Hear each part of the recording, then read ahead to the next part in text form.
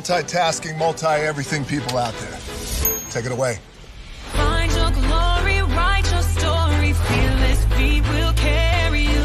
Time you own it, take your moment, be a fire burning through. Hustling from night until morning, grinding it out, it won't be long. Feel your power, it's your hour, you inspire, you are strong. Enjoy your Zoa. No applause?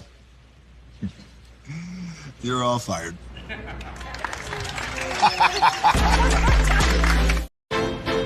Now that you've reached the stage in your life where quality television is important, Nubian TV is a black network that speaks to your lifestyle.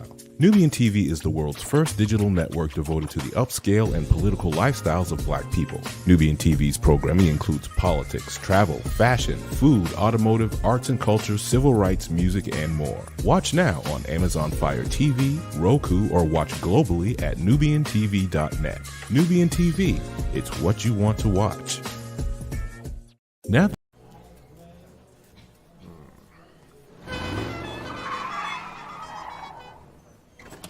come with me if you want to live a more delicious life. Oh, maybe we should get in the van. In this world, we don't get to control much. The past, male pattern baldness. Leggies. Got one right now. The urge to pop that bubble wrap. But there is one thing we do get to choose every single day: what we eat. Welcome to the Sonic Department of Research and Deliciousment. We have everything you want, didn't know you wanted, and some things you didn't know were possible. Because we believe if you're not having fun, you're not living free. So come on, let's live a little. Hey, good morning, America.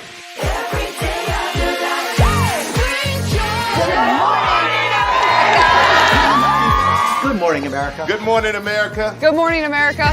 Money. Are you ready? They are ready. Covering the biggest events in the country right now. There's a lot going on here this morning. It's always a good time. That's what the show's about. That's good. Really good. Very good. Coming in hot. Jimmy coming in hot. It's far from elementary. Good morning, America. I'm not going to try to strut like Michael or anything. I have known George a long, long time. Have you ever gotten him to dance? Look at that face. You don't just see it, you feel it. I'm in. I'm in. I'm in too. I'll be here. I am here and so happy. I'm in. I'm in too. I'm in. That tells you something when Snoop Dogg's in. Michael, George, where? Ginger.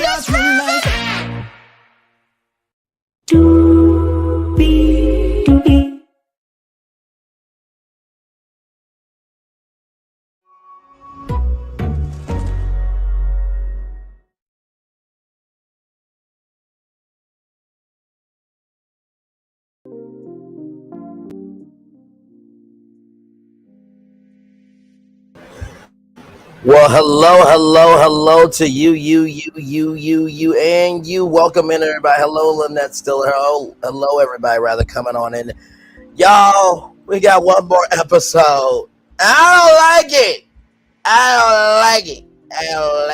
Gigi, I don't like it. I know. I don't like it either. I just, yeah. It's the last one. There's only one more. I don't know why I'm sounding like Tommy Pickles off of Rugrats. What a baby gotta do is what a baby gotta do. But this baby don't want to do this no more. I don't want no one last episode. I don't want it.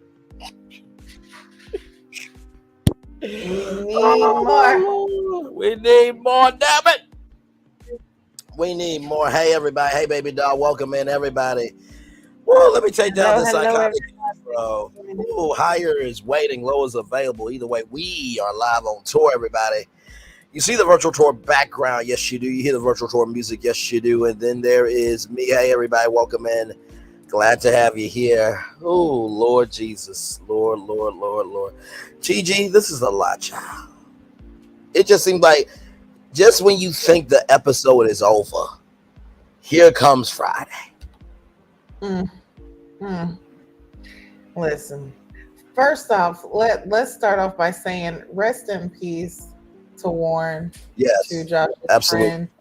That when I say my heart just dropped when I seen that at the end, I was like, oh my, like, so condolences, Josh, for your loss on your friend. Absolutely, You know, brother. Absolutely.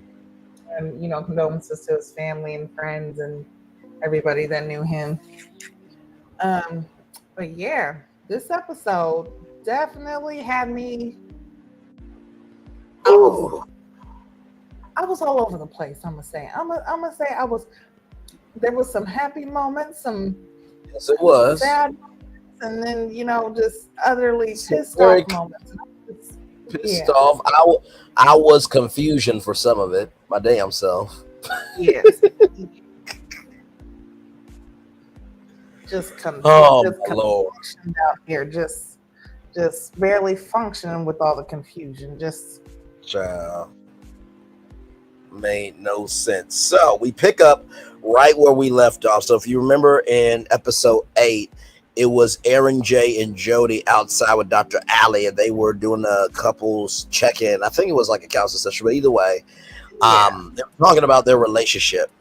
And so I think the last question was, what do you think of this relationship? And Dr. Allie very observantly said that Aaron J, it seems like you're just dangling out here and you're willing to fight for it even if it doesn't work. So Dr. Allie asked the question to Jody. Dr. Allie asked Aaron H, can you leave for a minute? And then that's where it cuts off. Now we pick up right where that leaves off. And Dr. Allie asked, do you believe that this is a relationship worth pursuing? And she pauses. And then she says she does. the lies and deceit. The lies and the deceit. I'm just like, is this what we're doing? I mean, it's the ninth episode, child. It's okay to say no. Like, you at the end. Congratulations. Okay, you're gonna have a huge part in the reunion if there's a reunion. But like, really though? Really though. And so Dr. Allie observed that they always said maybe and potential, and that marriage is a business. Dr. Allie then says, why are you preparing for there not to be love? And then we finally get to something emotionally from Jody. She said her mom's marriage didn't work. And that Dr. Allie said to Jody, you deserve to be loved and to be cared for. And Jody cries. Gigi, what did you think of that? Because that was a lot for opening of that. That was a good opening up. I will say, finally we have some type of substance from her. We're getting something instead of her just showing that she's basically not interested. But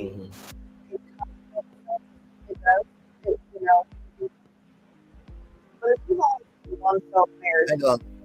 Okay, there we go. I was about to say you sound a little far away with your mic. Oh, can you hear me?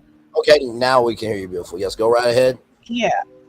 So, I mean, if you've only seen one failed marriage, which is your parents, I understand the effects that it would have on you. Sure. But you can't go off that. And again, I will say I do appreciate her opening up and being vulnerable and actually saying, like, hey, this is what I've seen. And when she cried, it lets you know, like, okay, you really do want love. And she said it, deep down, that's what I really want. But you know that you don't have that with Aaron J. Like, you don't have that with him. That's not where your heart is at. That's why you're willing to settle, because I feel like she knows that she can control him. Because like she said, hold on, my dog is just going everywhere. Stop it. You're good. But you can, like she said, he has seen her ways or whatever, but he's still sticking around. He's still being around her. And, it's hard to find a person like that. So why would you let a person like that go? So her thing is she can control him. Correct. She can, Absolutely. she knows that he's going to stick around and do what she wants just because Aaron J wants to be in a relationship. And I feel like he wants to be in a relationship with Jody. But he's not wanting to truly see that Jody's not trying to be in that type of relationship with him. Like, you know what I'm saying? And again, that makes me wonder, is it because he's trying to cover up his true sexuality? Right. Maybe not. Maybe it really is that he's looking for love and he really wants that. So he could just be the type of man that's like, hey, I'm going to put my all into it, just like women do. I'm going to put my all into this relationship because this is what I really want. But he's not getting that same respect back. So like I said, I love her vulnerability, but then again, she needs to be vulnerable with the person she's been there with all this time because we are 1 week away from the end. Yes. And it's like, what was the prize? Was it that you just wanted to be in the same, you just wanted to get to the end of the show? I feel like that's kind of what it is. I don't know what the prize you think is leaving the show, but at the end, I don't see them leaving together. What do you? No, I don't. No, you know what this reminds me of? Jody is the Grinch in Whoville, and Martha Mayhew, who has always loved the Grinch, has always hidden her feelings. So let me break down this metaphor of Aaron J and Jody.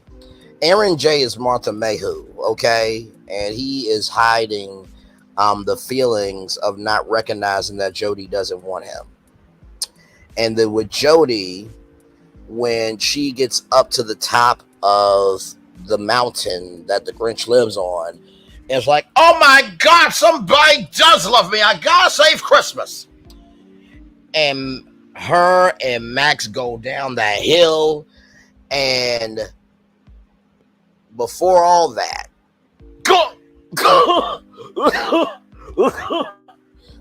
Jody's heart grew 3 sizes that day. I know I'm wrong. I know I'm wrong. But what other metaphor can you think of for this, though? Great metaphor. It's just like there is no, I don't know. There's no connection there. We've seen it from the beginning. None. We know that she's not really into him. So it's like, why really hold and push this out for so long just to, in the end, break his heart and tell him what everyone else has already seen and known? What are you gonna do? Yeah, it doesn't make any sense. And if you guys remember the end of How the Grinch Stole Christmas, the Grinch had to get in line with the Who's fa ho re who, what's the word? Do re mi.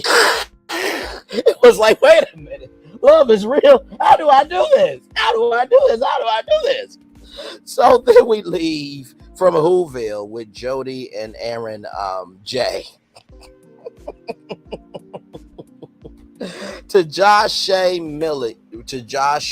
Jody saying happy birthday to Greg. Sandia, Chris, and Millie are in the kitchen getting ready for Greg's birthday. And Millie says that her and Greg are going to go to a dinner, then they're going to go to a party. I have to say that was a very nice moment. I know it's at the end, but to see the cast get together for some sense of care in that moment was very nice. Nobody was pissed off at anybody. It was nice refreshing. To be nice. Yeah, it really was. And I think it goes to show us too that just because moments happen doesn't mean that we have to carry that out. Right. You know what I mean? Yeah, you don't have to harp and stay stuck on a situation. Especially as adults, we need to learn how to better let things go, because the more that we hold on to hurt and pain and issues with different people, that ages us. It puts more stress on us. It takes away from our life and the true purpose that God has put on our lives. It takes away from that because we're so focused on the wrong someone else has done to us. You know, there's so many ways to just sit back and get back. You know what I'm saying? You don't have to do nothing, especially if you truly have faith and believe. Because I'm gonna tell you, anytime somebody's done something to me, yeah, it might hurt and I might have problems, and I'm, crying about it, and it's, it's on my mind. But the blessings that I get afterwards, and the elevation that I get while that person's still stuck in the same spot or is doing worse than me, know that one, I'm blessed, and that person has already been taken care of, because God can do way more to a person than you ain't never lied. You ain't never lied. So yeah, holding on to beef and I don't like you. You said this. You were owed this and you this. Nah. When we can come together as people, celebrate, and not have any beef and not have any, backhand conversations and all that, it's good. It's good. Absolutely. And not to mention too, here's the thing too, and I'm trying to learn this more and more. Let your work speak for you. I'm gonna say that 2 more times. Let your work speak for you. Let your work speak for you. If you have to talk about everybody else for you to have a channel, where is your originality at? That means you really just a subscriber that just happens to have subscribers. You just got a YouTube group. You ain't got a channel. Say that. I mean, really. If you gotta talk about other content creators and subscribers for you to exist, and you ain't giving nothing of originality, you ain't doing shit. So, when people say, oh, this person's this person's that, look at their live tab, look at their videos, go into their comment section, go on their community wall. If you are saying, wait, 1 + 2 should be equaling 3 according to them, but their math ain't mathing, listen, y'all, anybody can make anything up, but it takes somebody to execute that energy all the time. Okay? Just saying. So anyway, I feel like that message was needed, not just for YouTube, but just in general. So, child, the world is way bigger than social media. Having the platform that we have and doing what we do, because we set the tone and we're able to give positive feedback and messages. Absolutely, without question. So, yeah, like it's not just a review. Question. We want you to get something out what we're saying, because a lot of what we review and what we see on television, some of us actually deal with on the daily. Like, we have this in our lives, so it's not like what we see is the first time ever seeing it. No, the reason why we watch and we're so in tune is because we can resonate with what's going on.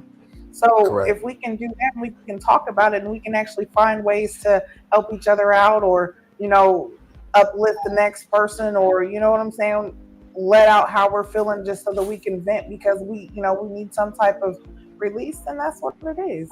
That's what our channels are supposed to be for. That's what my channel's for. That's what your channel's for. We Absolutely. games, we get, exclusives. We talk about, different topics.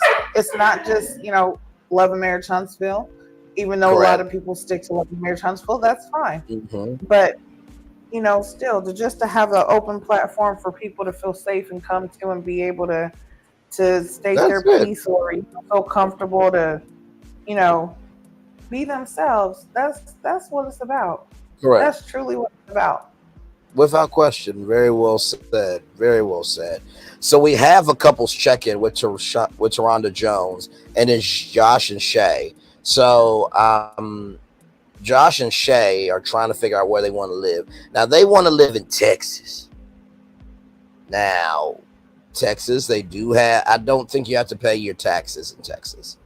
I'm talking about like the sales tax and stuff like that. There are some states where you do not have to pay state income tax. You can look that up, okay? but they're trying to find a mutual place because Shay, she loves going to brunches, she's social, and Josh is a homebody. Which I can understand. I think I'm an ambivert. By the way, an introvert stays inside, extrovert stays outside, but ambivert is a little bit of both. And believe it or not, and I think Gigi can agree with this, to be in this game of media, you need to be an ambivert. Because as much energy as it takes to be an extrovert and to host and create and to produce, you need that internal peace, that internal time, that internal reflection to be able to have balance. And that's just being honest, because this is not for the weak. It's not for the definitely an introvert, but being in media and we've had this conversation where, I've gone to different, whether it's a seminar or being on set or just, trying to get actors or whatever the case may be. Like, even though I might not be the person who's supposed to talk, I'm always put in charge. Like, hey, no, you say it. It's like, wait a second, you're the director. You know what I'm saying? Mm-hmm. I'm only the PA, or you know what I'm saying? I'm only the assistant right now. You know what I'm saying? I'm not doing this. I'm only casting director. I'm not, you know what I'm saying? But it's always like, no, you do better. And it's like, wait a second. And I didn't realize it until it kept happening. I'm like, okay, well, I guess this is what I'm going to have to do, because little did I know how much people, doing this, you find out how many people listen. We know people listen, but it's just, having people listen and actually understand what's going on and want to be a part of it. It's like, okay, so, absolutely get being an ambivert. Like, you have to be. Yeah, without question. And you know what too? Let's see. Baby Doll says, I never heard that, Brad. I think I'm an ambivert too. Yeah, ambiverts are real. That's a real thing. Yep, absolutely. And you know what? To be honest with you, even though some people say I'm just an introvert, I'm just an extrovert, I really believe everybody's got a little ambivert in them. I really do, truly. But you know what? I think I'm not surprised by. Say that again. No, I was saying absolutely. I agree. I think everybody's a little bit of, both. So it's like, because, and I really feel like it really all depends on depends on the situation. And you know what I'm saying? Like it circumstances play a lot in how you are in that situation. If you're comfortable, you're going to be more, extroverted, and you're going to be more engaging. But if it's something that you're not really wanting to be in or uncomfortable, you're going to be introverted, and you're like, I want to go. I'm not really feeling this. Time to go. I'm good at home. Without what I'm saying? So I really feel like it's circumstance based as well. Like, because certain circumstances can bring you out of a shell. Yeah. Oh, you ain't never lied. And honestly, tell you the truth, I think that that's a good combination for Shay and Josh, honestly. Because you don't want somebody who's like you. As I often say, we don't need two Braylons in one household. That's just toxicity. Okay, that's too much energy, even for me. Okay, right? No, I'm serious. I know it's hard for people to believe. I understand. because you know what? In the house. No, you cannot. Because, and this is the crazy thing to me. Some people think, oh, I don't know why he carries all this game and talks like he's a man and this, that, and the third. I'm just like, I'm sorry, I was raised right. I'm sorry, I remember my lessons. Okay, I'm sorry that I was invested in to know that I can be more in life. My bad. But in the same token of all that, if you have two high energy Braylons and a husband and wife, there ain't gonna be no peace, because there's gonna be a lot of this and nobody's gonna listen. Like I said to y'all, I get tired of my damn self sometimes. I know that shocking to believe, and Braylon can be wrong on things. Y'all want to screen record? Say what? Wait, Braylon. Is that accountability? I think that is accountability. Let me for the haters screen recording. Braylon Lee can be wrong sometimes.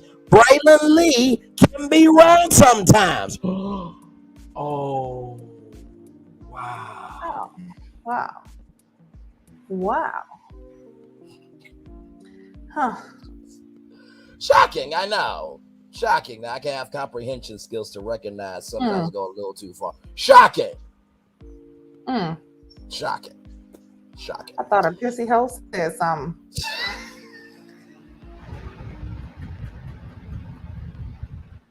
But Gigi, I mean, you and everybody who comes to the channel and gets to know me for me, y'all already know that I keep it real with y'all all the time. Tell me one live where I have never been myself. Name one.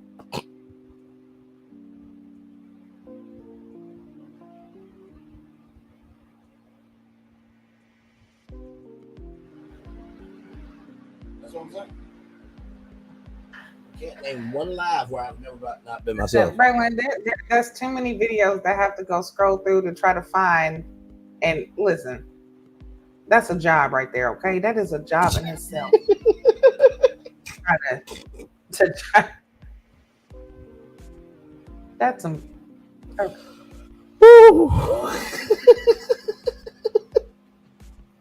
Okay.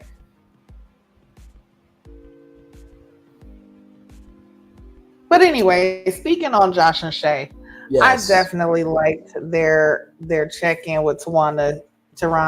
I feel like they definitely showcase their love and the fact that they can come together and just the strength that they have with each other. They've definitely shown their growth. Yeah, and the process and a resilience too, if I might add. Yeah, definitely resilience.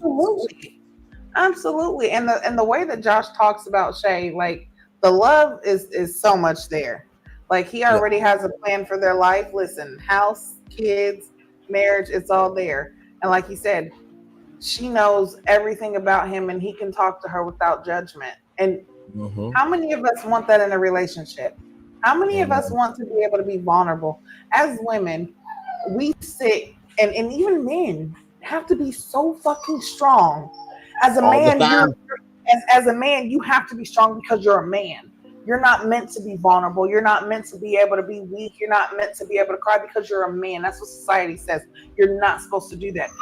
Women, because society has taken away the men, and we have been forced for generations to have to take care of the home alone and be strong and work and take care of kids and raise them up right and make sure that they're fed and they go into school and they got clothes and they got all of this that they need. Society says we have to be there. We have to be strong. But why can't we be vulnerable? Why can't we find our person that allows us to be vulnerable? When my man is weak, I need to be able to be the strength that he needs. And vice versa. That's how it's supposed to be. I'm supposed to listen, even though you are the king and the head of household, I still want to know that as the queen, because little do you know, you might be the king, you're the king of the family, but of the household, I'm the queen, because while you're out making the money, I'm the one who's at home building that up. Yep. This house that could have been that we could have bought ran down, I'm the one that's making it a home. Because I'm picking out the paint, I'm picking out the blinds, I'm making sure that it's clean, I'm making sure that the walls are painted, I'm making sure the floors are scrubbed, I'm making sure that the faucets are put in right. I'm the one that's going to have to be there every time there's an appointment made if we have to get something new. I'm going to be the one that's there when dinner's made. It's going to be me making that dinner to make sure that when you come home, dinner's ready for you because you was out there. So there's an understanding that needs to be made when it comes to it. And I feel like Shay and Josh have that understanding. But it still needs to be, I feel like it needs to be normalized where you should be able to be vulnerable with your partner.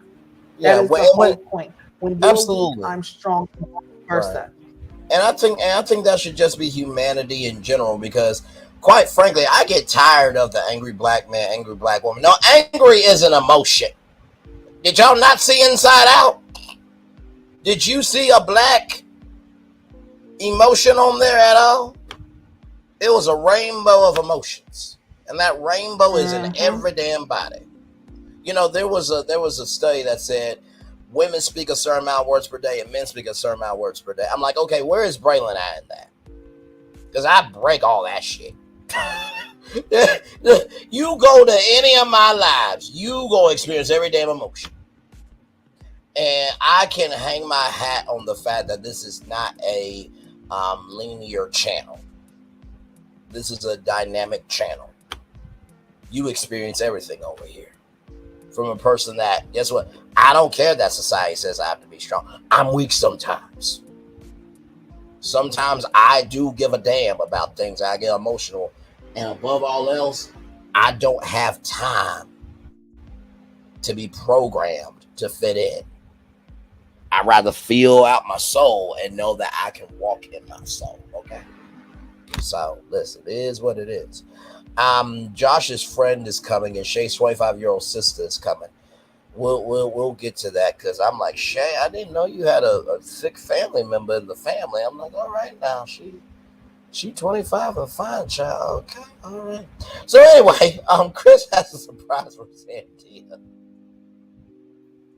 I was waiting for it. I was waiting for it.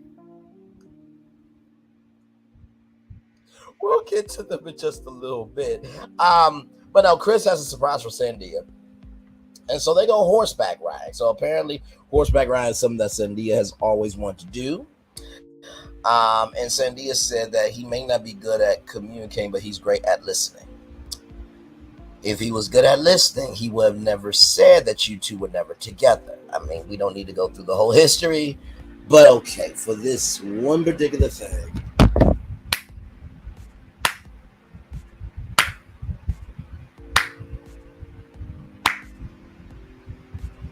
Get it, Sandia?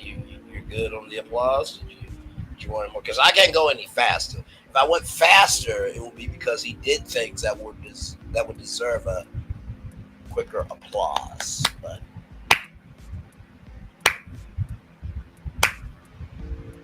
you got any applause, Gigi, real quick before we move on? Sure.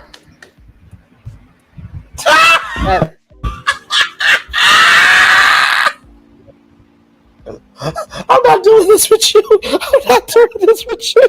I'm so not doing this with you. Anyway, applauding you for listening. What? That's like applauding you for wiping your ass after you shit. You supposed to. What the fuck is wrong? Oh. Okay. Yeah. He listens. Listens to what? Everybody else. What is he listening to? Because what he listens to is really still not you, okay? Because it shows that he's still not listening. Because directly after and during this party, you said he knows that I don't like this, and this is not something I'd like to do. I think he's testing me. How is that listening to you if he's still trying to force you to do something you don't want to do? That's not listening. It's not listening. Listen. And you know what? He could be listening, but he ain't hearing shit. He's listening. Mm-hmm. It's going to be one out the other, okay? You listen. For him to hear and listen, you got to get through bubble wrap. I feel like his brain is made of bubble wrap. Bubble wrap. You got to get through all of that in order for him to be able to hear you.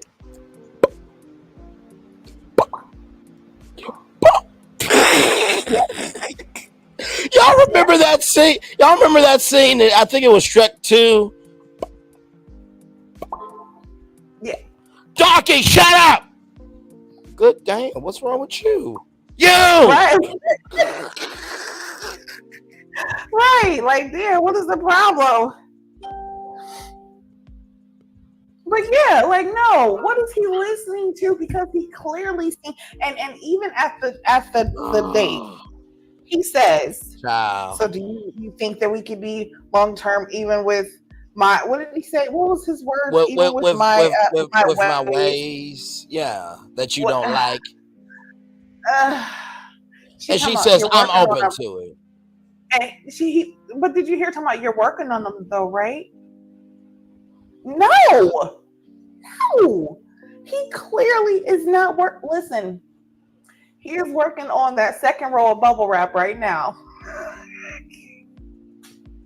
He just finished one roll. He's working on the second. Hang on, I'm cracking it open. Right.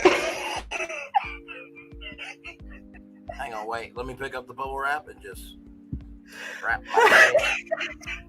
Wrap my head. Wrap my head. Can you even tie up bubble wrap like a do-rag? Like, how would you tie up bubble wrap as a do-rag without it popping?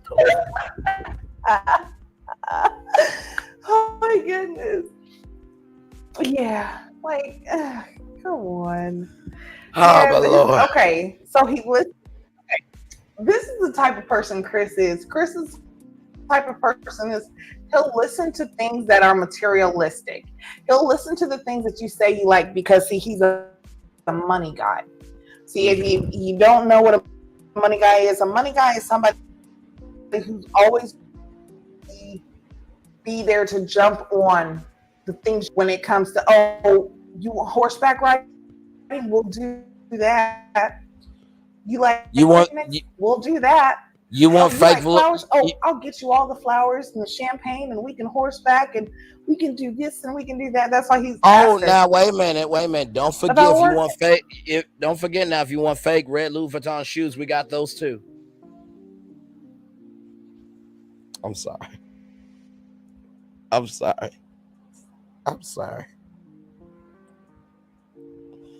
miss Ray of the Love. When's the new season coming out? You know what? Today, okay, that's what we doing today. Listen, y'all, we didn't know it was gonna be like this, okay? we didn't know it would be like this.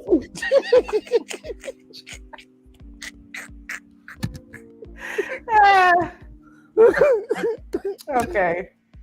So listen, on the day, and listen, I'm gonna be like this for a minute until I can gather myself mentally, get back up. So basically, on the day, as Gigi sarcastically stated, Chris was asking, what are you gonna do when you get back to your real life? She said she's gonna go to the gym and she's gonna go work. And she said, Chris said that I don't want you to work, but you already have your nursing exam and you already passed it and stuff. Okay. Now, listen. Chris, I'm gonna let you know something, bro. When a woman has her own, to some insecure men like you, that's terrifying. But to a man that is confident, that is a resource and an asset. Because if she has a space to breathe, she'll breathe more with you at home. That's just being honest. If your girlfriend or your wife has her girlfriend, let her have it. Because she'll come home to you and be like, now listen, remember that stupid girl you told me about? She was stupid. Really? You don't say. And she'll let you have your boys' night.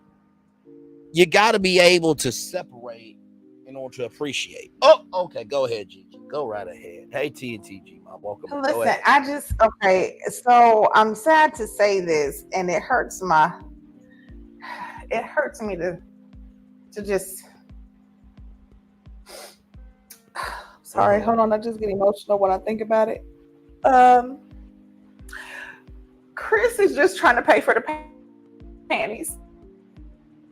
Okay. Sorry. Okay. He wants to woo her, as they say in the old days. He's trying to woo her. Okay. And I feel like that's really all it is, because that's what he was talking about, is the sexual tension and all of this.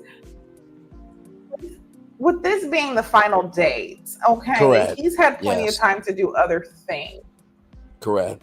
Okay, he could have done some other things to make it seem like he was more on track of wanting to be in a relationship long term. Yes. Okay.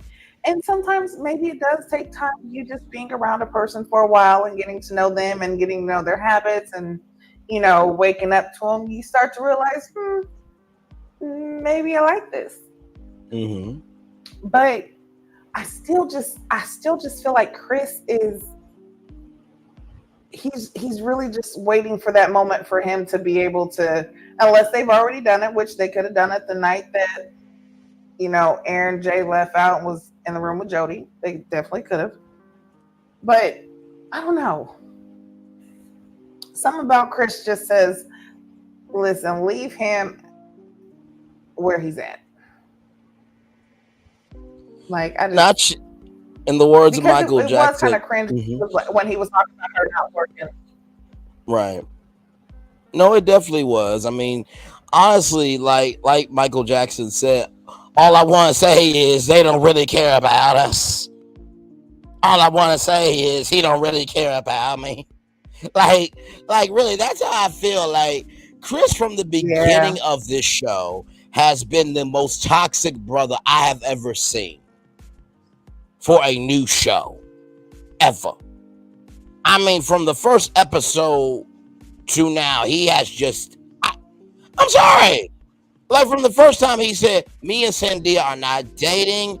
I have a lot of girls. I get with a lot of girls. I'm with them for 1 or 2 days, and then I leave for 1 or 2 weeks. I'm sorry. That should have been the end of this from the very beginning. I'm sorry. What else do you need? I'm sorry.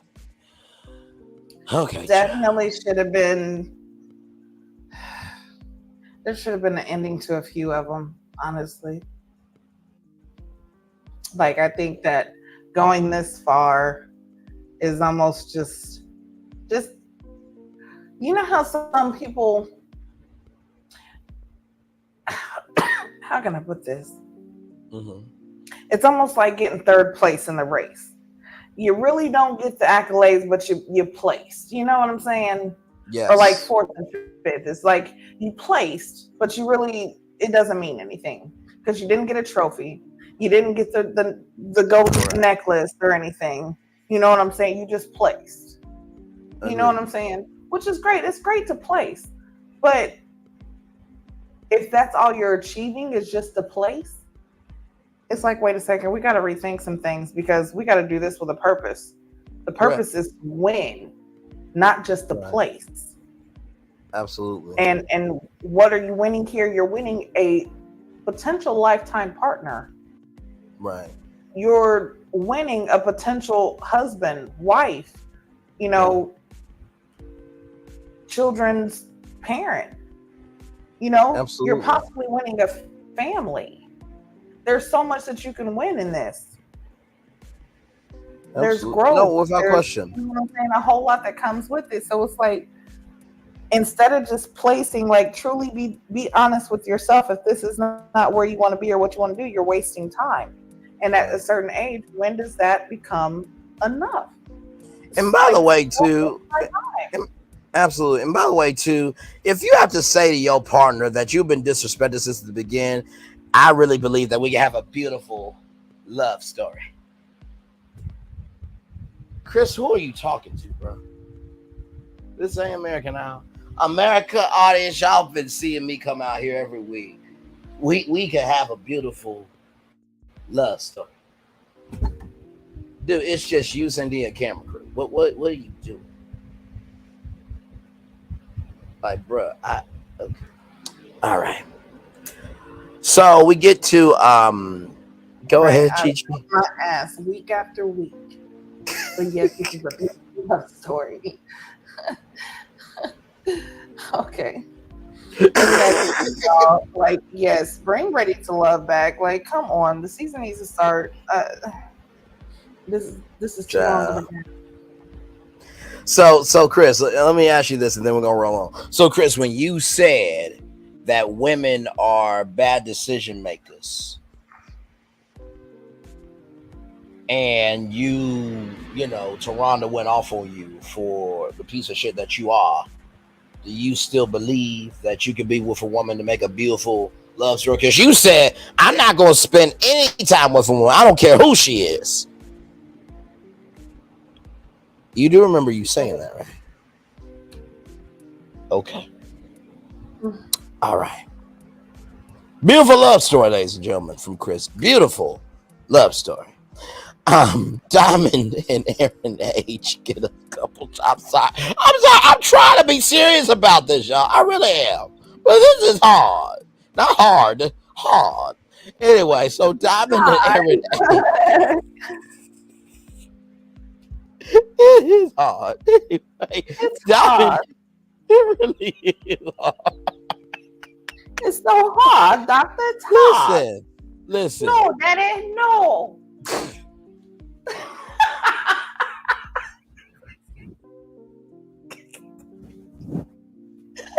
Good night, everybody. Good night. New episode of Love America Huntsville comes on at 7 Central. Only here. Hashtag on keep it real. Good night. You got it, Gigi. Good night. Good night, everybody. Just good night. Welcome in, everybody. Glad to have you here. If you're wondering what the hell is going on, I'm Braylon Lee. That is the legendary Queen T with Gigi Nan. Our virtual tramley. Lord help. We're all in a virtual tram going through this backstage lot of bullshit. Anyway, see, that's what we call improv. But our virtual tour family is here, and we're talking about the Never Ever Bets, season 1, episode 9. Please join us in the live chat. Glad to have you all here. Like, comment, share, subscribe to both of our channels. So Dymond and Aaron H, they're outside with Dr. Allie. And so they're talking about the drama in the house and how people have came for them, this, that, and the third. Dymond's sister is talked about. And, Dr. Allie asked, so what's going to be with the three of you? And Dymond said, well, there's not going to be a 3. I'll talk to her, this, that, and the third, but she just won't be around us. And Dr. Allie then says, don't be in a cycle of drama. I'm going to give this to Gigi. And for those of you who are wondering, well, Bray, it's your channel. Well, first of all, that question was from a black woman to a black woman. And what we do over here is give context. So Gigi, since she has been married and, she knows what in-laws is all about, I'm going to defer her that I'm going to just give you my take. We give context over here. I know that might be new because you probably haven't went to a lot of channels that give context. What's the question? Okay, so what's the question? So I know how so to the question is, So the question is, what did you think about that exchange with Dymond and Aaron H and Dr. Allie, especially when it came to there won't be no 3 about Dymond's sister? Because there are mother-in-laws and father-in-laws that, sometimes they do a little much, or basically the other side. No, let me tell you, I feel that wholeheartedly. Okay, so listen. Okay, so so the marriage I had was more of a covenant. Okay, it was more like, listen, we're going to agree to do this. This is how we're going to be. Okay. Right. Just because, like I said, I'm too old for this shit. Like, I know what I want. I know where I'm at. Like, it is what it is. But yeah. Anyway, that didn't work. So whatever. But anyway, when it comes to in-laws, I say this to anyone off top that I date, and this is just because I don't have a good relationship with some of my siblings. Okay, most of my siblings will say, and okay, I'm gonna say the siblings that I grew up in the house with. Anyway, I let anyone that I'm dating know. I'll talk, and even friends, because sometimes friends want to meet your family, and they want to know what's going on. I let you know off top. Listen, there are certain people in my family you will never, ever, ever meet, and if you do, it'll be briefly, and it's not going to be where we're chit chatting, hanging. No, because I don't fuck with them, and if I don't fuck with you, I don't fuck with you. I'm not finna play. I'm not finna play in your face. I don't care if it's the fucking funeral, if it's a wedding, it's Groundhog's Day, Easter, motherfucking Santa came through, and listen, I don't care. Okay. Right. When I go and I have to go talk to the Lord about why it is that I don't like you and I stop fucking with you, he can go back and look and see all the bullshit you did to me. Right. All the shit that you've done to me throughout life that just is when I say I have a whole series, it's listen, there's just some people you just won't. You just won't fucking meet. Period. I don't care. Married for life, you won't meet them. And if you're the type of person where, oh no, it can't be that bad, no, it's that bad. And I'm not about to.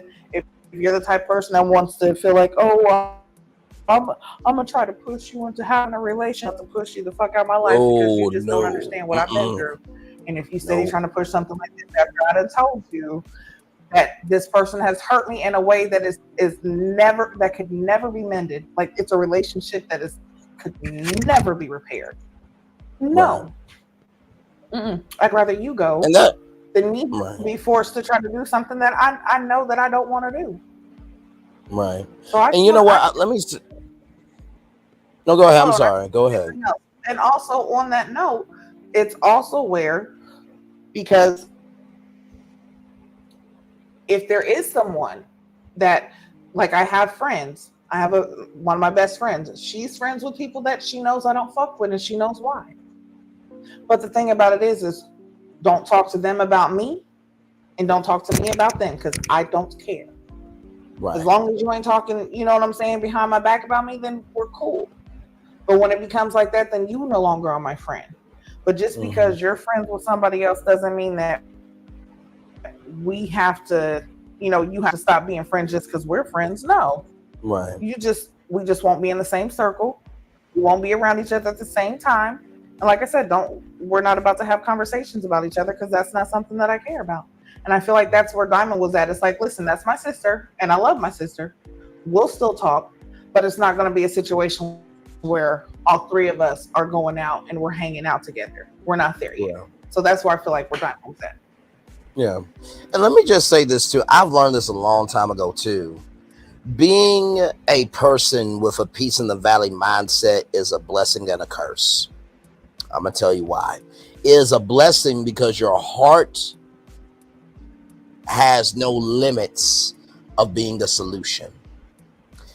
The curse side of it is because you want so much peace in the valley for others, you can be a problem to somebody that's in their peace.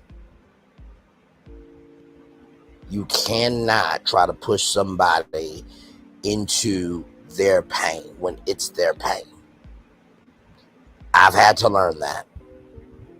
No matter how much you see the glass half full, no matter how much you believe in the impossible being possible, no matter how much time, energy, and commitment you want to give to help their pain, it's their pain, it's not yours.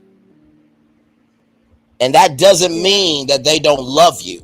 That doesn't mean they don't care. Really, the fact that you even saying anything and trying to motivate them to get past it, that's a bigger resource than they've ever had. But you have to let that cross be their cross. I've had to learn that. It's not easy shit, because you're going to feel like, oh, damn, I'm not doing nothing. Damn, I'm letting them be in pain. Damn, I'm not being a good person. No, that's not the case. You are respecting their pain. And that's what you're supposed to do, because it's their pain. Right. That is so true. That's just like people that are in relationships, especially bad relationships. You can tell them about their relationship, and you can tell them how bad it is. This is just like Aaron H telling Aaron J how Jody is. But in relationships or even friendships, sometimes people on the outside see things that we don't. But that's correct. Until we're truly ready, or the person is truly ready to get out of that situation, there is nothing you can say or do that's going to make them change their mind and make them want to leave in that moment.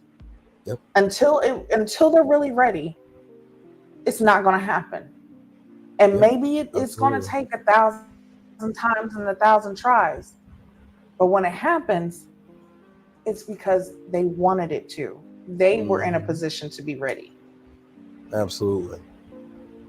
So, When a person's hurt, when they're ready to get help and healed, it's on them.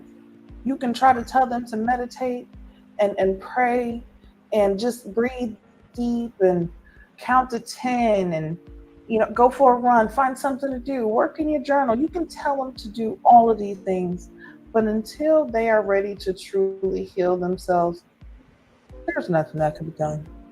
Right.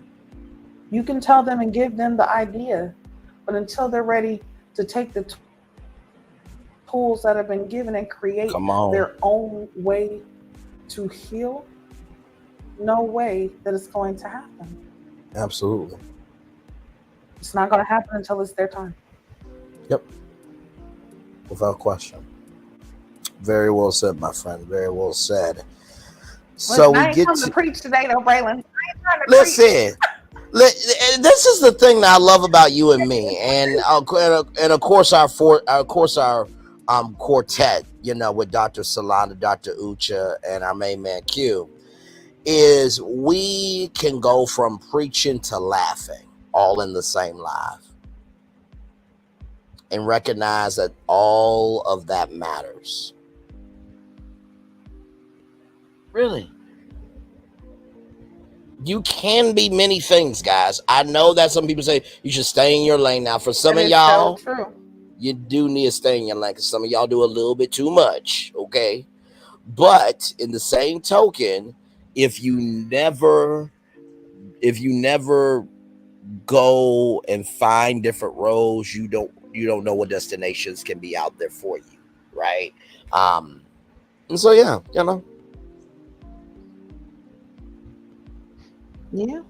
So yeah. So we get to Shay and Josh's final date, and they get matching tattoos. Y'all, they've been penetrating so much of the boom boom room. They want some pain to penetrate on them. Listen. Oh, you see Rhonda told him, she said, don't y'all go to that boom boom room. Yeah. Don't you go to that boom boom room.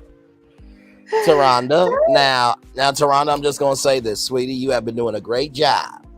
But you cannot tell two grown-ass black... Hey, Gridley, welcome in. You cannot tell two grown-ass black people, Taronda Jones, you can't... How can I put this? You cannot tell two grown-ass black people, Taronda Jones, what to do. It's been 12 years. They going to do whatever the fuck they want to do. So they probably said okay to... Exactly. They probably said okay to you just to keep it cute and mute on camera. Listen, do you listen? Just do you know, listen to, y'all don't have to straight out that bed when they leave. That part right there. It's 12 years. There's been a water valve that has been loosened after 12. Listen.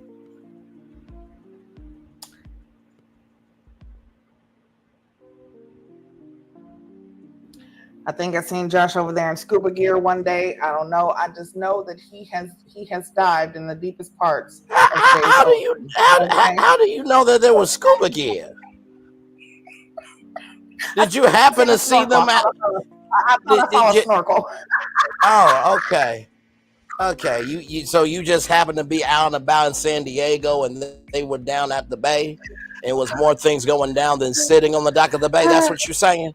Sitting at the dock of the bay, watching the time roll away. I'm telling you, they was there. Okay. Wait. Okay. They was not wasting time. Okay. There was no time wasted. Okay. Hey, Lady B. Hey, Lady B, welcome in. Glad to have you here. Yes, indeed. Yes, indeed. Much love to you, of course. And then they might as well take that bed with them to Texas in the new house. Exactly. Now, here. No, go ahead. Free shipping. That part. Now, listen, can you? That's their housewarming. Correct. Absolutely. Now, can you imagine? Like this bed. Here you go. Absolutely. No, without question. Hey, can y'all imagine, Josh and Shay's kids Hey, Daddy, what's that bed for? Oh, well, see, that's the bed that we met in. Because we were on this show called The Never Ever Met. So that's the Never Ever Met's bed. You don't go in that bed. You don't ever go in that bed. Can you imagine your dad saying that shit to you? Or your mama saying, now that's where we met. Because we were on The Never Ever Met. It's like, what? Why? Why say this to a child?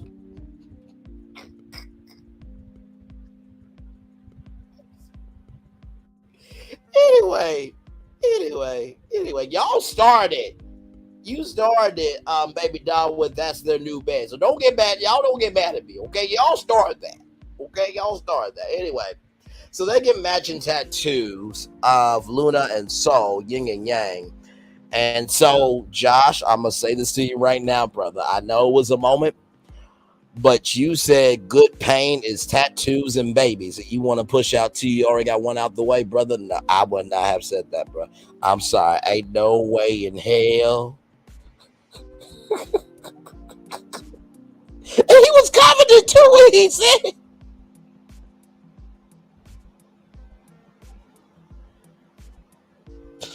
Gigi, since he talked about the baby's part being good pain, would you like to speak on that? Because I can't speak to that. I know I can cause some pain by pouring some rains in the bedroom, but Listen, you know, contractions hurt. Okay, but then just imagine. Okay, let's just go down a memory lane. Okay, let's imagine that you're having these terrible contractions. Okay, right? And you get to the hospital. Oh, it hurts. Oh, it hurts. Okay. Now the doctors and the nurses, they ain't coming in to really give you no fucking pain medicine yet. You know, you just kind of got in there, so you ain't been there too long. Right. Now you feel that you have to go to the restroom. You go to the restroom. And then you say, no. I'm gonna go lay back down. Okay. You lay down. Now the nurses come in. Now you're in the most excruciating pain you could Okay, for men, I don't know how to describe it. Possibly, like, I don't know if you've ever had like gas buildup and it gets in your ribs and it's like in your back, or like a really severe back and stomach pain, and the only other thing I can think is that pregnancy simulator that guys do on dating shows sometimes. Yes, and those reactions, oh, you motherfucker, oh, shit, ow. Y'all think I'm being funny? Okay, so I'm not playing. So just imagine that. Well, listen, imagine having that pain, okay, times a million, okay, because sometimes it just gets worse. Right. Now, the nurses come in and they try to give you an IV, you know, because you need some fluids, you need some pain meds because it hurts. They can't stick you in the right arm because for some reason, your veins just like, no, bitch, we don't want an IV. So they go to the left arm and they try and they're like, we can't do it. And they walk out and you're like, wait a second, I need Tylenol. And they're like, well, we don't have time for that because the baby's right there. Just don't push. Just don't push. And you're like, what the fuck? What did you just say to me? So you end up having to push out a huge baby head, and I mean huge, with no medicine at all. And the baby rips you from the rooter to the tutor. Right. And then you have to get stitches. You gotta get stitched up from there. Like that. I mean, it's painful. Okay, I'm sorry, guys. But my oldest son, he was listen, had him at 18 minutes. Okay, he was the quickest. But yeah, he's been on the go ever since. Like, yeah, fastest birth that I had, and now he plays the fastest sport out, which is lacrosse. Like, besides racing, but like, field sport, I'm like, well, he's been on the go ever since. But yeah, giving birth is definitely painful. Yes. And you know, that's just without complications. You got to think if you're having complications, like there's a lot of stress that goes into it, and there's, you know, it's a lot, but there's no better joy being a mother. I'll say that. Right. Like, yeah. And thank you for that, because I want people now most of my audience are women. I know that might be shocking for some of y'all to believe in bushes, but I don't mind. You know, let me show my receipt, child, because you know, sometimes people make things up to exist in the world. I don't have to do that though. I really don't have to do that. No. Now let me see here. Here's the audience right there, and then there it is right there. There it is right there. Okay, that's 94.6%, ladies and gentlemen, female, and 5.1% male. Okay. All right, just yeah. So anyway, but no. So when I made that reaction of the guys and the pregnancy simulator, for some of you gonna be like, now, Braylon, why you gotta be extra? I'm not being extra. That was as much as I could do on YouTube. Can you imagine that was actually on me in real time? Oh, I would be saying every word in the book times a billion. So yes, there are guys who legit react like that because they simulate the pain. But I've really like Josh is a real dude. Like he just that good old country boy who just want good to happen to him. He wants to give good. He don't want nothing bad. But when he said good pain is tattoos and babies, I'm like, Josh, there's gonna be some woman on YouTube to drag your ass like you motherfucker. No, because I understand what he's saying. As a woman who is tatted up and has babies, those are some of the best pains. They definitely are. Because I'm telling you, when I'm stressed out, like, because I mean, you guys all know that I'm a cannabis connoisseur. So, besides that, like, when I get too stressed out and therapy's not working, I'll get a tattoo. Like, matter of fact, before we got on live, I hit up a tattoo artist. Like, yo, I need new piercings because I have piercings too. Like, right. I need a new piercing. Like, I need to, it's something about it that actually, like, releases tension and anger and just, right. I don't know, it really is. Like, and even though the pain that you go through giving birth, it's like after you give birth and you see your child, it's like, it's worth all of it. Like, all the pain is worth it. Like, so those, yeah. You know, you can add in there, you know, some good, because when good sometimes it hurts. Sometimes you gotta learn to take it. You saying that from personal experience, Gigi? When there was moving on. What? Did I say something? Moving on. So where are we at now?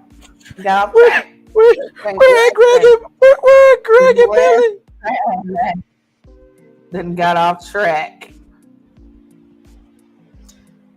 Well, everyone, you know what's not, you know what's not bad pain, but it's also good pain, good food going down your throat. Hello, everyone. So I heard that there was food. Now, earlier I wanted to jump in with Chris and Sandia, but it wasn't enough food to talk about. So I thought, why not here? So Greg and Millie are at this dinner because it's Greg's birthday. So, Greg, brother, you said that Millie was too old. She's 32 and you 32. Now, I didn't see a lot of food on the plate. Was there big portions, Gigi, or no?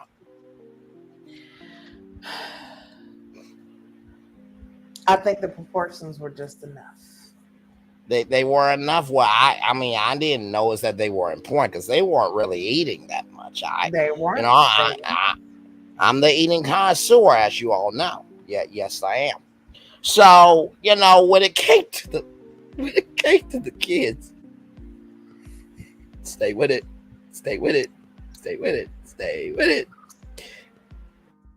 Now, when it came to the kids, they want to have kids by 34. One, to get out of the way, and two, can come whenever. Now I don't know if Millie was coming that night, after, Greg ate, because, they weren't eating a lot from the plate, but they were probably eating a lot last night because the birthday cake was the only thing stuffed down his throat. So anyway, Gigi, is there anything else, I can do here as Maurice for this food portion? Yeah, no, from the date, I mean, yeah, once you turn 35, you become more high risk, but there's a lot of women who have had babies, older than that. So for her to say like, oh, I want to have one before 34, and then the second one can come whenever. Girl, if it's still going to be after 35, so it's going to be high risk. So I guess like the timing, it's like regardless of if you have one before 34, you're just saying you want one before 35. Like, let's just say that, and that's fine. Yeah. But I could see Millie and Greg doing something and trying to be, a couple. I could see that. And I have to say this. I think Greg is gonna have Uncle Maurice vibes in full time. His beard is coming in, and hey, JJ, I love you, but if I can land my plane, thank you so much. You're a dog. Just know that.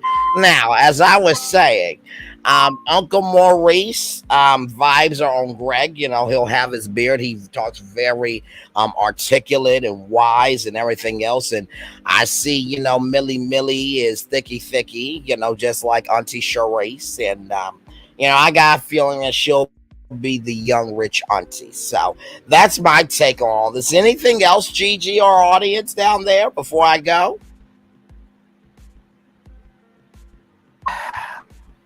No, Maurice, it's great to have you as always. It's just wonderful to see you.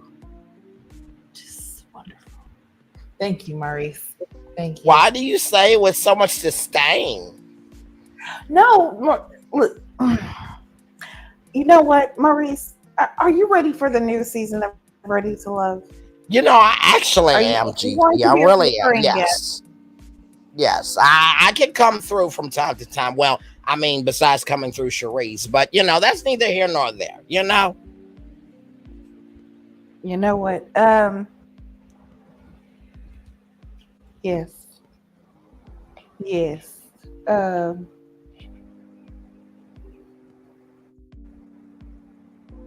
You want Braylon back?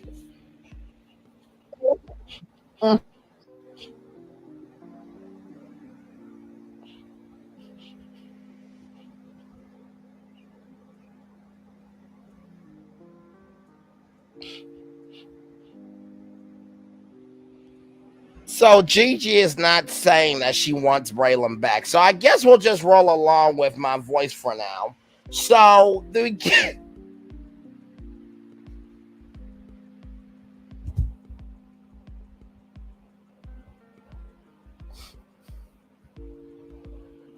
waiting on you to say something.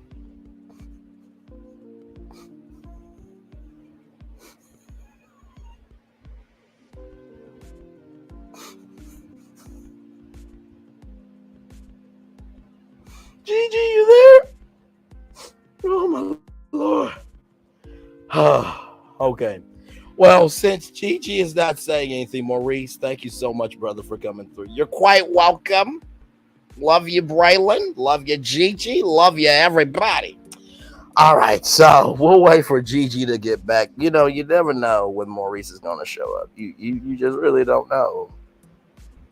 You really just do not know. Hey, everybody, welcome in. Glad to have you all here. If you're wondering what is going on here, well, the Never Ever Mets aired last night, episode 9. The end of the beginning, and we are live on tour. We're on the highways and byways. The possibilities of what could be of this virtual tour live for 1 hour, 14 minutes, and 18 seconds. Glad to have all you here. Gigi will be back here in just a minute. I think it might be her internet. But yeah, welcome in. Glad to have all of you here. So I'm going to just start the review. Then when Gigi comes back, we'll jump right back into it. So we get to Dymond. So Dymond was playing pool at the house while everybody else was getting ready for Greg to come back to the house because it was a surprise birthday party for Greg. That Millie said it was a 90s theme party. So while at dinner, Greg gave Millie a gift with a necklace. Very nice necklace.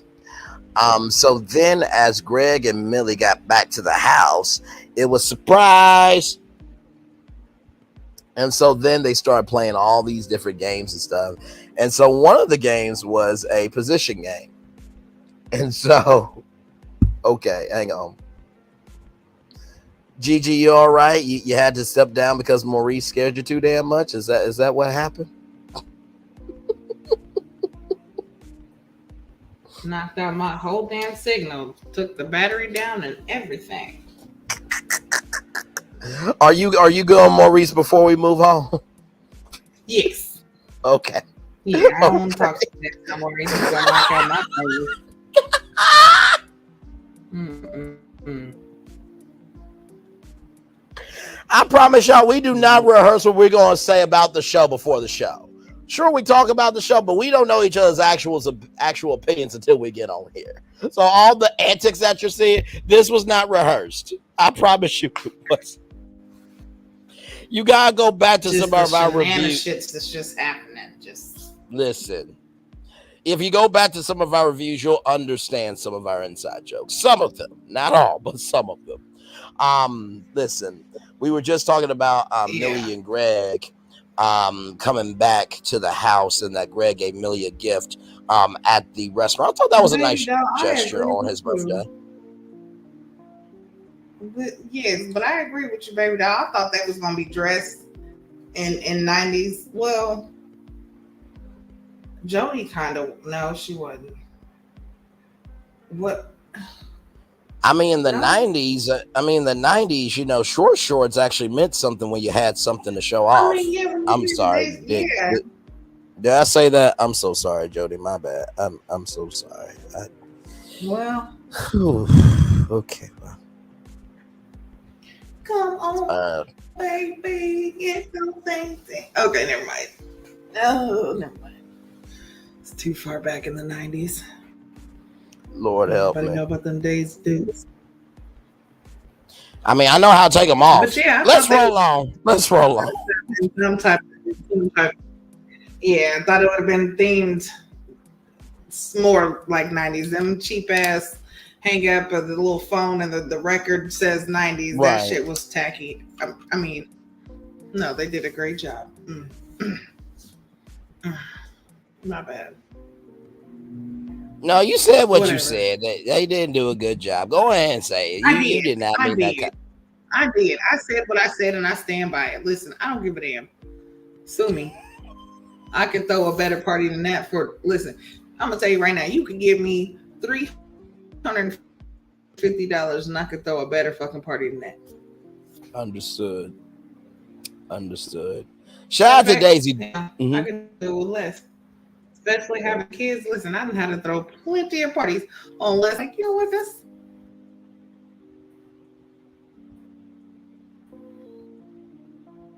how you do it. Absolutely. By the way, shout out to Miss Daisy Dukes for making women look awesome. Thank you so much. Just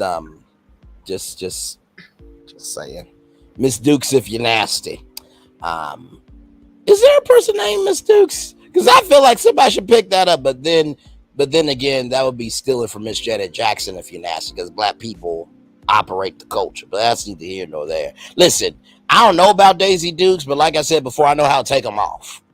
So, you know, you can let your mind wonder what that could be. Anyway, so like I was saying, at the house, Dymond was playing pool at the house while everybody else was decorating for the party.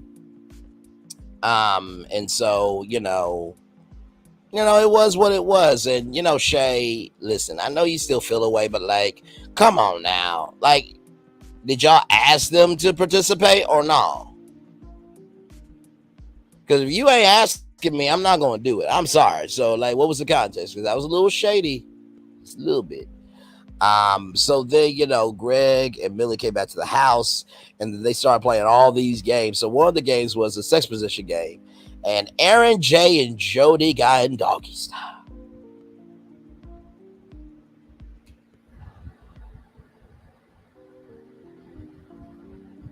Gigi, you got anything to say on that?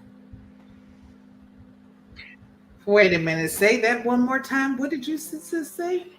What? Aaron, Jay, and Jody got into doggy style position.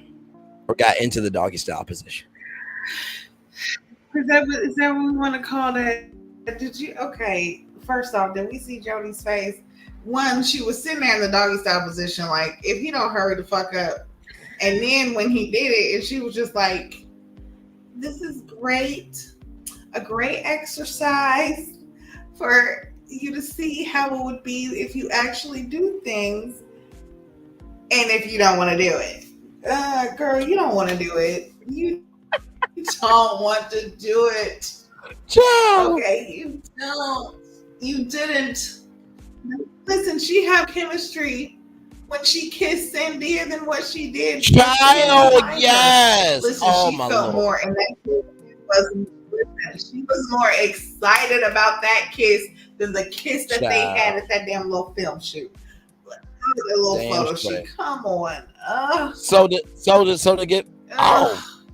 Okay then. All right. That's how you really feel. Okay. All right then. Okay. I'm being messy, y'all. I'm being so damn messy.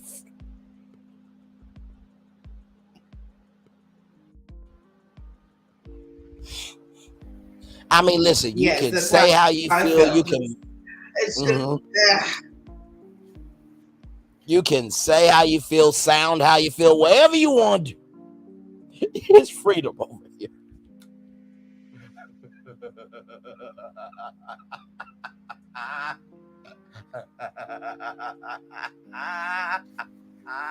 You're messy.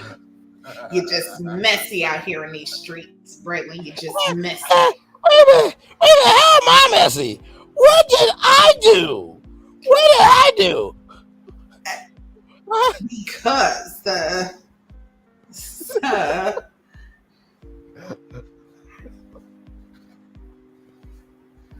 right, baby doll. She wants no part of his nothing. She did not even listen. Shay ran around the house following him, and Jody sat down like, I don't even want to see him naked. Child, this man was full blown naked, and she was like, I don't want to see none of. Like, girl, you don't even want to see the equipment and see if you work with. They're like, she must have got a glimpse and was like, it's still a no. So to give context, like I said, y'all, they've been playing games all night. Josh gave Shay a lap dance. It was very, very funny, and all he was doing was just drinking and moving from side to side. He like, you know what? I ain't about to do this, but okay, it's whatever. So Chris challenges, saying, because y'all probably wondering, how did that kiss happen?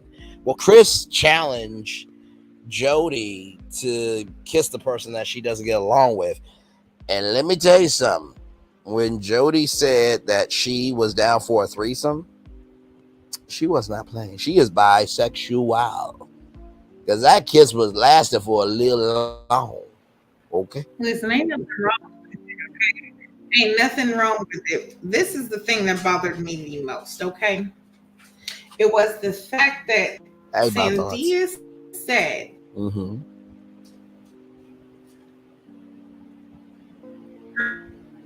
Chris knows that I do not like this. He knows that this is not something that I am into. If he tests you like that, knowing that one, Jody is the one that he's really into, you're the one he's with. But if he can have Jody come over and kiss you and you allow it to happen, that means it's possible that he can have you and Jody, because you will give in and do that for him just because you don't want to be a poor sport. That he can do more. Yep. He can press you into it because you're going to want to please him. Cindy That's a very definitely is a astute people point. pleaser, and you got to be careful being that. I understand. I've been that to a fault. But yeah, you got to watch out being a people pleaser, because it's just going to come a time when, you know, it's like. Agreed, my thoughts. Agreed. He's going to be more. It's like you give him an inch, he's definitely going to take fucking 3 miles. Like like there's no respect there. Yeah. So yeah. Exactly. No, absolutely. He's planting seeds to try to get her in there. Because that shouldn't have happened. Sandia, you got to stand on your shit. If that's not something you're comfortable with or a lifestyle that you're into, say no. Because even though you said it's something that'll never happen again, as long as you're with him, it's going to happen again. No, correct. Absolutely. And you know what? Here's the thing. Like I said to Gigi before the show, she was a good sport for doing it. But also, too, like, if that's not your vibe, that's not your vibe. And just because that's not somebody's vibe doesn't mean they're homophobic. It's just some people, that's just not their vibe. But that kiss did last a little bit longer. Listen, Gigi, there's nothing wrong with it, because listen, until I'm married, Brat and Judy is my damn relationship. Hell, when I get famous, if they ever ask, would you like to join Brat Loves Judy? Listen, I ain't ever escorting them to no damn Escalade.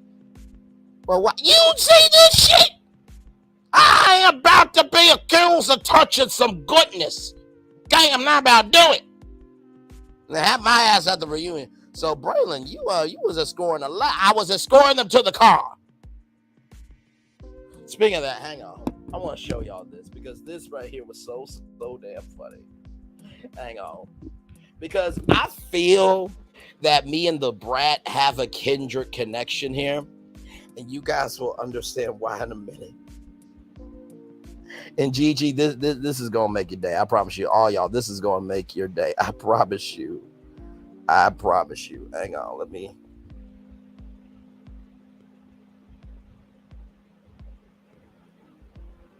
Okay.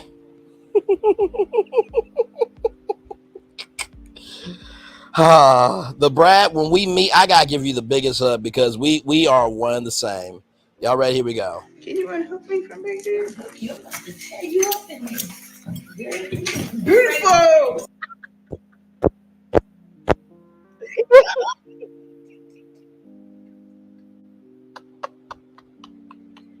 The Brat said, listen, I'm gonna let you know what I can do.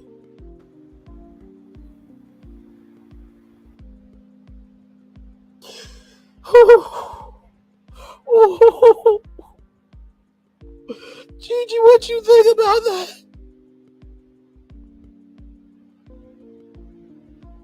Hold on. Can you play it again? Sure, I can play it again. Or is it sure, just that picture? Hang on, wait. Can you unhook me from back there? Hook you up. To tear you up in there. Beautiful.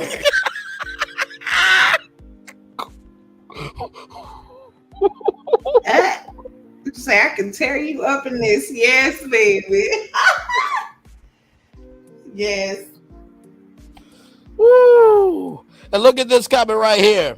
She looking good. Brat, look at this. Brat definitely like she got that motion too, though. Mm-hmm. I ain't mad at it, Brat. Mm-hmm. I ain't mad at it at all. How many times did you watch them? How many times did you watch this? Me? Yes. Hunching is top tier. Judy's face was priceless. I'm going to take a quick smoke break, and I'm going to come back and watch this 20 more times again. I know that room be sounding like a shootout. Oh, my Lord Jesus. I watched those 30 times. Like I said, until I am in a relationship, that's my relationship, damn it. You come for them, you're coming for me.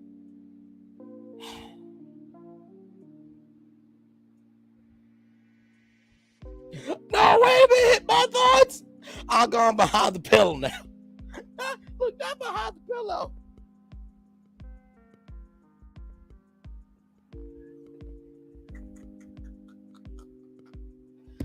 By the way, Aaron J, that's how you're supposed to do it, bro. You're supposed to grab what's yours and claim that shit. Anyway, let's roll on.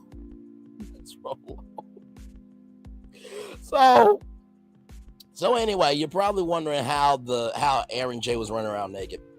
Whoever knocked over the Jenga tower had to run around naked. So basically, Aaron J was in his boxers and went up the stairs. And like you said, Gigi, Jody was not even here for it.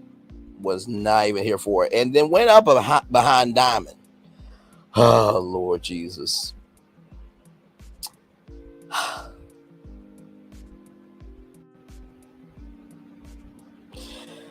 Okay. Gigi, you good on that part before we move on to Shay and her sister? Listen, I just want to say Dymond slammed that door in his face so quick. All he could do was turn around. Did y'all see when she was? She slammed that door quick as ever. Child. Don't make no damn sense.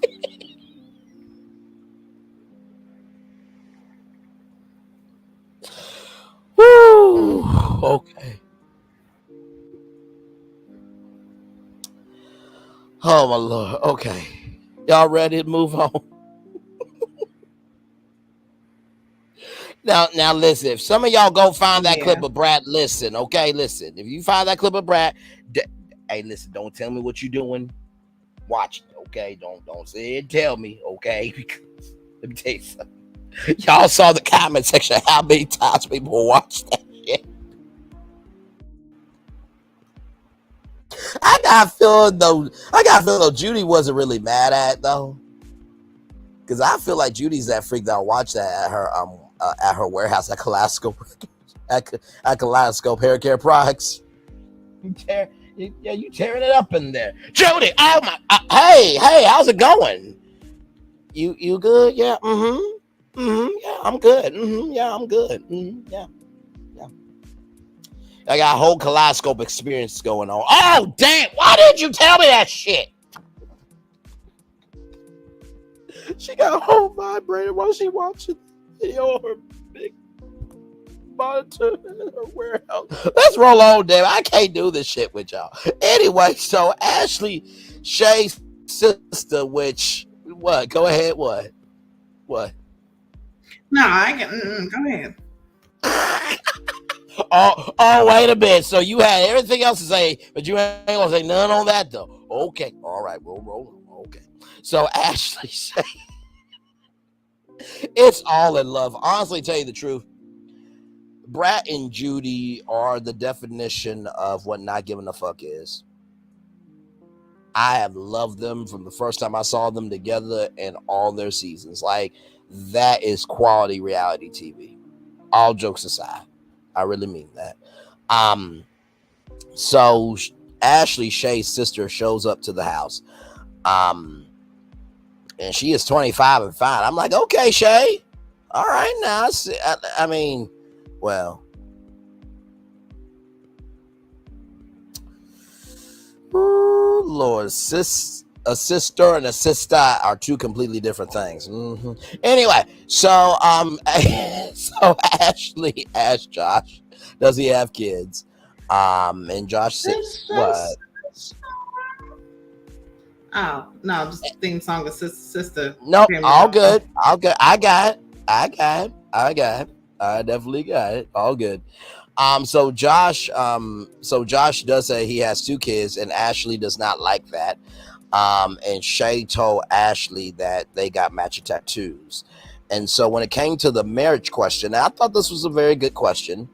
Josh said that it would be about 2 years, and Ashley said, why 2 years? It's been 12. And, Josh had an articulate answer. He said he wanted to see the world, make love to her, and, have some time now. And so at the end of that, Ashley was feeling him. And then when it came to Josh's friend Warren, who passed away, rest in peace to Warren, much love to his friends and family, and to Josh and Shay as well. Warren had the best response. Absolutely. And Warren had the best response. As long as Josh is good, that's what matters. What did you think of that exchange? That was actually probably one of the best family and friends check-ins that we've seen.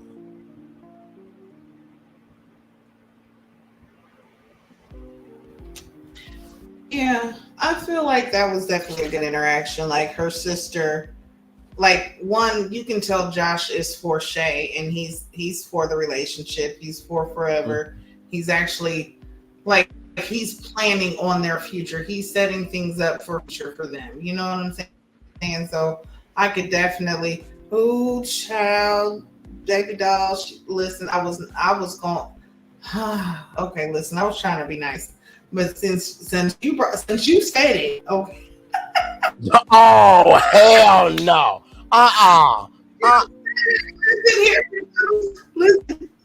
Listen. For those who don't know, she was over there on Figueroa. She looked like she's ready to go on Figueroa.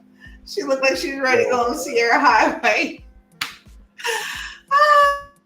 She was trying to be out there. Yes, she looked like she was either there to catch man, or when she leave there, she was going straight to the strip club, which is fine. Yeah. There's nothing wrong with being, able to clap them cheeks and rotate on a pole, because, honey, not everybody can do it, and that shit is hard, okay? Anyway. Oh, it's hard, huh? Okay. Yeah, I do feel like she could have dressed a little bit better. She could have definitely... Listen. What? You said this shit ain't easy. I want you. Listen, I'm gonna say this. Listen, I've had to step on some stones in order to get to the door. If you understand what I'm saying, okay? So sometimes, in order to get to where you're going, take steps. Okay. All right. But yeah, she definitely was looking like she was trying to catch She was trying to catch something. I mean, for the record, but she was trying to catch something. But for the record, she was cute. Well, 20. She's 25. 25. She in LA. She definitely was leaving there and planning on catching her.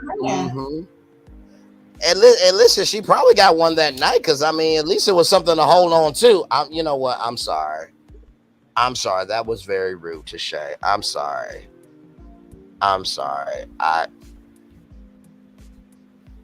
My bad.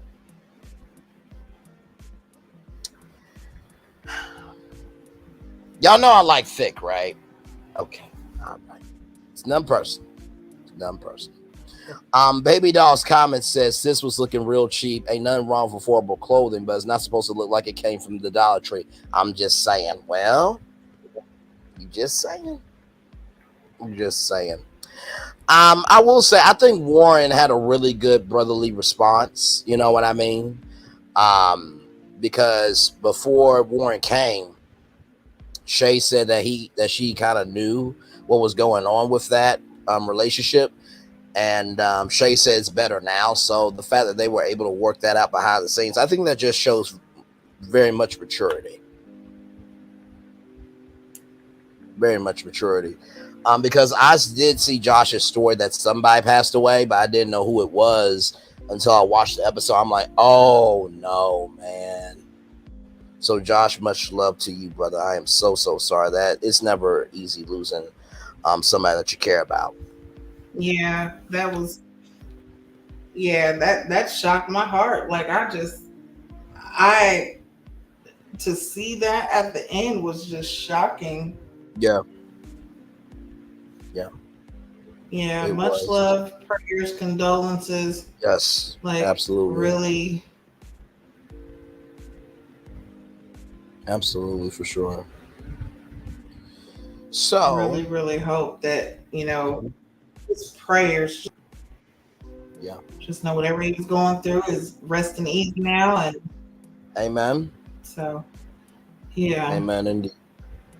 Very well said, Gigi. Very well said. So we get to Aaron H and Dymond. They are at this vineyard. And Dymond, listen, No, for sure. And Diamond, let me tell you something. It's for next week. That red dress was dressing. Okay, listen. She said, "Listen here. Before next week, do we have predictions? For couples."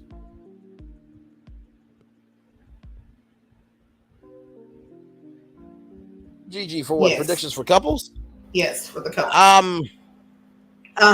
Who's gonna make it? I mean, we saw Aaron H and Dymond on this wine date, and that dress was dressing. Okay. Hold on, but she didn't say yes, so we stopped at her. Okay.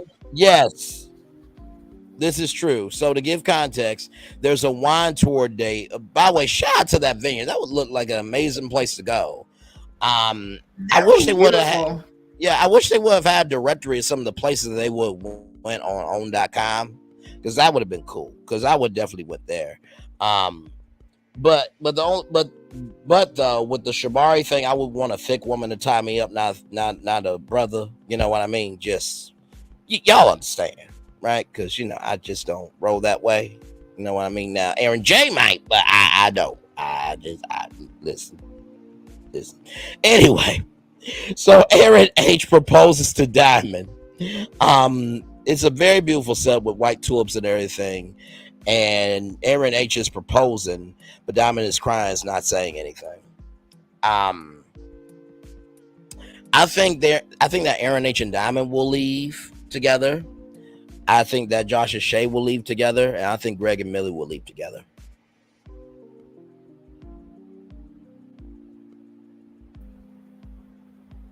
Okay, no Jody and Aaron. You think they're gonna leave together for cameras?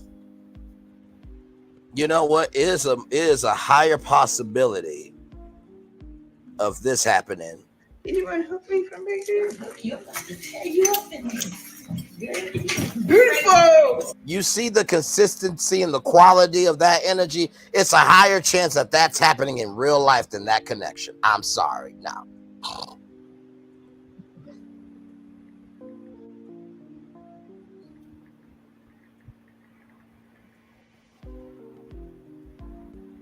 What? So what?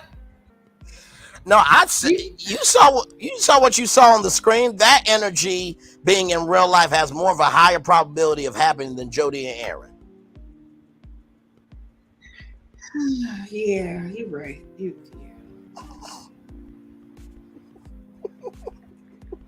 It was the matching of the motion for me. Anyway,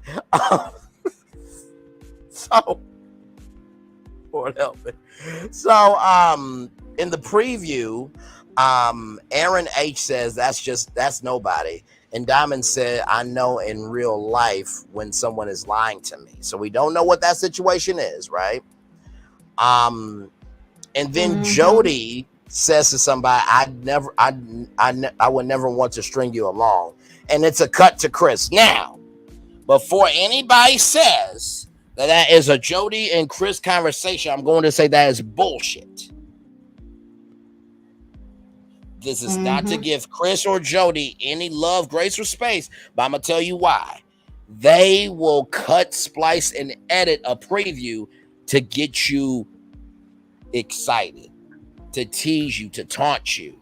Right. So that conversation was probably with Aaron J. The production team will be too damn stupid to play a storyline. Exactly. The production team will be too damn stupid to give you a storyline that you've already been seeing throughout the episodes. That would be stupid. It's like, okay, great. What else? Really? And then we do see that Aaron J and Jody are not on the same page because apparently Aaron pulls something out of the bag. And then of course we saw Josh Friend, in memory of at the end of the episode. What did you think of the preview?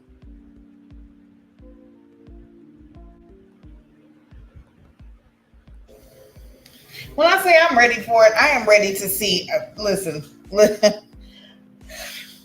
I want to know what Dymond's talking about, if she's still stuck on possibly the fact that he was with the one, had proposed to the woman on Facebook, and just where she's at with that. Right. Also, I really want to see who's really going to last and make it. And I want a reunion. We need to know if there's a reunion. Give us something. I agree. Let us know. Agree. Like that, there needs to be a reunion.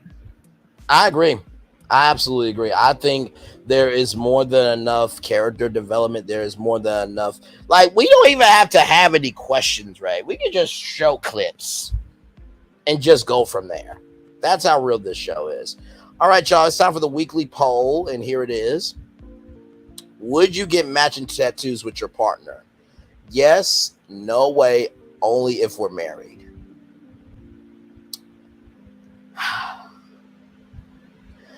I don't know. I really don't. I'm not going to say no because never say never. But I would have to say only if we were married. And would have to be a length of time before that, because what if you get it and then it don't work out? Yep, and that's what happens, and then your ass has to get a cover up. Yes, you do. And then it's so fucked up because afterwards it seems like the motherfucker's name seeped through the fucking cover up. So now you have to go get another cover up just to cover up the cover up because the cover up didn't cover up what you tried to cover up. So Gigi, y'all. this question relates to you in such a strong way. Really though.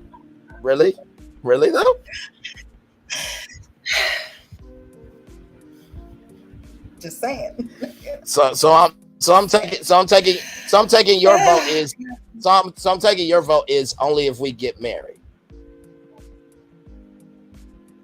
Yeah, only if we get married. Okay. And even then, it's a big if. Okay. Here are the live results, everybody, from across America. Oh wow, look at that. Neck and neck right there, ladies and gentlemen. Yes, 29.6%. 29.6% for only if we're married, and 40.7%. That is interesting. That is very interesting that those two choices are neck and neck. That's very interesting. And I think the no way probably rules out because it's a commitment thing, right? So, very interesting. Very interesting. All right, y'all. It's time for the couples connection. We've been doing the poll and the connection every week.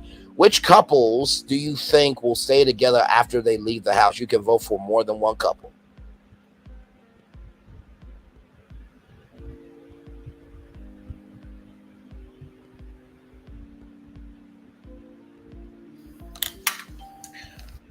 Which couple do you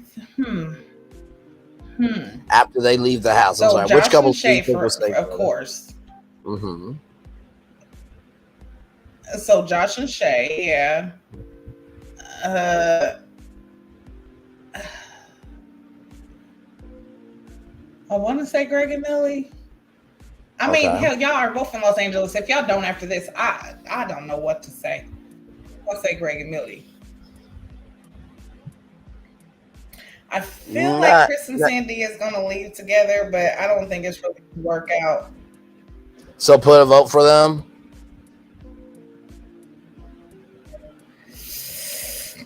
I don't know. What do you think? What do you think on that? I mean, we have been hearing on these streets that Chris and Sandia are a real thing, allegedly. I think it will only happen if Chris actually wants to care. But I don't know.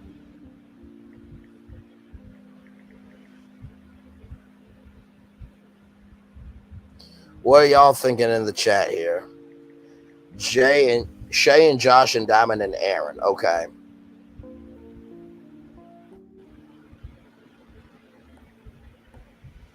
So we got all of our votes in before I hit submit.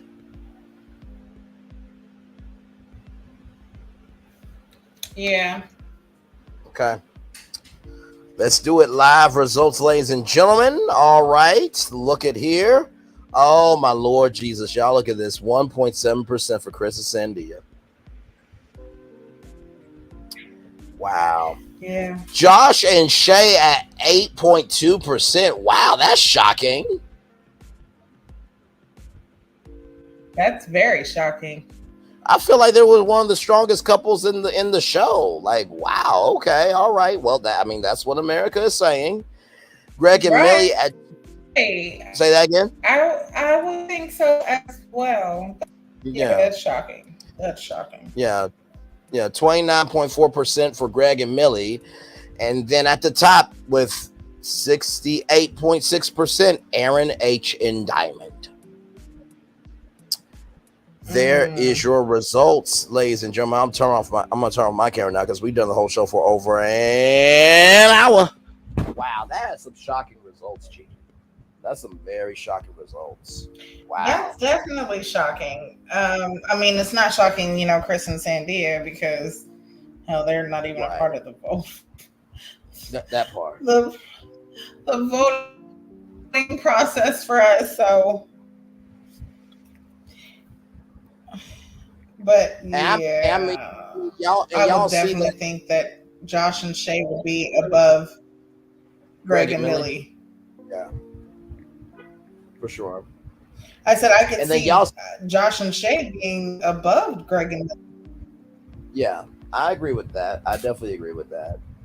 And then did y'all see that the last couple wasn't even on the poll?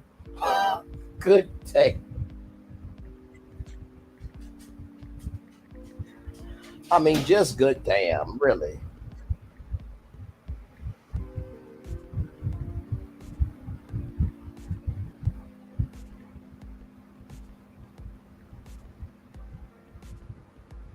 Just good damn. Wow. Yeah. Well, y'all, it's only one more episode left, unfortunately. I know, it's sad. Like I said to Gigi, I think this is OWN's strongest show that they have had in recent history. Every episode has been given the smoke. There has not been one off episode yet. Child. I am waiting. Okay. I'm definitely just waiting for I want to see Dymond's answer. Like, I want to see what the pause is. Of course, you know how editing does the pause. Yes. The pause will definitely have you guessing, like, oh my gosh, she waited for a long time. She probably don't want to marry. And it's like, no, sometimes that pause is really only, 30 seconds or more. But then there's, you know what I'm saying? Yeah. But yeah, I'm just looking forward to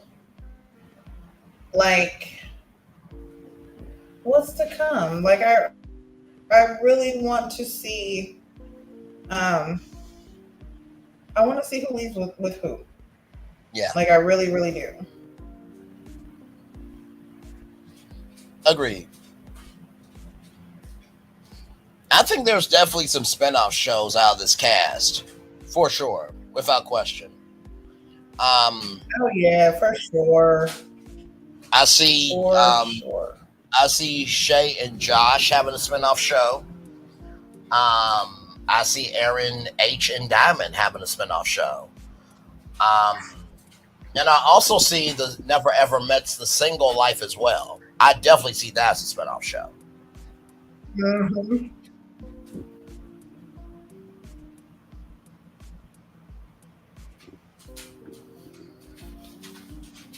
By the way, can you imagine the Never Ever Met's The Single Life and someone had Sienna as their person that they had to produce?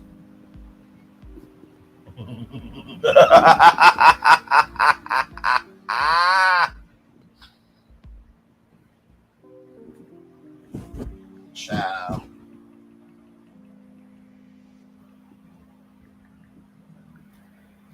Mm-hmm. Listen, can you imagine Chris and Jody leaving together? And Dia decided that she didn't want to do it. That would be crazy. I mean, it wouldn't be crazy, but like for it to be seen on camera and done, like, oh my God.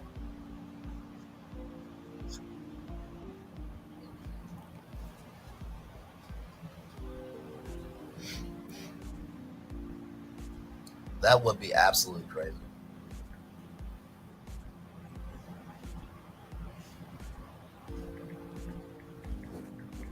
And by the way, y'all, we do not know if there will be a reunion or not as of yet. Nothing has been confirmed nor taped. And Josh, for those of you who don't know, if you weren't here for a virtual tour live, Josh was here and he said, and I quote, "I will not do a reunion unless it's live." So take that for what you will. You know what I mean? So. Mm-hmm. Listen. What do you think Jody's gonna say to Aaron? What would you think would one? What do you think he's gonna pull out? A necklace? I don't think he's gonna do a ring. I don't think he's. I hope he's not that off. I just hope he's not that gullible. You know, so what do you think he pulls out? One and.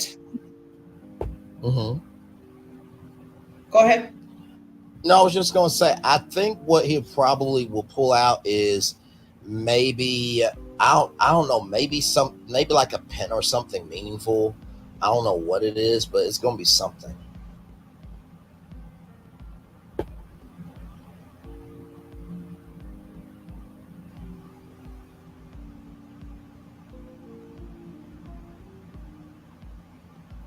But I don't know what it's gonna be. I really don't.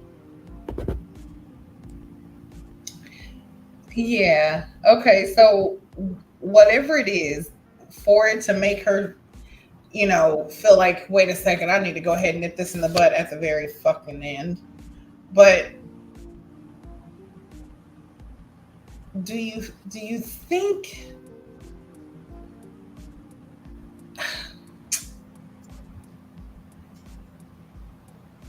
Because she said they're not on the same.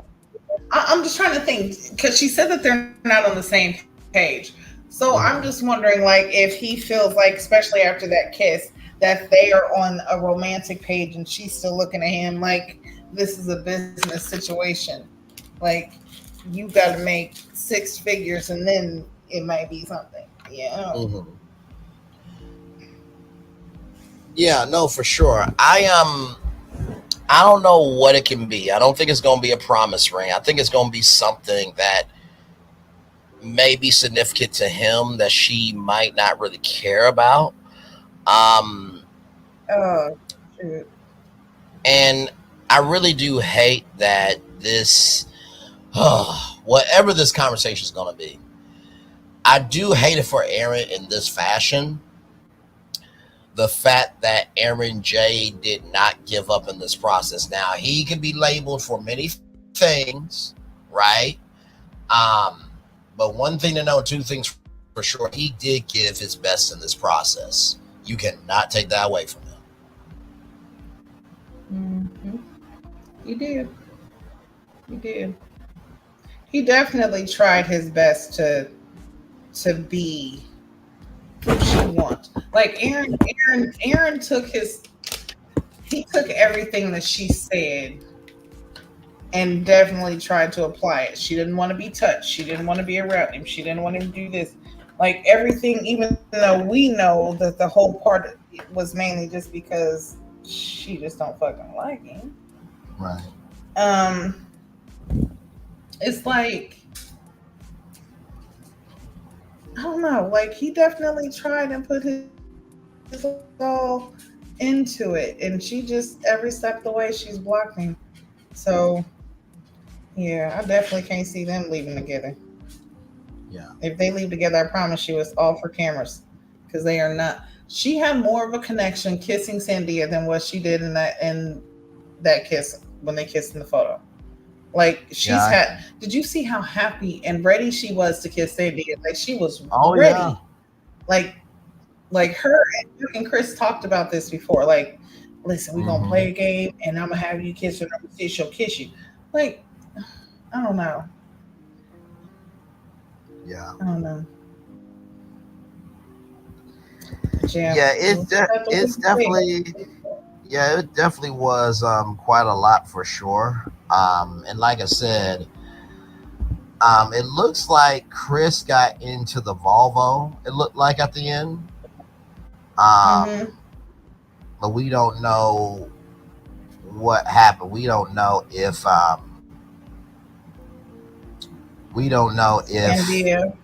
Sandy is in the car with her.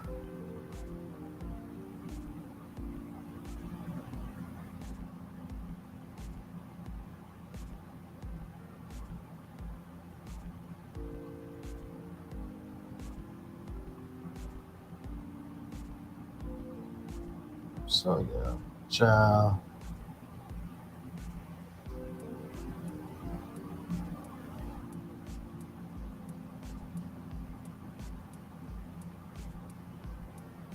It's gonna be crazy for sure this episode.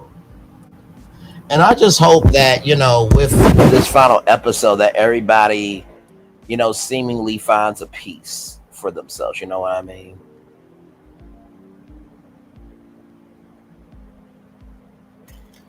Yeah, it did. It did kind of seem like that. Like everybody was kind of like falling into their, what they're really wanting now. It's getting down to the end, so people were starting to,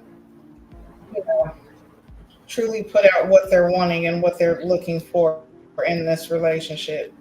Yes. Like I said, when it comes to like Greg and Millie, with them living in the same city and state, there should be no excuses now as to why you guys cannot be together, spend time together, meet up, any of that. Like it should be at the point to where y'all are comfortable spending the night. Like, hey, okay, well if you live in the hills, then okay, I'll spend the weekend up there, okay? And the next weekend you spend the weekend down here with me.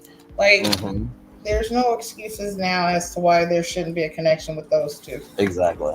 Yeah, no, I agree with that. I definitely agree with that. And I'm thinking too that hopefully after all of this that they will actually want to make time for each other. Not saying that they don't make time for each other at all, but like you said so articulately, you would think after this that that this is said and done. That you guys both met in person, and now it's time for you to do what you need to do. Right. Exactly. That's exactly it. Now it's time to do what you guys said you were going to do. Yeah. You guys have spent time in a house together, so you know how each other is when it comes to being in a house together. Because you did it for a whole, it was technically they was in the house, I think, for 4 weeks? Even though 4 or 3 weeks, either way. time. Yeah. Yeah. But you've had enough time to be in there. You've had enough time to see how he is. And that's for all the couples. You guys have had enough time to see how each other, go to bed routine. You've been able to see how a person is, if they're clean, if they're dirty, if they're, lazy. Like you've had time to see those things, because in these weeks of living together, that's been the whole test. So it's like there shouldn't be too much to hold. Like, you know what I'm saying? Like you shouldn't be held back too much now. You've gone through the hard part. You've made it through the hard part. So now let's focus on what's next. Right. I feel like that's No, I definitely where, agree. a lot of the couples are gone. Yeah. No, very well said. Like I said, I think also too, the spinoff shows may actually help the relationship because guess what? With this show, and I'm gonna give y'all some meat games. Sometimes production will pay for things, just like the Housewives trips, and how sometimes production pays for those trips, or they'll team up with the tourism board. Sometimes production will pay for things. Like, let's just say that Shay and Josh really want to move to Texas. Okay, we'll put down an apartment for 6 months for the taping of it. Y'all move to Texas. We'll film y'all life. Y'all get y'all checks. We'll see how the ratings go, and then we'll go from there. Sometimes production will do that.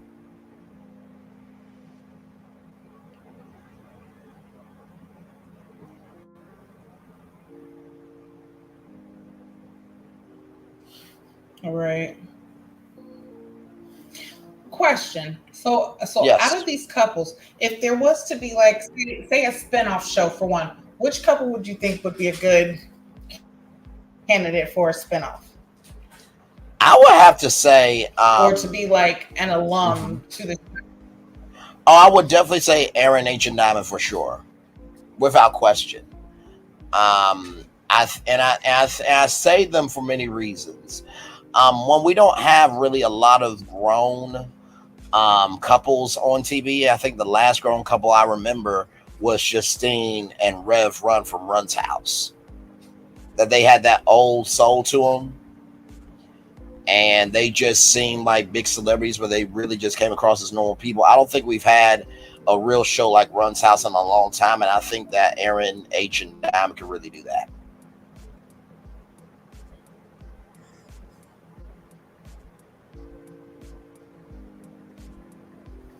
So okay? Say that one more time. You cut out. No, you're good. So I was saying that, with Rev Run and Justine, that was the real last black couple we've had on reality TV. That they seemed they seemed to have a very old soul to them. But they know who they are. And I think that Aaron H and Dymond could bring that type of energy back to reality TV.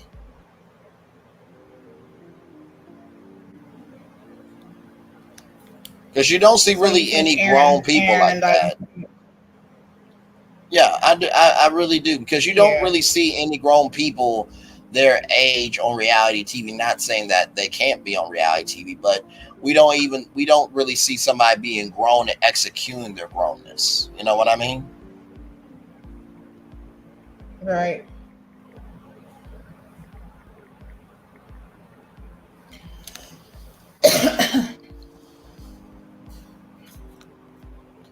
Which couple for you, or which couples?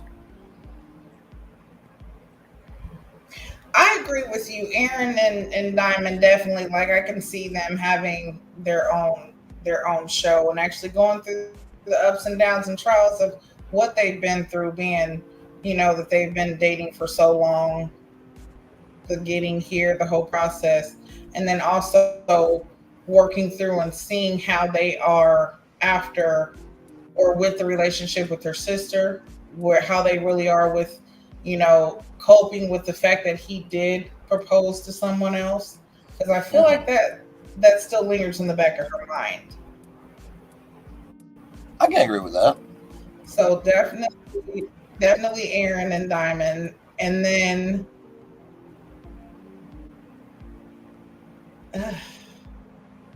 I'm sorry, that's it.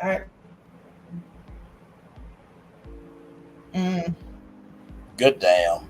I don't know where they could actually hold the attention of an audience and actually make it a show. Right. Oh, Josh and Shay, I think they could. Yeah, Josh and Shay could. Yeah, I can definitely see that as well. But nobody else. I can't. I'm sorry. I'm not going to try to rack my brain thinking about it because I can't see it.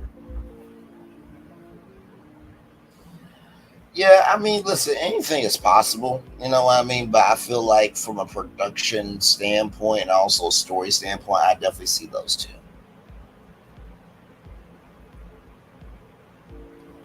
And then really with Greg and Millie, like y'all both live in the state where all production happens. Good damn it. Like really, just oh.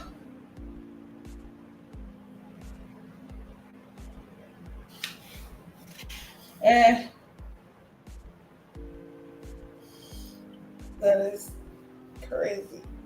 But yeah. Yeah. There's nobody else that I feel like can hold the attention of an audience. Yeah. I mean, but okay, no. I'm gonna take that back because you wanna know what's so messed up? Is What? the misogyny that we see on OWN. Mm-hmm. I feel like Chris would have a place. Just because You think of so? the stupid shit that he says. I hate to say it. And I don't even think that it would be like Chris and Sandia. Like, I feel like it'd be like Chris on some Bachelor bullshit. Oh, you know what would be really funny? You remember the three men from last season? LaRon, the brother that was supposed to get married, and then the one that messed it up with Patrice. Imagine those three teaming up with Chris on a new season of Ready to Love, Make a Move.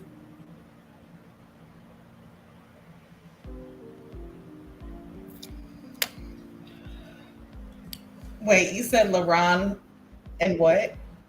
So remember LaRon, the brother that messed it up with Patrice. Okay, I'm looking at him. He met Fish.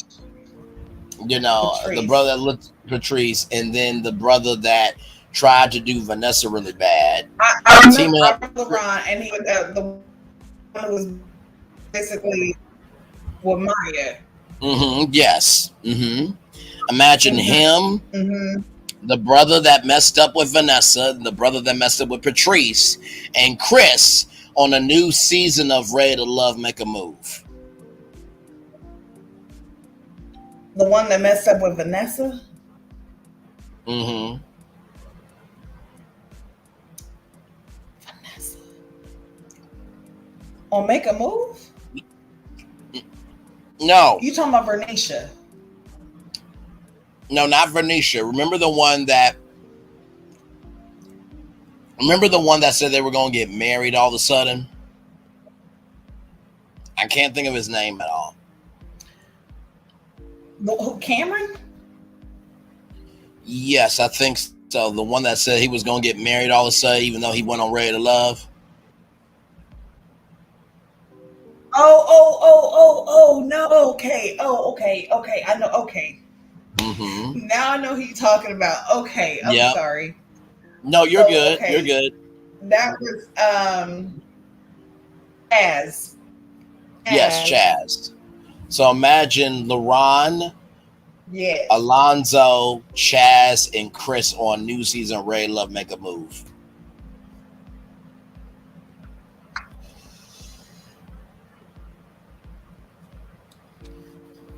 Oh my God, LaRon, Chaz by themselves. So LaRon, Chaz, and who else?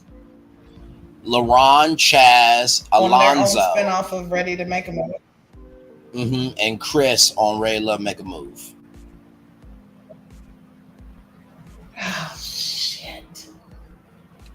Ugh. I know that would be a very. Because that would just. I know. Oh God, I'd be crazy. That would be a very toxic season. I know.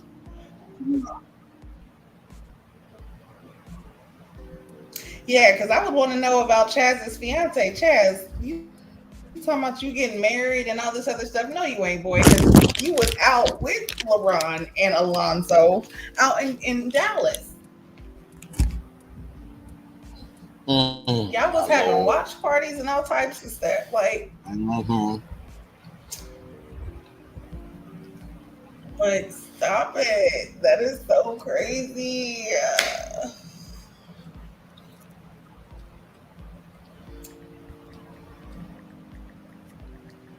That would be a very wretched season.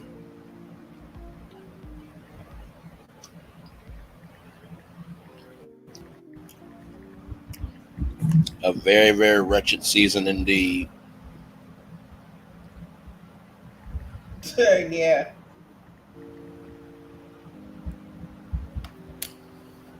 A very, very wretched. Just.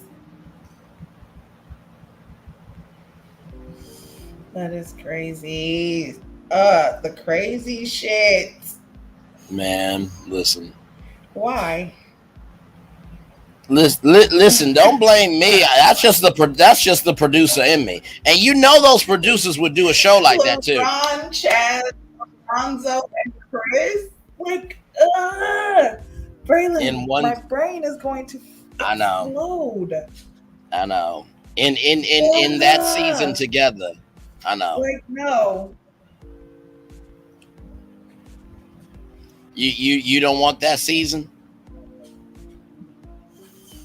If y'all have been watching Ready to Love, please tell Braylon, no, this could not be a no. Braylon, from a production standpoint, just because it would be, listen, for views, it would be fucking great, but it would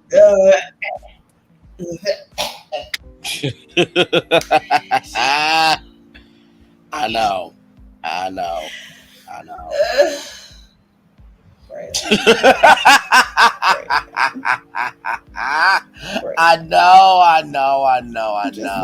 I don't know.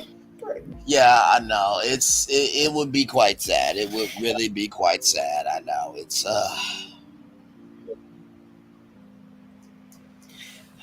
sad is the word sad? Is the word really sad, or is it disgusting?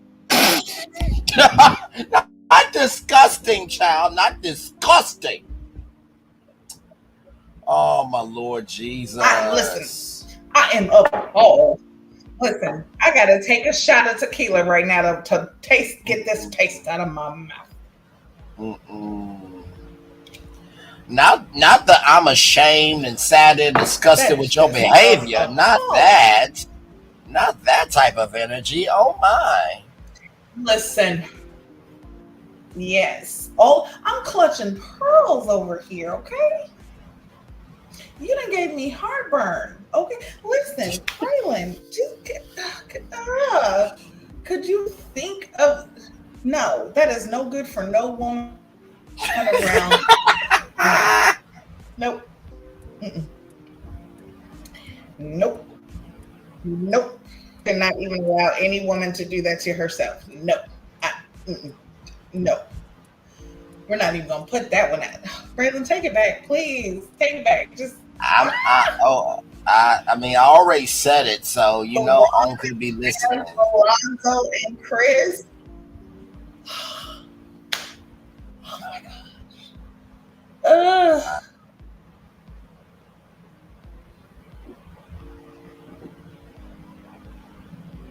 Wow. No, matter of fact, take out Chaz and put in Cameron. So LeBron, Cameron, Alonzo, and Chris.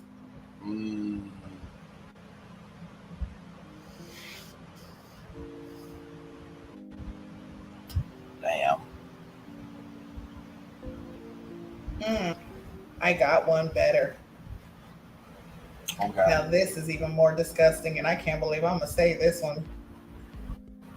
So LeBron, what was the one that was all about sex? The one for the BDSM edition. Marvin. It was Marvin, right? No. The one from what's his name? Marvin? Marcus? Marvin? No, Marvin is the one from the BDSM. I'm talking about the one that was just on, that all he was doing. Like, remember he was talking to Alexis about sex, and that's all he would bring up was sex. And this is the last one that just went off. Let me see. And hey, Josh, welcome Remember in, when good sir. April sat down and told him that he wasn't ready to love? Like, Oh, Lamar. Hey, Lamar, Josh. that's what it was. Lamar, yes. Yeah, listen. Lamar. Yes. Okay, so just picture LaRon, Lamar, Alonzo, and Chris. Oh.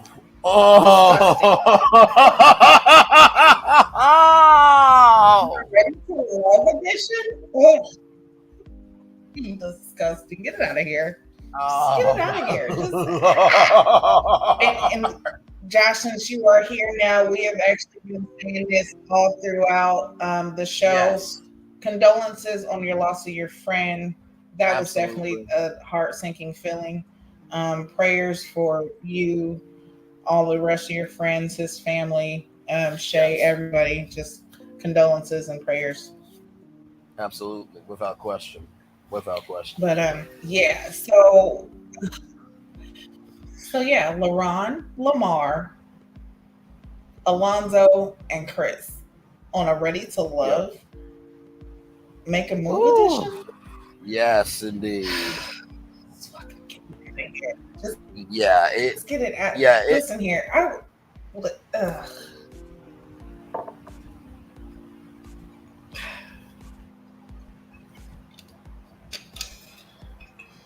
I'll be tipsy yet by the time I get off this live thinking about that. Just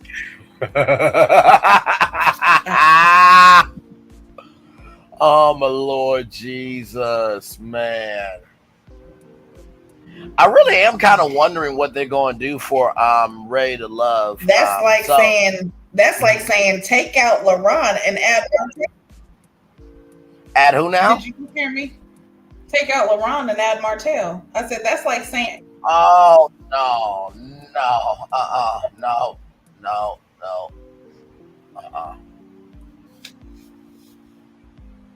You know what? Honestly, to tell you the truth, I don't think Melody would ever go on a dating reality show. I really don't. No. I think she wants her love in real life, in real reality. And Josh, we had a good review, brother. We of course, we do over here. We give context, love, grace, and space. We talked about you doing the lap dance on Shay. That was funny as fuck. I gotta tell you. You were in that drink though. You really were.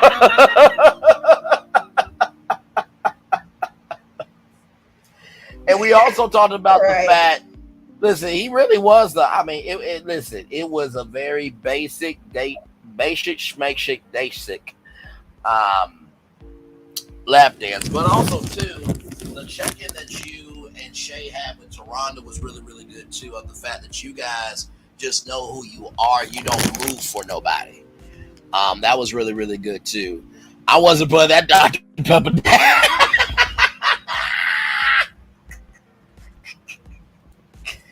Oh my Lord! He said he wasn't that buttoned down at all. Listen, he was twerking with a thirst. Let me tell you, he was quenching and he was drinking at the same time. He was. Did you really just say that he was twerking with a thirst? Lord help.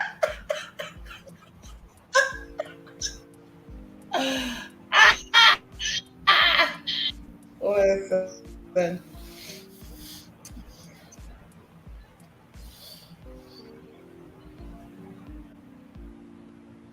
My Lord. Ain't nothing wrong with it. That's how you spice it up. You gotta keep it spicy. Listen.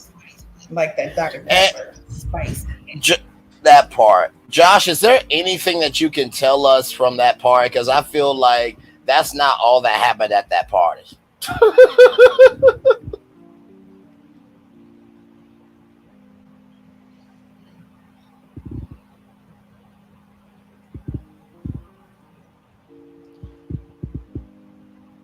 Like, what do you remember from the party? Because, child, that was a lot. And honestly, to tell you the truth, I feel like that's the most loose the cast has been. You know what I mean? Since the show. Yeah, we have blast. I don't know why they cut it down. Yeah, that could have been a whole hour episode, honestly.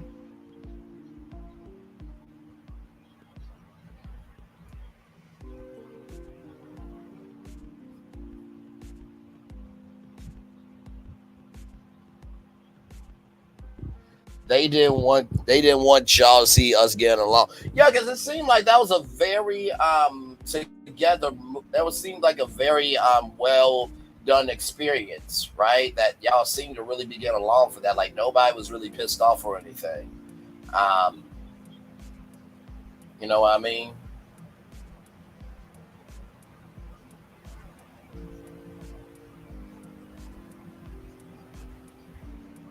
Listen, it looked like y'all had a blast, and that was definitely something great to see. Like, No, absolutely.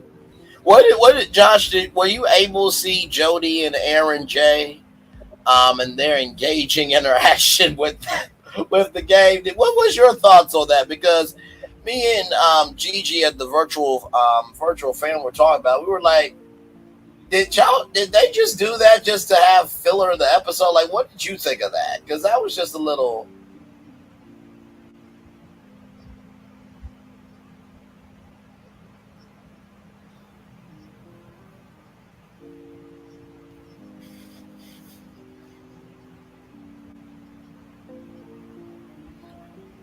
Because that was quite a lot. yeah, it definitely was, and you can just tell that there was no chemistry or connection. Can you tell me why it is that no one else has actually, like, I mean, I understand everybody is focused on their own relationship, but at what point did y'all say, like, hey, Jody really is not feeling Aaron? Yeah. Josh says, I forgot exactly what it was, but it was a game everybody danced with their partner. Understood. Did you expect for anybody to really run around the house naked like that? Now, I'm going to just say this right now. I only think a man probably would have done that, because if it was a woman running around naked, I don't know. I don't know how that would have worked out. And Josh was the DJ. I see that. You did say you was the DJ. Yes. I seen you over there DJing. What was y'all listening to? Tell me what was y'all getting hyped to?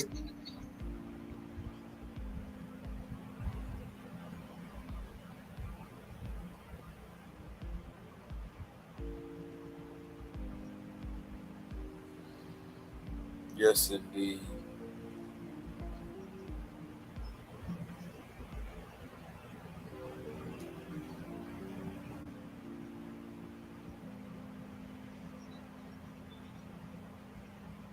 Let's see here. I had the 90s R&B going, of course. One of the best songs, baby. There's no need to tell you. Call into you. And don't you worry at all. I sacrifice my time. I make sure you're satisfied. Y'all know what that is. That's Mary J. Blige. Don't play with me. Now, wait a second. Hold on. I got one better.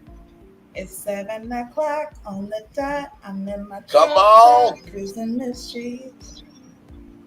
Listen. Yeah. Got a real pretty. Listen, you come on now. Hold on now. Listen. Wait a second. Don't make me turn on my 90s after this. Yes, indeedy. Yes, indeedy. Yes, indeedy. Let's see here.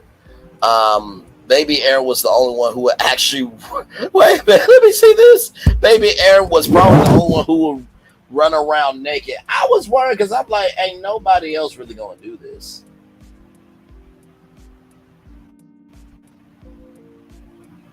Listen, I'm sorry, but Jody wasn't having no part to that. I seen Shay run around. Listen, everybody else was excited and laughing, but Jody was not even trying to look at the package. She was just like, forget it. I seen it when he took it off. He got cheeks. Stop! Oh, my Lord and Lord. Yes, indeed.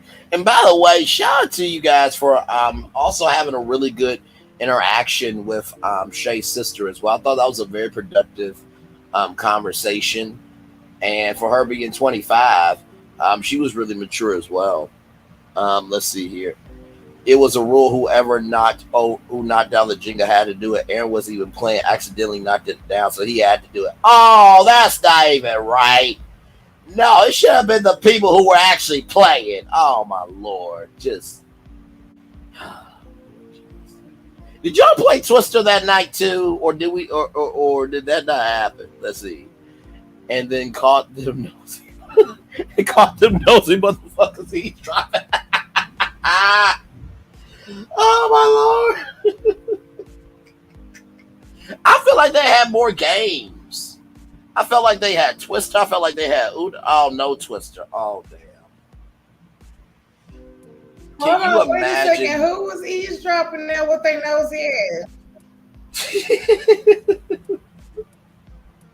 Yeah, I'm kind of wondering too. Can you imagine hand on yellow, foot on blue? That's my ass. Oh, I'm sorry. It was there, and I need to put my hand on something. So what was I supposed to do?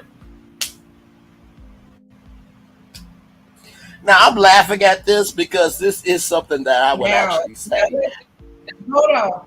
When you play Sex Twister, not the elders. I'm sick.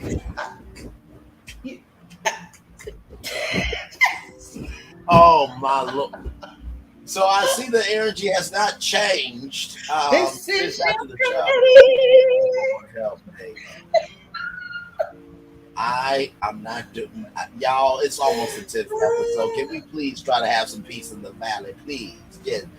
Okay. Oh my goodness. Josh said they had a lot of drinking games, Uno and Jenga. Not the elders. Lord help me. Oh, Lord help me. Elders. Okay. Lord That's how you feel, Gigi? Okay. All right now. Listen. All right now. I'm sorry. Now listen, what I was saying. Now it's different when you're a couple and y'all by yourself and you playing Sex Twister. Okay. Now listen, Sex Twister is real fun because when you get your partner and it's just y'all two, clothes come off and certain positions become certain new pages in the Kama Sutra. See, now listen, I'm not saying that I didn't put a couple pages in there. I'm just saying that it's possible. But this is what I is that when you actually do things couple and you explore things, you start to learn exactly, what you like. Okay. I ain't no sexologist. I ain't gonna say I'm Jody now, because I live by the rules, and I can actually show you some things. I'm gonna say that I'm sure. I might have a PhD somewhere. It's somewhere. I'll have to look it up. It's somewhere. I'll have to dust it off because I haven't had to, give a class in a while. But if I have to, I will. Now, does the D stands for doctor? You know how I operate, or does the D mean you can actually handle the D? I'm sorry. Oh well, it actually stands for a lot. Some say, just know that the P always stands for professional. Okay. Oh, okay. That's all we need to know is that the P always stands for professional. Okay. So. Lord, me. Lord help me. D said if I was Aaron J, I would not have stripped down, ran around the house. It did look like he had a good body though. Then they hit his clothes. I bet Jody was behind that. They actually showed it in the episode. It was Josh actually. Josh hit his clothes. Jody does not have no parts of his body or his clothes. Not at all. Josh, if you could give a little articulation, because me and Gigi talked before the show, and I said this right. And Josh, we have talked as well. So my soul is very old school, right? I have an old soul. If me and my woman are not really down for that type of energy, we will leave, but that doesn't mean we're not wishing you a happy birthday, right? So that's what I thought, honestly, right? Because it was a bunch of young people, and this is not to say that they are the elders, but I'm just saying that when a couple has their energy, right, they do what they want to do. So could you give some context to that? Because I didn't think that they were being rude. I think they were just like, okay, we did say happy birthday. We're going to do our thing and let it be.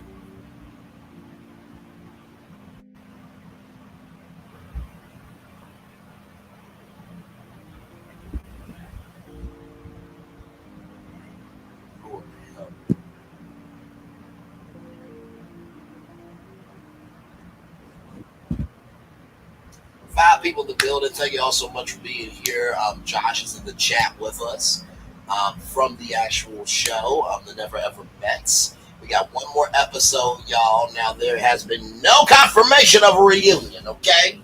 There's been no confirmation of a reunion. No confirmation of a reunion. But I will say this. Josh did say in a virtual tour live, when he was live on tour with us, that he would not do a reunion unless it's live. So,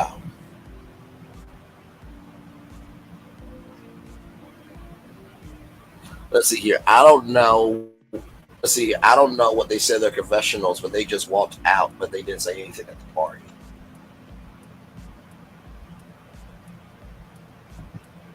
And then D said, J Cash, that was me. You also say you showed this little Aaron too, just me. Gigi, take over for just a brief minute, beautiful.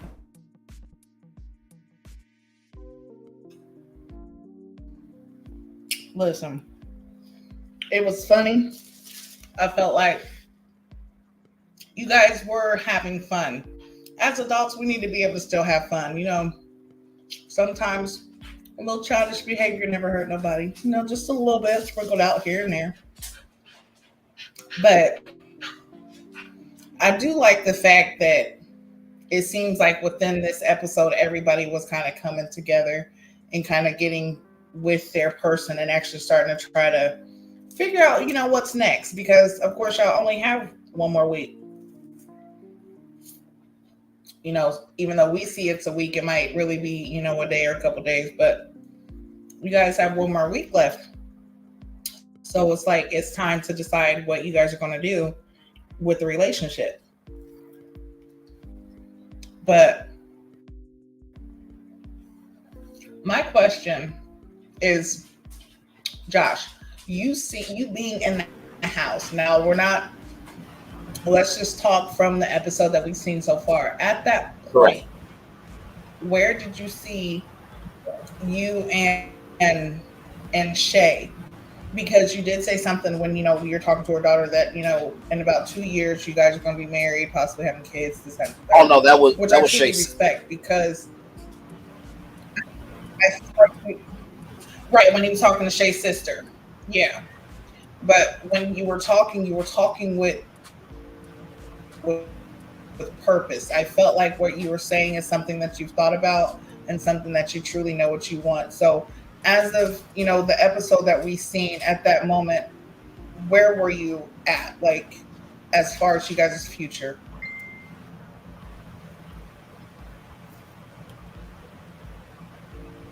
And also, where do you see it now? Like, where are you guys, if you can say? Right. Josh said, and very well said questions, and thank you, Gigi, as always. Love you. Always appreciate you. Josh said we had a lot of fun moments, honestly, but they cut all that out. Now this is a question for all of y'all. Do y'all feel that reality shows, because they have these streaming services now, that they should put like the uncensored episodes onto like Discovery Plus and all the streaming platforms? Because I feel that, of course, we can't see everything because it's the cutting room floor. But I do believe like there was a lot out of this series that we could have really saw that was good.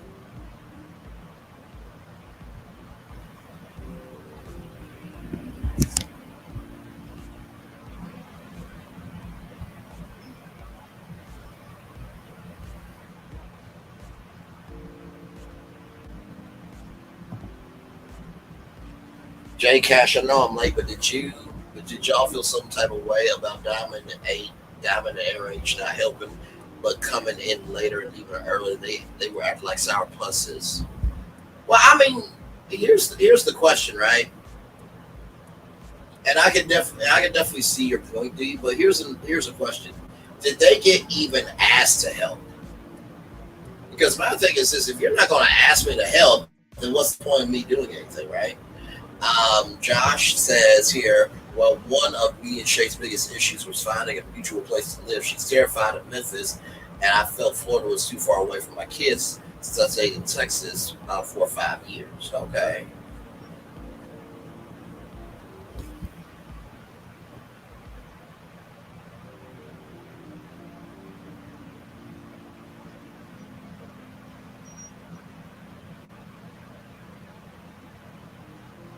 I figured it would be better if we move there together. Okay.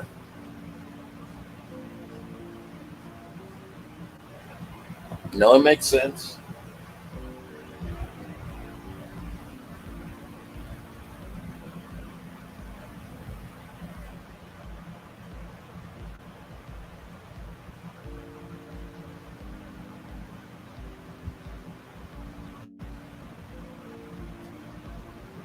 Let's see here. Josh is saying, I try to get Shay to come to Memphis first because it'll be easier moving together versus coming together from 2 separate locations. No, that's understandable, brother. That's understandable.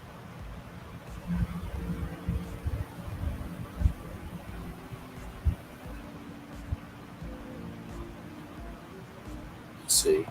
D said Aaron H knew that they were having a surprise party for Greg because Millie told the guys they could have offered to help. No, that's true. That is true. They definitely could have offered to help. Let's see. Dymond and Aaron refused to do anything. They never helped wash dishes. They never could. They never did offer to help the party. They just stayed away. Oh, okay then. Interesting. Okay then.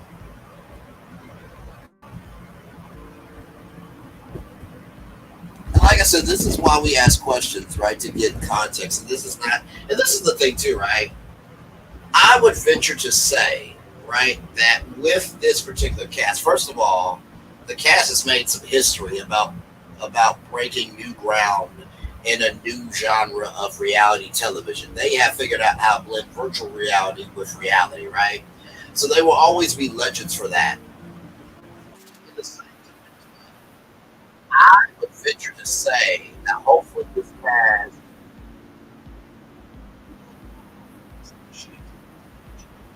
outside of this experience, right? Because I truly believe that just because this experience happened doesn't mean that Shay and that Dymond and Aaron H are bad people, that Jody and Chris are bad people, that Cindy's not a bad person, that Millie, that Greg are not bad people, right? Because a lot of times with a reality show, just like Big Brother, Survivor, The Amazing Race, you get a perspective based on being in the experience. But once you get to know them outside of it, it's not as bad as you think. The experience magnifies your opinion of that person. So I wish that for the whole cast. Hold on, wait a second. So you're saying that they didn't help with anything? Hold on, I'm sorry. So they didn't help with anything? Because that right there, like, to go around and, you use the elders, that does not mean that you don't have to hold your weight. Like, you are a willing participant in the same experiment that is going on. You need to hold your weight. You need to do dishes. You need to cook, because I bet you they was eating, regardless of if they were just fixing stuff just for themselves, which still is like, why? Like, no. I'm sorry. Don't. I hate that. I really do. Because I don't like when people do that shit. I do not like that. I don't care how old you are. No. That is some. No. D is saying, like, wow. No, say that one more time. I'm sorry.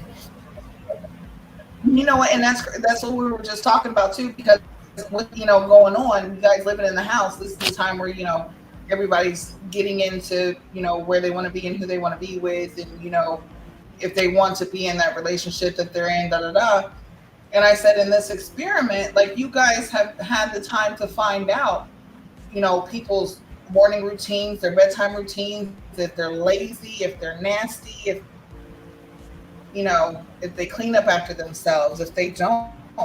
And I mean, honestly, we did see a lot of times whenever it did show like Aaron and Dymond or something, she was laying in the bed. But Right. I mean, if that's what they like and that's the type of people they are, then so be it. But I really hate that. Like, I really do. Like, don't be those kind of people, but then act as though almost play victim. Like, don't be nasty and lazy and I want to help out, but then not understand why people don't want to reciprocate or want to take your advice or want to listen to what you have to say. How are you going to have someone listen to what you want to say when you're showing them something else? Like, you're showing them something different. You're not showing. No. Right. Mm-mm. And I would definitely have to. You can't even clean up after yourself. I would have to You can't agree. even, like, you know what I'm saying?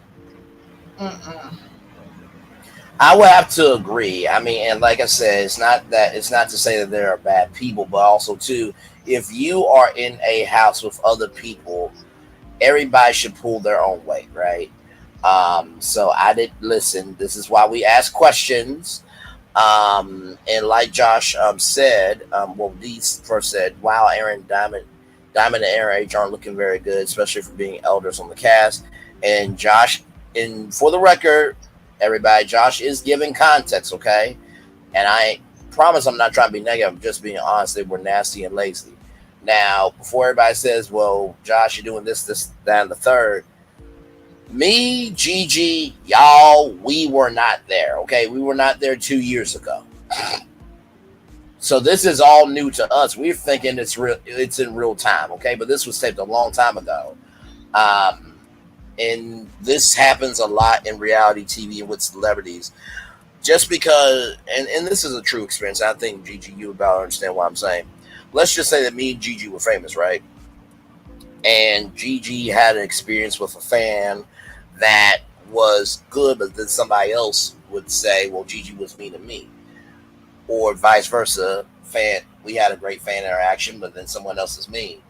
You have to understand that just because you feel the way that you feel doesn't mean that their truth is not true, because we were not there in the house. So that's just give a little love, grace, and space there. Jay Cash in the interview, Aaron H said that you told him you never took Alexis out in the hall, and then he saw the footage and claimed that you're a liar. Every couple cooked in the whole house except those two. Oh, wow. Wow. Very interesting developments. Ciao. I can only imagine what's going to be in episode 10. I can only imagine, child. Yeah, definitely some new developments. But listen, it comes out, and that's what we want people to understand, because, Braylon and I will let y'all know from a media standpoint. Yeah, there is a lot of editing that happens, production, but also there are some things that you're going to see because that's all you show. So they can only pick up and give you what is seen. Correct. And I mean, some things are making sense because, like I said, a lot of times when they would show, when they would show Dymond, she's laying down, she's in the bed, she's not really interacting with everybody. And that's why I said we've already said you can't let everybody have a foot on your relationship and what you do. So, them being to themselves, that's fine. Be to yourself. But don't sit there and be the type of people that are lazy, that are kind of, when I hear lazy, I think nasty. Like, I feel like you probably don't bathe properly. You probably have clothes everywhere, trash. Like, you don't clean up after yourself. Like, ugh. I don't know. Maybe that's just me, but there's a lot that goes into that. You know what I'm saying? But still, when you're in a household of several couples and you're the couple that doesn't want to help clean up, doesn't want to do dishes, don't want to help cook group meals. Like, I mean, it says a lot. Don't come and try to give your advice or exert yourself into my relationship by either creating a situation that's not there or by trying to give me advice. You can't give me advice when you're not even doing the simple things. No, absolutely agreed for Like, sure. D is saying, did any of the cast ever call out Dymond and Aaron for every cook not?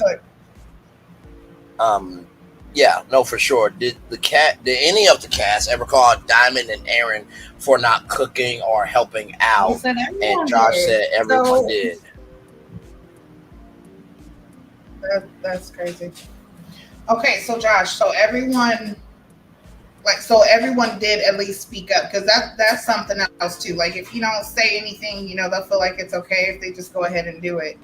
But for everyone to speak up and actually, like, hey, can you guys cook? And they didn't. I can now understand the frustration, especially that you had, the last couple weeks that you have been in the chat, which we so greatly appreciate you coming and being with us every time we're here. But yeah, that says a lot about a person. That's why I said, no, you can't just listen to everybody and just take advice from everybody when you're clearly seeing, like, yo, like, you're just not. Mm-mm. Throw it away. Just throw it all away. just let it go.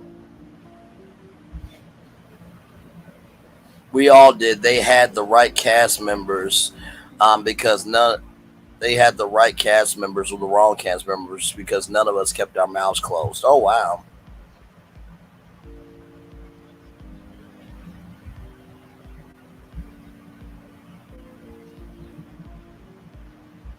Man. Let's see here.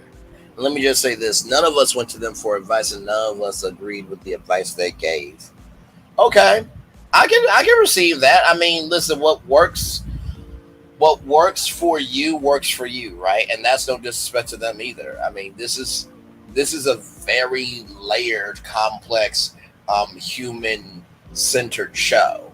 Like, you feel every emotion from this show. There has not been one episode that has not had that energy. And I'll ask you this, Josh, because it depends. Sometimes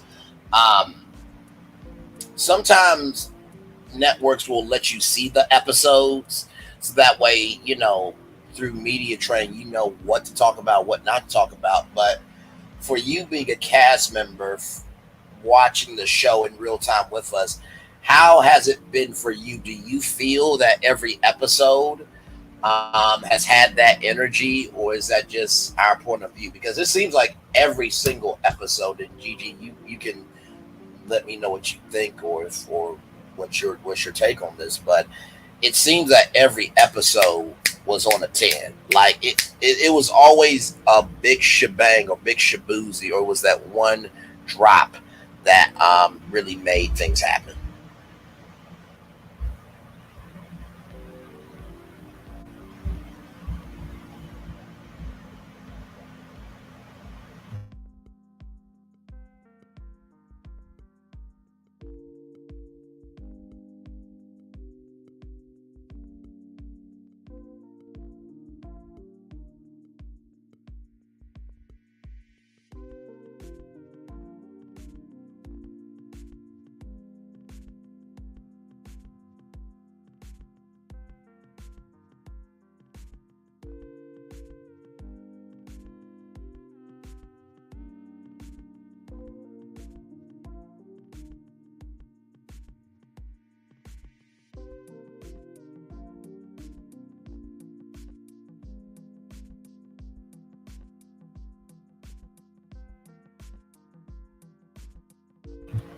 Let's see here.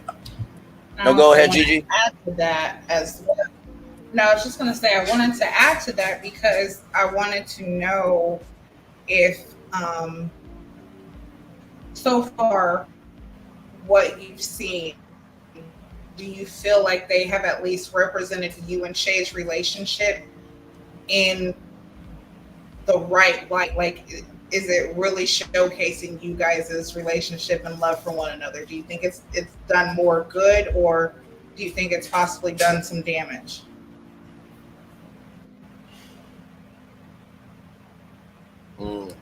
Very good point. None of the men agreed with Aaron's views on relationship. He likes to be submissive and to be dominated. His own words, not mine. D says, Josh, were any of the cast members upset Jody stayed in the house for so long, given the way that she treated Aaron J? All the drama started from the very first night. So when you say that, do you mean the DV situation, or was there some more dramatic situations or energies that we did not see from the first night? I wish they didn't edit so much. I feel like if they kept the show as is, the show would still be very good, maybe even better. Okay. Let's see. That first night was explosive. Yeah, from D. Yeah, that first night was explosive. I'm glad they said Dominique packing. Not at all. They told production story, not ours. Okay, so everybody, basically what Josh is saying is they told the story that would get us to watch the show. They did tell the fullness of their story. And then Josh says here, D, not sure if anyone was upset because we were all cool with Jody. Okay. Interesting. Okay.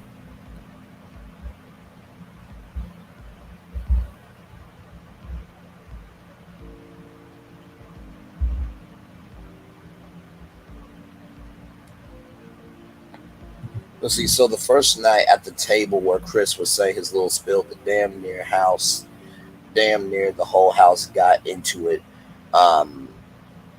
due to that conversation. Really? Wait a minute, everybody?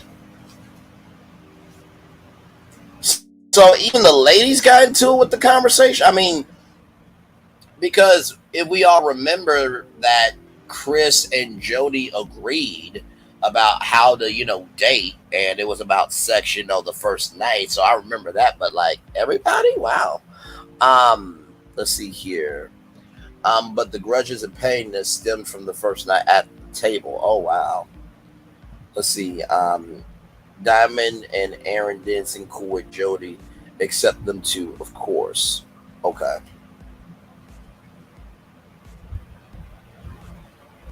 Gotcha. Okay. Child.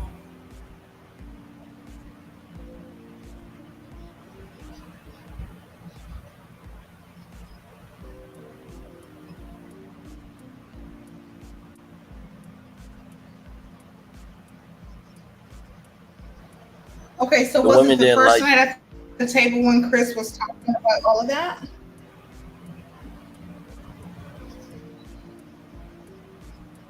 Oh, yeah, she was being a pygmy. Okay. The women didn't like Jody the first night because she would agree with the men on certain points, like that point with Chris. We saw that in a flashback. They started calling her pick me and stuff. That's the first time that Chris and Millie got into it, and Sienna also cussed Chris out the first night. Sienna cussed out Chris? I can see that. Listen, did you see how bad she cussed out Brandon? I mean, I'm not surprised, but good damn, the first night though. Her middle name was Sienna cussing. Whatever. You know what? She I'm was done cussing. with you. Listen. Lord help. I'm just saying. Listen, I'm just saying. Okay. We seen how she cussed out Brandon off shit that. Correct. Wait a second. You get mad at a person because they speak truth about you, and you actually affirm that what they're speaking is truth, and you have done this, it has triggered you, so now you want to cuss them out. Honey, just give it up. Just toss it in. Just there. Wow. So Dominique, no, go ahead. What? No, but I'm just saying that's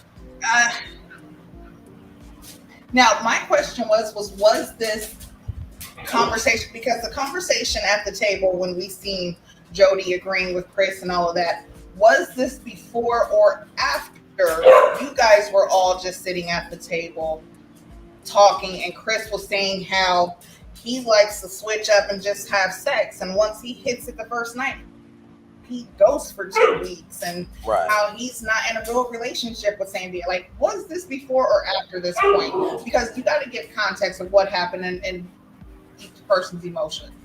Correct. If it was after that, yeah, I'm be pissed off too, because the shit that he said was bullshit. We all know it. Right. Absolutely. Dominique and Big Aaron got into it the first. Context. Was it before or after that conversation? Right. Dominique and Big Aaron, so I'm guessing Big Aaron is Aaron H, got into it the first night. I think Brandon had some words with Aaron and Nick too. D is saying that Josh, I hope you guys reprimanded Chris for the dismissive way he told Sandia, can you just leave? From Josh, Sandia started crying. I actually walked out the room at first, but then, Sandia started crying. I actually walked her out of the room, rather, but then she came back. I think this is to your question, Gigi. It was at the same time they had the whole conversation. The whole conversation was probably an hour or two. Oh, my Lord. Child.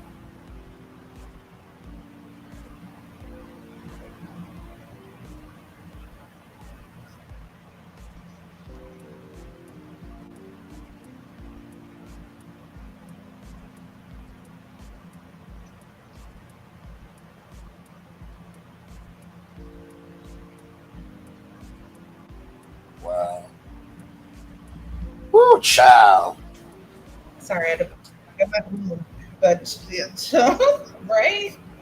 Wait a second.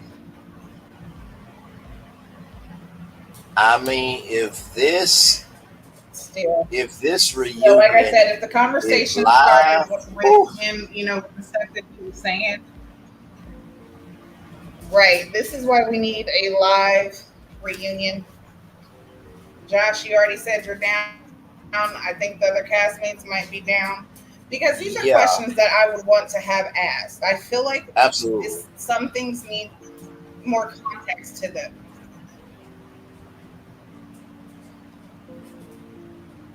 Without question. I feel like we definitely need more context to a lot of what has, come out. Right. But D is saying, thank you for the piping hot tea, because absolutely. We love you. Absolutely, without question. Because you already know, if you hear it somewhere else, it's because you heard it here first. And actually, you guys make sure that you like, comment, share, subscribe to both of our channels. That's my brother, yes, Bailey. please. I'm your girl, Queen C. Hey, everybody. Make sure that you hit the notification bell so that you are alerted every time we post or go live. And we are here. Well, next week is going to be the last week, at least for the Never Ever Met. But yes, we are always reviewing some content. You're always going live, so you'll never miss out. But make sure you're here for the last episode of the Never Ever Met. Mm-hmm. We have Josh in the building. Thank you for coming we do, in. from the show. Again, condolences to your friend. Absolutely. From the show, right? Very, Josh very from the show, the Never Ever Met. No, absolutely. D says Sienna should have cut. Crazy.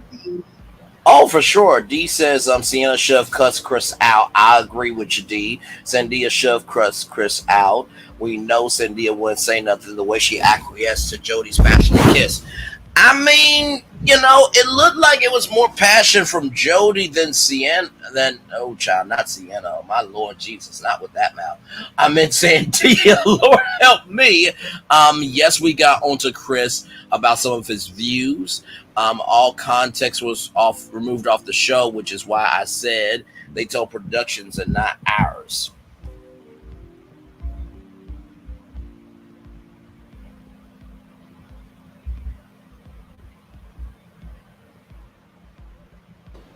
Okay, makes sense. But yes, we need a 3-part live reunion so that we can get to the nitty gritty. Context is greatly needed and would be appreciated. Because, and you guys, listen, we don't know, and Josh, he can, affirm to this, but we don't know, when or if he's going to come in the chat or what tea we're going to get, or, you know what I'm saying, what happens. We don't know. So we always love a great surprise, and we love exclusive info. Absolutely, we do. And not to mention, too, I will say this, right? If you want to know how good a content creator is, don't worry about the quantity of content that they do. Worry about the quality of content, because sometimes the reasons why some people have more exclusive tea than others is because of the environment and the space that the environment is in. Okay, so I just want y'all to see that for what it is. Okay, D says, so as far as we know, there will be no reunion, right? That is what we know as of right now, D. No reunion has been taped or talked about or anything. Josh says, I didn't cheat on Shay or have a baby on her. We weren't together at that moment. I just want to clarify that, LOL. I thought they were showing the show, but it seems like they won't. Yeah, it seems like that, because I remember when you were here on tour with us, you were saying that, they may showcase that in the show.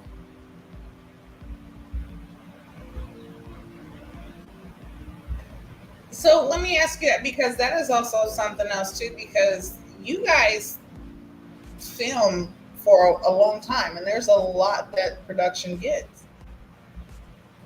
So to see the show and actually watch it as the episodes are coming out, how do you feel about what they are showing? Like, of course, I mean, I know you say you don't like the edits and things, but is there any positive side to it that you do see? Or is it just like, hey, they're not really showing the truth, so it's making it hard to really get on board?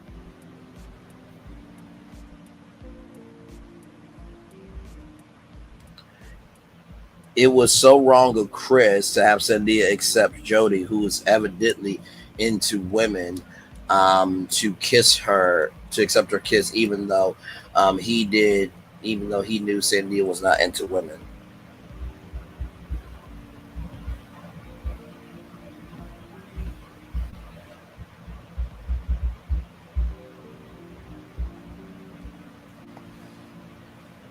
Child. By the way, this was the poll here, Josh. So the question was, let me go to it just to give you context here.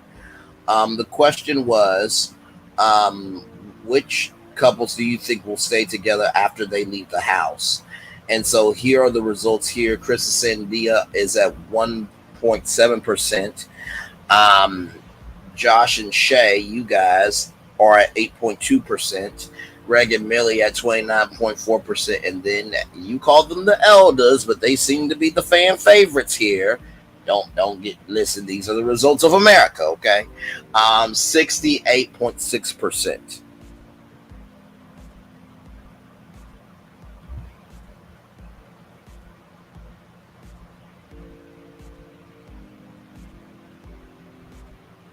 Let me see here. Honestly, it makes it hard for me to fully enjoy it. And from talking to a few cast members that aren't happy either with it. Wait a minute. Wait. When you say that a few cast members aren't happy with it either, you mean the show in general? The energy of the show? Like, what do you mean by that? Because if you're not really happy with it and the other cast members aren't happy with it either, then maybe this does bolster the case for a reunion, because me and Gigi was just kind of just talking to talk, but it may be time to activate a reunion. That kiss situation reminded me of the scene in School Days where when the big brother had his girlfriend to get on with Spike Lee's character. Okay. Yeah, listen, I said this, and I will say it again. What he did, and the fact that she acknowledged that this is not something that she wants to do, she has expressed that that is not something that she is into or likes.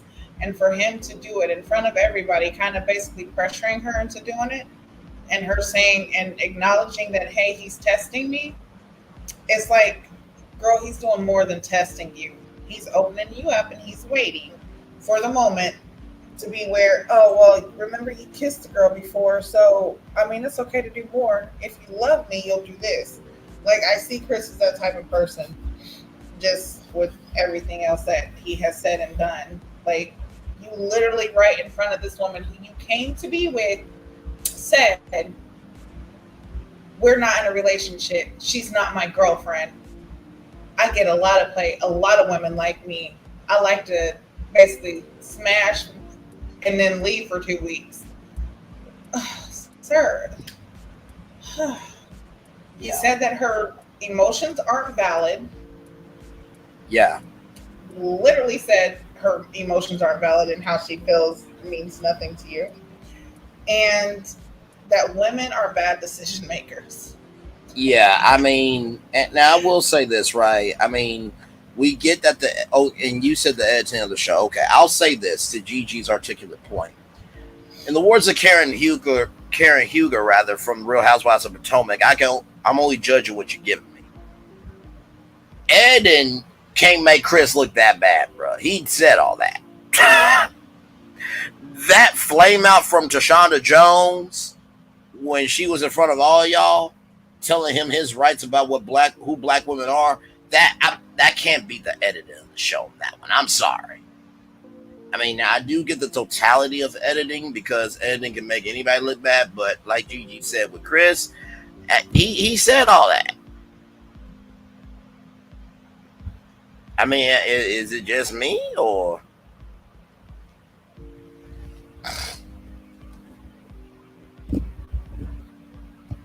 And then what do you think about the results, Josh? You just throwing away. So what? Say that again. Say that again. No, I was just saying, just throw the whole relationship away. Lord help me. I feel like they just did a good job at weeding out relationships with it, but yeah. Right. Josh said even that scene was way more to that, but they cut most of that. Okay, wait a minute, wait. I know. See, this is why we talk over here. Even that scene was way more to that as well. They cut most of that.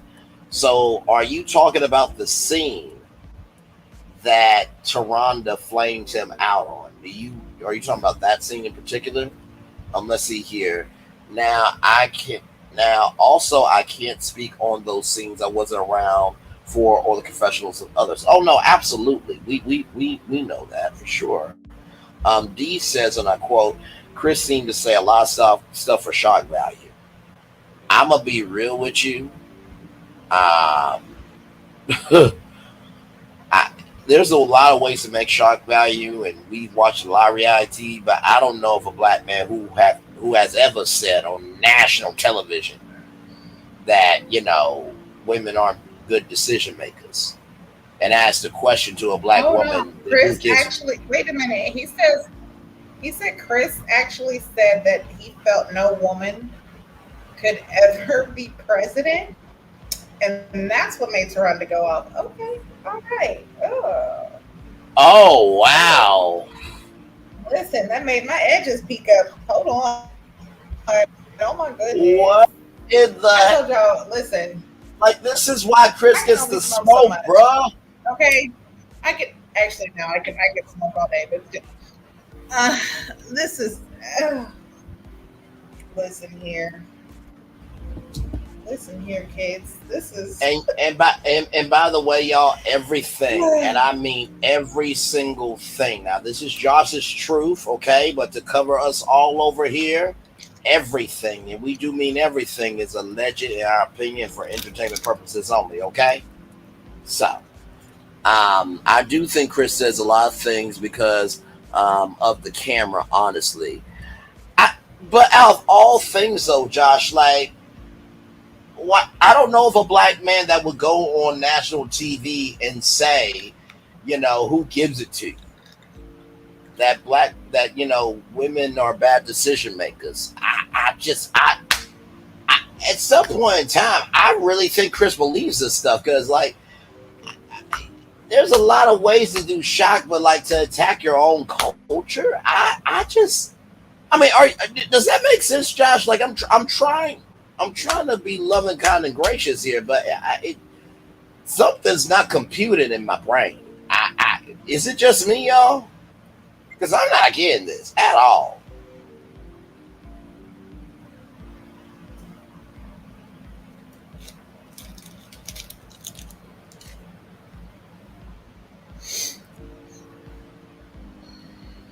Because if Chris said this, I imagine what other conversations he said around the house. Listen,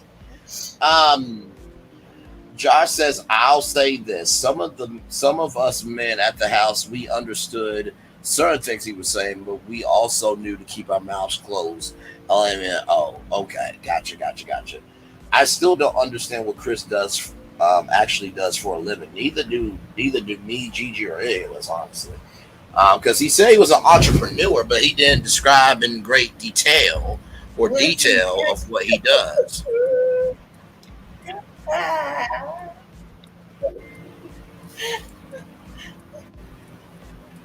He's like Tommy from Martin. Now, we're not going to compare Tommy to Chris. Tommy was actually respected. Tommy is a legend in the sitcom. We're not going to do this shit. Oh my goodness. That's why you're coughing, because of that disrespect. Don't make no damn sense. Hell. Listen. Wrong with you? Listen, okay? Don't nobody know what Chris does, man. All I know is he's a virtual fitness trainer. But what's so crazy is he don't even know what he does, but yet you are wanting this woman who has passed her nursing exam, who basically is already a nurse. You don't want her to work while you figure out what you're going to do. Listen, entrepreneurial shit, I'm all for it. I'm an entrepreneur. But what I'm not about to do is, if I truly haven't figured out exactly what my lane is, am I going to ask someone who's I'm in a relationship with to basically stop working while I figure it out? It's like, no, that makes no sense. And then again, he could have some really, really good shit going. He could stocks, Bitcoin, NFTs. Listen.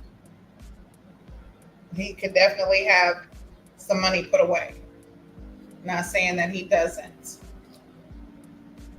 But like I did say before, Chris is materialistic, and he is the type that will use his money as leverage.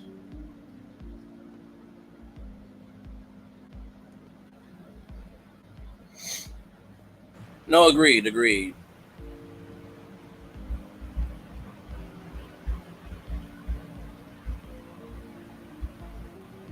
And Chris would hire a woman to do secretarial shit. Get his coffee, teas, close and open the door.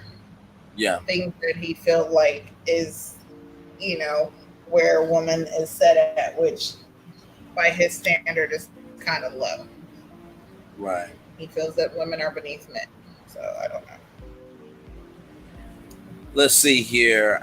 Chris must work with all men and would never hire a woman.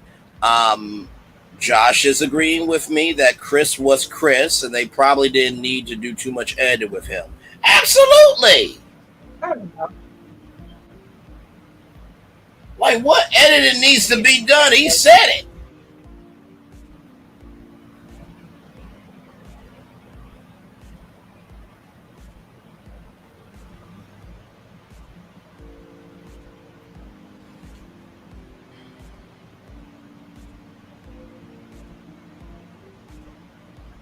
Child. Yeah, Chris definitely. I don't think he needs much editing or touching up on that. Not at all.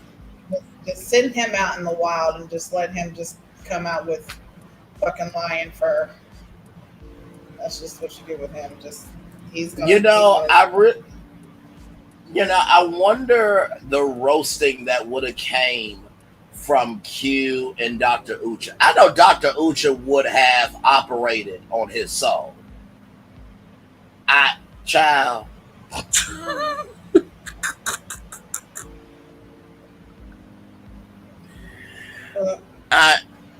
I know she would have.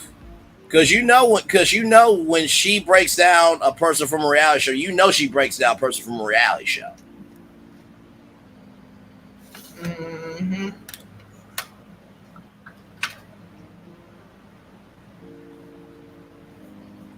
Let's see here. Josh says, I'm not familiar with Haitian culture, so I don't know how much that plays into his mindset. Okay, no, that's true. D, from what I understand, Chris's 8-year relationship was with someone who became a lawyer during their relationship. It appears Chris couldn't handle her appearing to be on the same or higher level. I thought I saw something on Reddit. Now, don't quote me. I thought I saw that Chris had an OnlyFans. You know what? I'm just gonna log out. So I could be wrong, okay? Now I do look at the Reddit from time to time, okay? Okay, well, from what I heard, it was small. So. Oh hell no! You know we're not doing this. No, we're not. No, we're not doing this. Nope, we're not.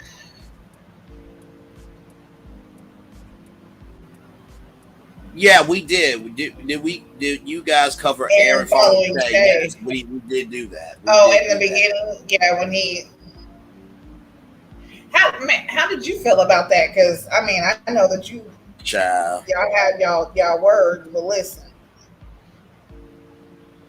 I know. Yeah, he seemed like a protector. Like he was definitely not. Listen, you not for no shit, especially not when it comes to your woman. So yeah, we did talk about that, and me and Gigi both agreed that was a line too far. We both agreed with that.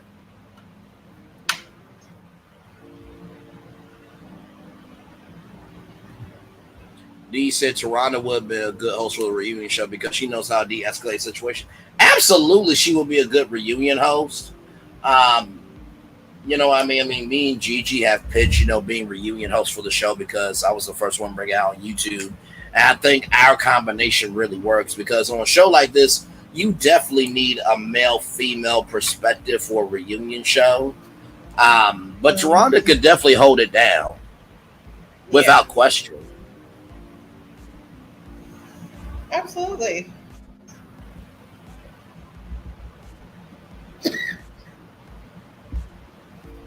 Yeah, Toronto definitely has.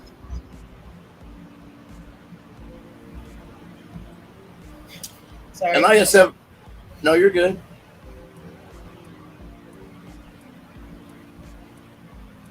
I mean, for her first season, I think she did really well as a host. Because I think this is her first hosting gig of her being the main host, honestly. Yeah, I definitely think that. Yeah, she definitely would be. She did a great job hosting, the season. I think she would be a great host, especially to do a live and get live reactions. That would be the best to get her live reaction. Oh yeah. Who was searching Shay up on the listen? Not the elders. Don't tell me that you said the elders were searching her up now. They were searching for Shay up on Facebook. Why would they do that?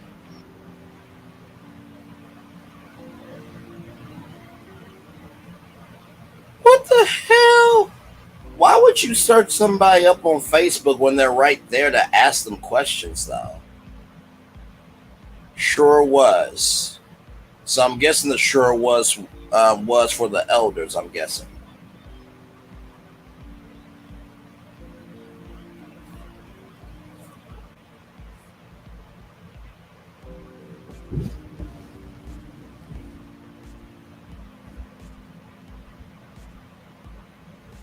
We need Rhonda to host the Last Ray Love reunion. I love nephew Tommy, but okay. No, I got you. Correct. Okay.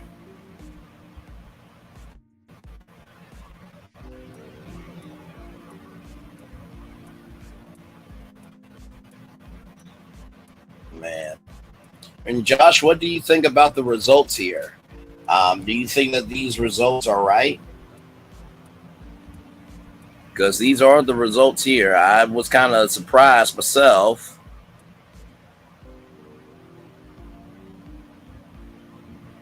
They're doing interviews trying to play dumb, like they don't know why Shay is mad going off. Ooh, child.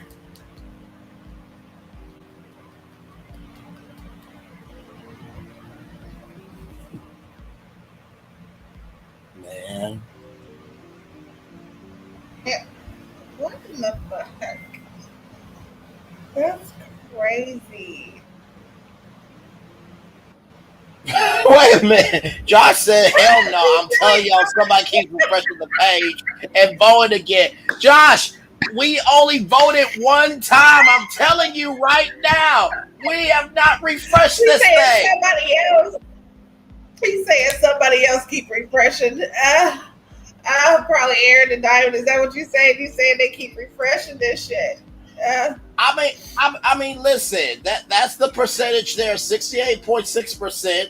Greg and Millie at 29.4%. Josh and Shay at 8.2%, and Chris and Sandia at 1.7%. Like, these are the results of America. I don't know what to tell you.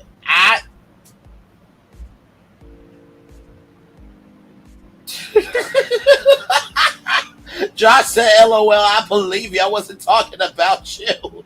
It's Aaron. Lord help me. Yes. See, This damn thing. Oh my gosh. I can't. This damn show we do. Not refreshing and revoting.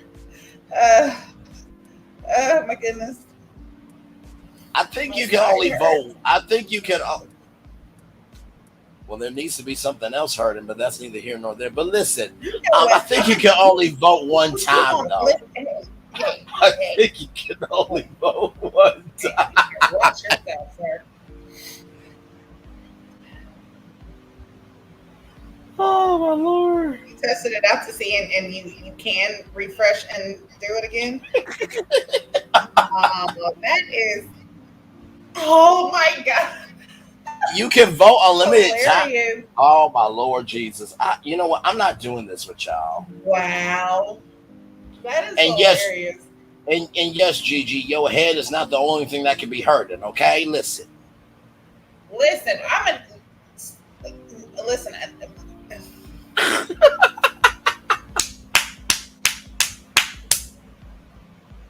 Oh, my Lord. I'm going to say this. Listen. Oh, my Lord. Oh, my Lord. Oh, my Lord. You know what? When my person finds me and we, you know, and then and then it happens. Sure. Then that's when I'll be sore. Okay. Okay. Right now, okay. I am. Listen. Right now, I'm doing my Kegels. I'm preparing myself for person right now. Okay. Oh, my Lord. I've been my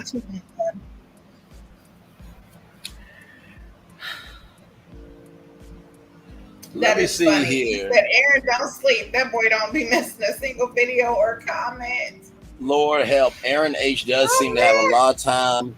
Does seem to have a lot of time on his hands. I wouldn't be surprised if he wasn't in the bushes right now. Well, here's the thing, right? Aaron and Josh both know that my channel exists because, to give y'all context, like I said, I was the first person to break it onto YouTube. Aaron came under my comment section and commented. So he said that was the first video he saw on the show. And then I didn't even know Josh was trying to reach out to me until I just looked at my DMs, because I think Josh was trying to like some stuff of mine. And then we connected on IG. So, and then of course y'all know, that Millie, I interviewed her here on the channel. So, well, here's the thing, right? Like, when it comes to you guys, like, I will message y'all when I do the show sometimes, but also too, I know that you guys have lives outside of the show too, right? So, so I do try to be respectful of that, and he'll probably see the review. But I feel like, and Gigi, you can let me know if you want to disagree with this or not. I feel like for Josh and Aaron H to actually come by our channel, because of course this is your channel as much as it's mine, Gigi. I feel like for them to come to this channel, they have to at least like the vibe over here for them to come over, because we go there on everybody. It's equal opportunity over here. It's definitely a vibe over here. Like, it's definitely a vibe. That is so funny. Thank you. I can, every time I look at this poll, all I can just see is him sitting at the computer refreshing it. Like, if you refresh it one more time, their line's going to be at the white line. I really thought that it was only one time. I am not joking, because usually, like I said, hang on, let me zoom out. I did too. Because when I click this here, once you do see, you can't see it, but let's do it right now. I'll refresh it and see.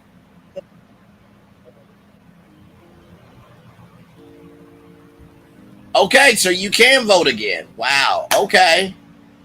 I really thought it was just one vote. Y'all, we have been doing each poll for every week. Have we not, Gigi? This makes it even worse. Oh my God. This just makes it worse. Oh, he really sitting there at the computer just Dymond and Aaron. But this is not picking nobody else. But this is breaking news to my brain cells, though, Gigi, because like I said, have we not been doing the weekly poll and the couples connection for every week? Because I genuinely thought it was just one vote and that was it. Right. Wow. And I think we can mediate a reconciliation between Josh and H. But absolutely. Honestly, I'm gonna tell you, it really is going. We don't know fully what happened, so we have to get context first before mediating. Like, we can't just go in not understanding exactly what it is, and we're getting context. So thank you so much, Josh, for context. Yeah. Of Absolutely. Some of the things that was going on. And also too, thank you, D, thank you for believing. Actually, you know what? Let me come on camera. Thank you, because I think that this deserves an on-camera response for real, because you did not have to say that. Hang on, let me get myself together here. Okay. Thank you for saying that you believe this channel can be a reconciliation between Josh and Aaron H. Because I think that goes to show what me and Gigi are about together and as individuals, that this is a part of life, but it's not everything. Mm-hmm. And I truly do believe that nobody in the cast is a bad person. Now, they might be a bad person based on what we saw on the show. Now, Chris, I don't know. I would have to get to know him for him outside of this thing, because from what I've seen, brother, I don't know. And that's just being honest. But from the offset, I really don't think anybody on this show is a bad person. And if we can attack the issue, not the person, understand that life is bigger than this at the end of the day, y'all all are black. All y'all can get pulled over. All y'all could not be here. So as long as we have that foundation of understanding, I think anything is possible. And D, thank you very much for not only saying that, not only believing that, but having enough energy to give that publicly, because you did not have to say that. So thank you very much, D, for that. And also, too, the content creators, if somebody believes in your channel enough to say that, you honor that energy, okay? Because nobody has to say anything nice about your channel. That's just a pro tip. Josh says, and I quote, "I will say overall, I don't have an issue with him."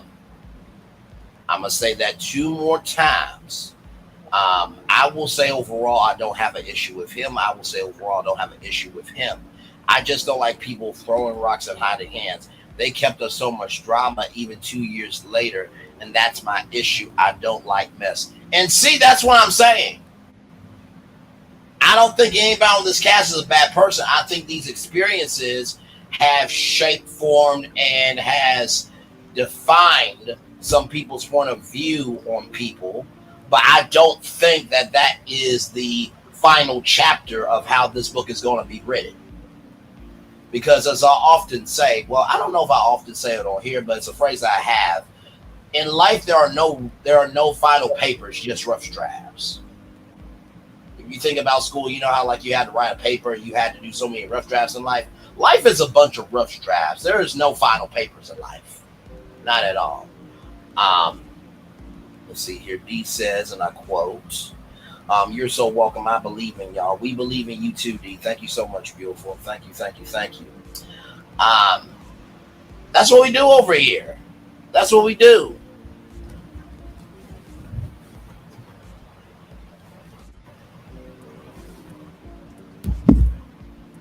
Yeah, that's what we do. That is the whole point of our platform, you know. Yeah. Is creating that space to even have the possibility to bring, you know, people together who might not, you know, might be button heads. Right.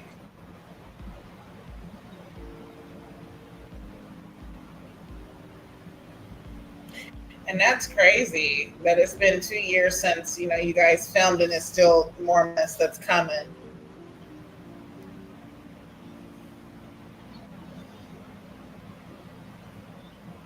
Now, listen here. We are equal opportunists over here. Anybody can get it, okay? We let it be known what's what and what's not. Like, and you know, of course, it's just our opinion.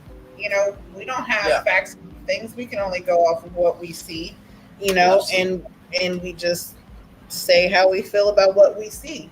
Now, the difference is with some people and other content creators, the difference between, like, you know, Braylon and I compared to them is the fact that we actually have a background. We actually, you know, understand production and we understand what it, you know, what entails to putting a show together. And absolutely. Having, you know, editing and talent and time and, you know what I'm saying, what it is that you're, one thing that we do know for sure is anytime, even it doesn't matter what the show is, you can think one way that the show is going to go one way, but it always, and this is what movies too, it's always on what the director wants it to be and the producer. The producer might not even have much say as the director. They're going to shoot it how they want and they're going to show it how they want. Absolutely. Because even though the idea and the concept was one way, that doesn't mean that that's what it's going to end up being.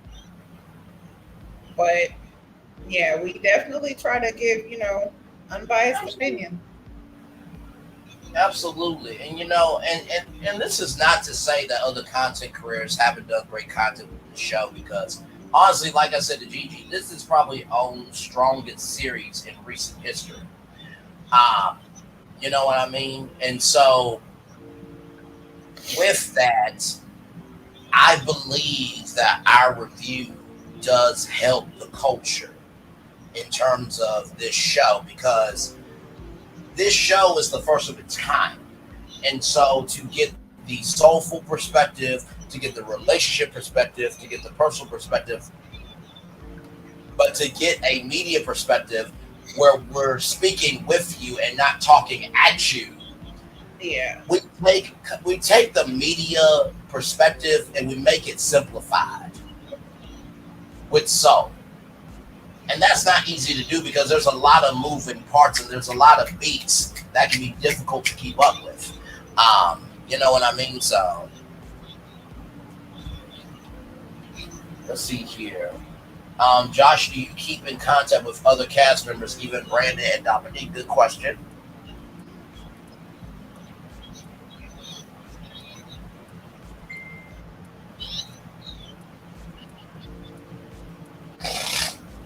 keep in touch with most of the cast. Okay. So let me ask you this: how are y'all feeling before the 10th episode?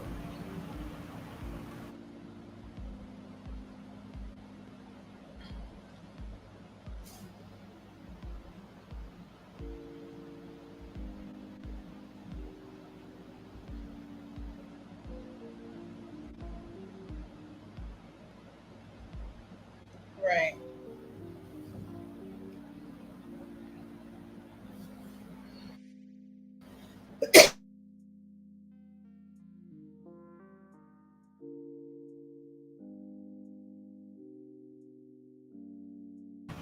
I think most of us are ready for it to be over. Okay.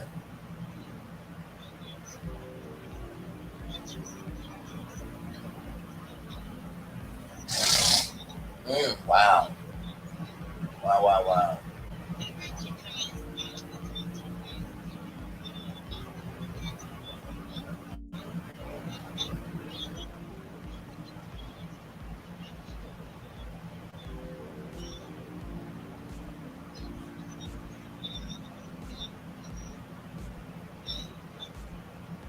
For me, I'm ready to be over so I can tell my story since the story ends. Okay.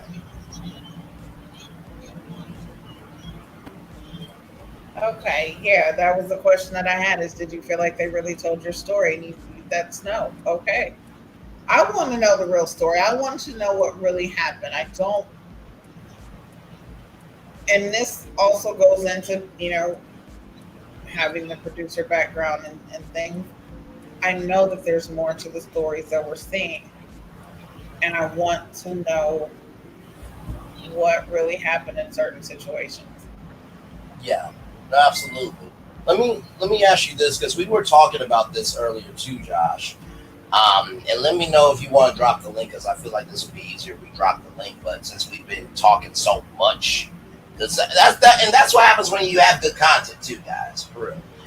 We were talking about this earlier, Josh, and we were talking about spinoff shows.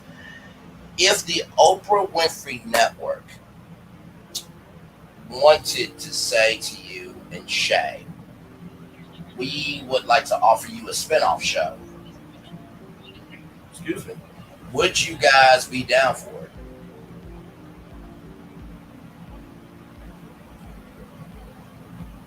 Because me and Gigi both said that the only two couples that could hold it down and capture an audience would be you guys, and then as you call them the elders, but Aaron H and Dymond.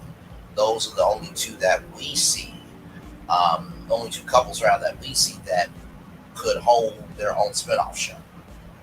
And I feel like everybody else would probably be on the Never Ever Met's The Single Life as a spinoff show.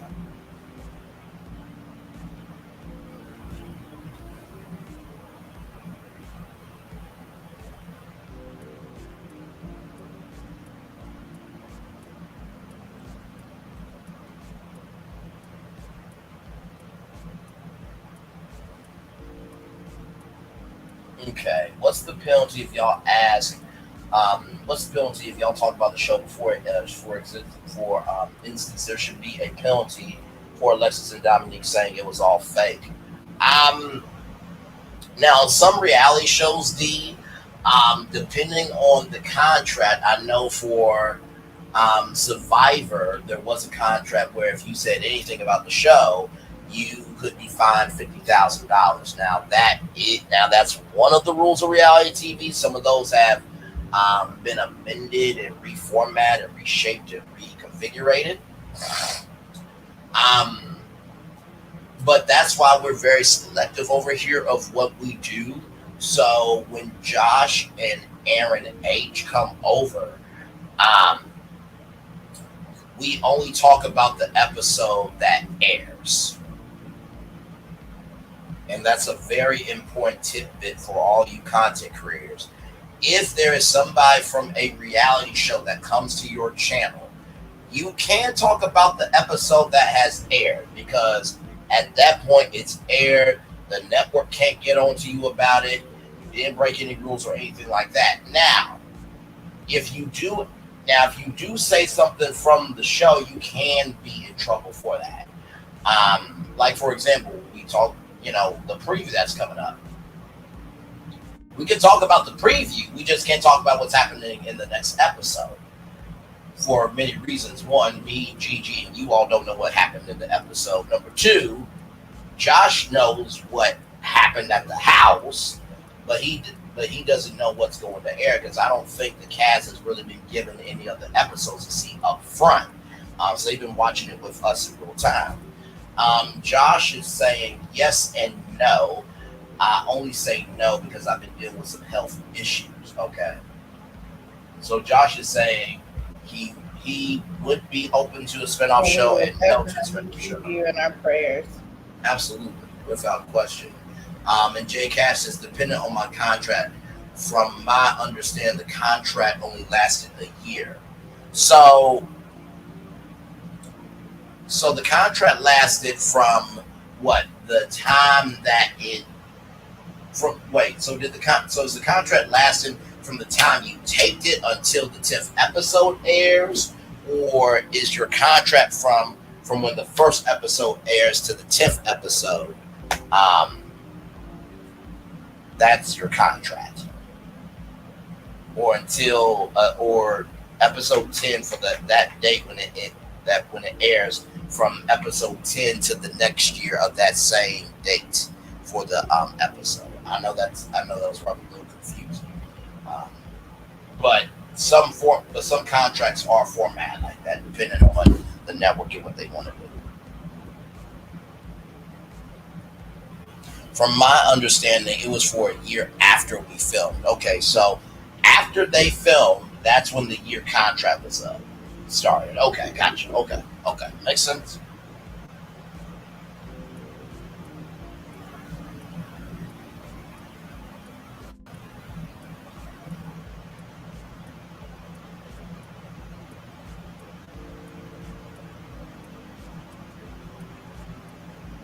Let's see.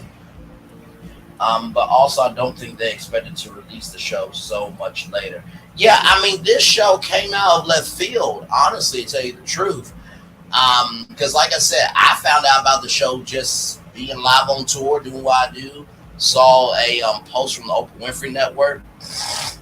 And then I did a live the same day and posted a video about the show the same day that the live came about. And went from there. So we were told the show can be aired 6 months after we filmed. Okay. Gotcha. Okay. Well, I mean, listen, it came out at the right time. Like I said, this definitely has a lot of traction for sure as a show. I mean, I definitely see a season 2 in the works. Yeah. Without question.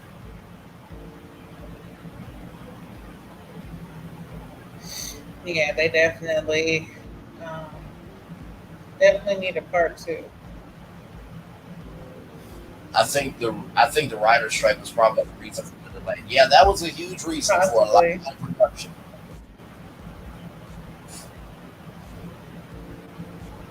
Yeah, the writer's strike had a lot to do with a lot of it.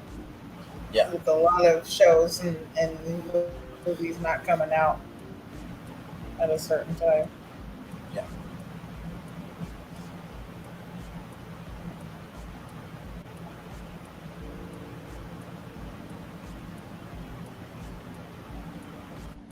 Josh, if there was a season 2, oh yeah, let me drop the link here. And thank you for being so loving, kind, and gracious to be here too. It is not. Let me tell you something. It's not lost on me and Gigi for any of the blessings that happen to our channels. It's not lost on us at all. Because at the beginning, middle, end of the day, whether you want to admit it or not, y'all, this is work. Okay? If anybody says it's fun, it is, but they lied to your ass. It takes work to do this thing, okay? I'll let you know that right there now. You know what I mean? So me and Gigi just make it look easy. Listen. Right. J Cash, did Tarana talk to y'all much about her time on Empire? That's a good question because, like I said, that was the last big gig that we all saw Tarana in. Yeah. Did you get the link? Yeah, I pinned it So to the maybe top. you can answer that question. Yeah, all you have to do, Josh, is click the link in the chat or pin or the link that is pinned.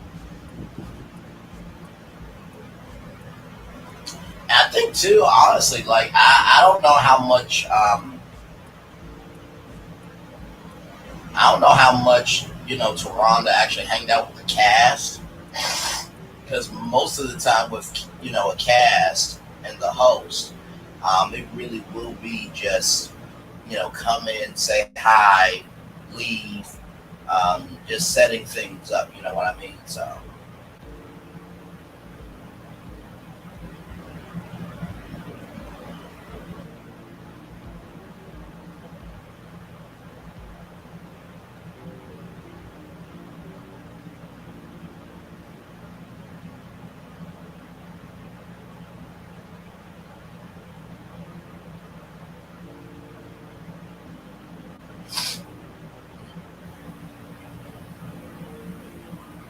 Hey, 5 people, welcome in. Glad to have you here. We're going to take a little commercial break because we have been on here for a good while. Josh is in the chat with us here. Oh, Josh is on the stage here.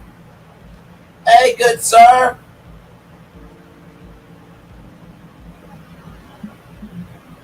Hello, mic check. 1 2 1 2 1 2. Hello. We can hear you a little bit. Hang on, let me stop the screen so we can get everybody up here. Oh, listen, let me turn off my fan so I can make sure. Hang on real quick.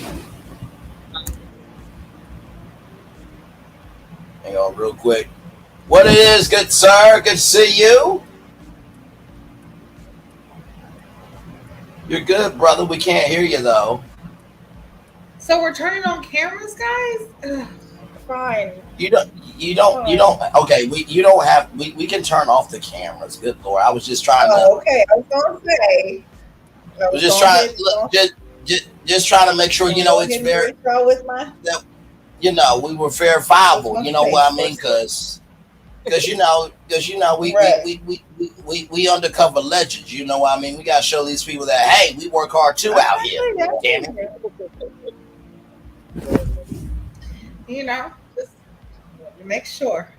No, all good, Queen. All good. So maybe if you could put the phone up to your mouth, Josh, just so we can hear you a little louder. Yes. Can y'all hear me now? Yes, we can, good sir. How are you? I'm doing all right. How y'all doing? Doing good, good sir. Doing good. And thank you for being so gracious. Like I said, you and Aaron H and Millie as well for coming through on the channel. It's been really, this whole show has really been a blessing because when Millie was here, she actually didn't want to leave the channel. She said, listen, I got schoolwork to do, but I'm here. And yeah, Millie's a good person. Yeah, she really is. She absolutely is. And I wanted to respect Owen's time because it was only 20-minute interviews. But I feel like the reason why I've gotten along with you three so far, and I probably will get along with everybody else, because it's like what you said, Josh. I keep it real with all y'all. Like, I love y'all, but also too, I love being honest too. But I also give it some soul, some grace, and some damn respect. So. And like I said, I think the main thing with a lot of us with the show is we initially expected a lot of conversation to be had from this experience from the show. Sure. Like I said, the way it was shown on TV is not how we thought it was going to look, because like I said, we had a lot of very good conversations that was needed to have just in our community, that a lot of uncomfortable conversations that we don't talk about a lot, and we addressed those on the show. So I do hate that they didn't show that type of positivity and those messages that we really had on the show, because that's what I expected to be shown. And then, like I said, now I see it, and they focus more on the mess and the drama, which, I mean, I guess I understand it, but I just expected it to be a different thing than what they would show. Yeah, no, absolutely. I mean, it's been a lot of real topics that has been covered. By the way, everybody, we are live on tour. Josh from the show that Never Ever Met is live with me and Gigi on tour here. Like, comment, share, and subscribe. He's been into the chat, very loving, kind, and graciously giving us his time, energy, and space to answer some of our questions live here. He's up with us now. You know, like I was saying, you know, from being, you know, molested and raped and mental health, and it really has shined through a lot of serious topics. I don't think we've seen really, not just in reality TV, but in Black reality TV. It seemed that this show, for what it was, even though it may not have produced the story that you guys wanted to see, it does seem that this has really hit many nerves, because I've never seen the realness in a show like this in quite a long time. Yeah, it's been entertaining for sure. And like I said, I've been kind of big on podcasts anyway, just watching different podcasts and just seeing different mindsets and perspectives from different walks of life. So I was interested in watching these anyway, and then to see that y'all was reviewing our shows, it was a plus. And like I said, I've watched a few different ones, but y'all are one of my favorite ones that I keep coming back to, because like I said, I just like that y'all actually talking about what the show is about and not just the messy part of it. Because like I said, there's so much more than Black folks in the mess and the drama that we're constantly portrayed as on TV. There's so much more to that. And I'm glad that y'all seeing past that and just going to the pure focus of what these conversations and these moments were. Absolutely. I mean, like I said, shout out to production for bringing in actual experts that look like us. We try to bring to be able to handle it. No, go ahead, Gigi. I'm sorry. No, I was just saying, you know, thank you for, you know, acknowledging and actually even liking our channel and being here with us, because you come through a lot. We appreciate it, and absolutely love the fact that the transparency that you bring, like, you let it be known, like, hey, from what we have seen from you on the show and how you are even here on the panel, like, you are definitely, you're one of the realest. And I root for you and Shay. Okay, I don't know what the deal is now, but I absolutely root for y'all, because I feel like y'all were the most genuine connection out of everyone. Yeah, I think honestly that's where some of that drama / beef comes with the elders, because I personally feel like, because they had their little 5 years, I think they thought they was gonna come in and they was gonna be the most solidified couple. And then they ran into me and Shay, and they see we were more solid than them. and I don't think they're still too well with them. But and like I said, they try to tarnish our relationship, say it wasn't real, say it went together. And people don't understand, like, the bond that me and Shay had, that's not fake. That's something we can't fake on TV. I mean, you can't fake to like somebody the way me and Shay did on the TV. That was real. Like, those feelings that they have each other, the connections we have, that's real. That 12 years. I said, yeah, we wasn't together consistently 12 years. I don't know why they chose to kind of edit it that way. Like, we let everyone know it was on and off for 12 years, so we wasn't consistently together. But our bond and our connection, like, that is real. It's been that long. It's been 14 years now at this point, but it has been that long. And that relationship we have, that bond we have, that's real. And I think everybody can see that on the show. Like, there was no faking it. Our chemistry was genuine. Oh, without question. I mean, those 12 years or 14 years now, like you said, that time could have either ran you guys or you ran the time. D is asking 2 questions to you here, Josh. By the way, shout out to you, D, for your energy as well. Been great all night long. Josh, first question, have you gotten more tattoos? Because for those of you who watched the episode, there was a Luna and Soul Yin and Yang tattoo. But no, I actually don't have any more since then. Like I said, I've been having some health issues, so it's been recommended that I hold off on that for right now. So I've been having to put the needle away. So I don't have any more as of right now. Understood. And then another really good question here. Have the experts followed up with the cast? So has Dr. Ali, Dr. Rami, have any of the experts that you guys have been able to talk to Have you guys had access to them after the show, or when the show has, or since the show has came out or on? No, the only interaction we have with them is what y'all see on camera. Outside of that, I don't know anything about them. I don't know their social media handles or anything. We haven't talked to any of them since. Yeah. Okay. And I think somebody did ask a question about Taronda. Yes. We didn't talk to her much about the show. Like most of the time, whenever we seen her is when y'all seen her when we had a little activity or something, or when she come in to announce something. That was about the only time we seen her. I never watched Empire, so I didn't know who she was I could give you a funny story about that. The women, they were actually at the house the day before the men got there. So they had the whole day there. So they had already met Taronda. They knew who she was. So my first time meeting Taronda was after that first night when the whole Dominique and Lex situation happened. And the lady came in and she was like, "Where's Alexis?" I honestly thought that was Alexis' mama. I had no idea who she was, and I thought she was her mom. And I was like, "Damn, her mama got here quick as hell." And Wait a minute. You thought Taronda? Hang on, Chad. I'm sorry, Gigi. You ain't got to turn on your camera for this. But I'm just like, hang on. You don't got to turn on your camera for this. You don't. But I'm going to. Excuse me. What's up? You thought Alexis' mama with all of this? No, and because the hat game and the shape of her. You thought that was her damn mama? I thought that was her mama, and like I said, and the reason why, like I said, when I tell you I do the interview with y'all, I'll give y'all the whole rundown of everything. But that night before, Alexis was, when she was getting into it with Nick, she threatened about her brother and dad was gonna come up there and beat his ass, do all this other shit. So I thought she called her mom, and I thought her mom pulled up shit.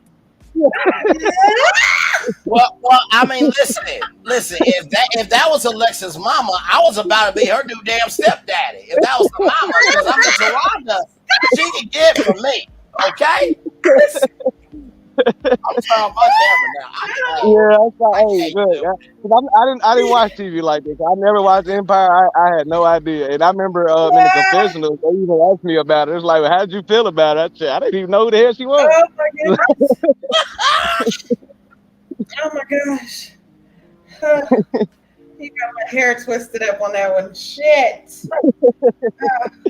Yeah, that's a little funny story. Yeah, they had to tell me who she was. I had no idea. Not Alexis' mama, though. I mean, listen. I gotta wait a whole year for Mother's Day, but damn it, she could become a mother. You know what? Let me stop. Oh shit. Stop. Oh my But goodness. the few interactions I did have with Taronda, though, she really is a cool person. She's very talented. She does a lot. She can act. She can rap. I think she does a lot of good stuff. So, she was cool for the times I did get around, and she was actually pretty funny. But so I didn't have any issue with her. I just didn't know who she was. Oh my Lord Jesus. That was hilarious. D says, "Please don't ever say that again. Toronto would kick your ass." Listen. Honestly, I'm not going to sit here in front. Like, Taronda really was a good host. Like, she did not forget her blackness. She didn't forget her experiences, and she really allowed herself to be. She allowed herself to be real. Because when she said during that Japanese bondage experience or that workshop, "Not you moaning in my ear," I'm like, oh. Oh no, she was very funny. And actually, you can tell another story about that. After we did the hot seat scene, we asked Taronda would she get in the hot seat so we can ask her questions, and she agreed to do it. And of course, all the questions was about her and the guy from the bondage. Wait a minute. What did she say? Oh, she tried to blow it out. She didn't want to get in that hot seat. She didn't want to get in that hot seat. It got too hot for her in the hot seat.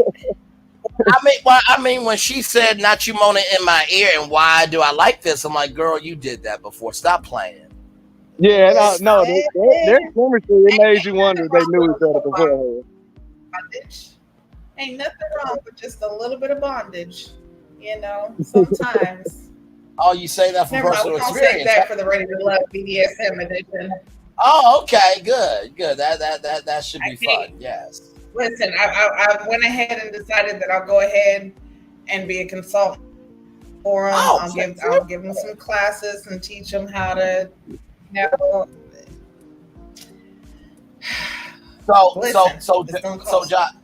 So Josh, to give you a little context, we review Ready to Love, and that's where I met Gigi, Dr. Ucha, and our main man Q.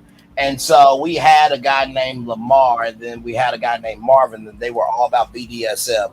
So I just said one day out the blue, as I often do, say things out the blue. I said, Ready to Love BDSM edition will be coming to Discovery Plus very soon. Now, it's a joke. It ain't happening. But, you know, saying that and then Gigi being in that world, that's how the joke came to be. So, you know. So that show is not coming out, everybody. You don't run to your YouTube channel and saying that Ready to Love is coming out for new season. Okay. I'm not a Jody sexologist. I'm not for pretend. You know, like no. Listen, I'm real. Okay, it's real. I think the best outfit Listen, no, I think the best outfit that I really liked of Taronda's was the one in all black with the bustier. Because listen, I got a feeling Taronda know how to crack a whip. You know, just and those red lips. I'm just saying, Taronda, listen, I feel like you got a side to you. Okay, I could be completely wrong. Listen. Josh, have you kept up with Taronda? I saw her on Sherry, and she says she has a boyfriend. You know what? We've been cool all night. See what happens when you work with black people. You didn't have to say all that. I just gave a compliment on this black woman and her figure, and you said you know what? I'm going off camera.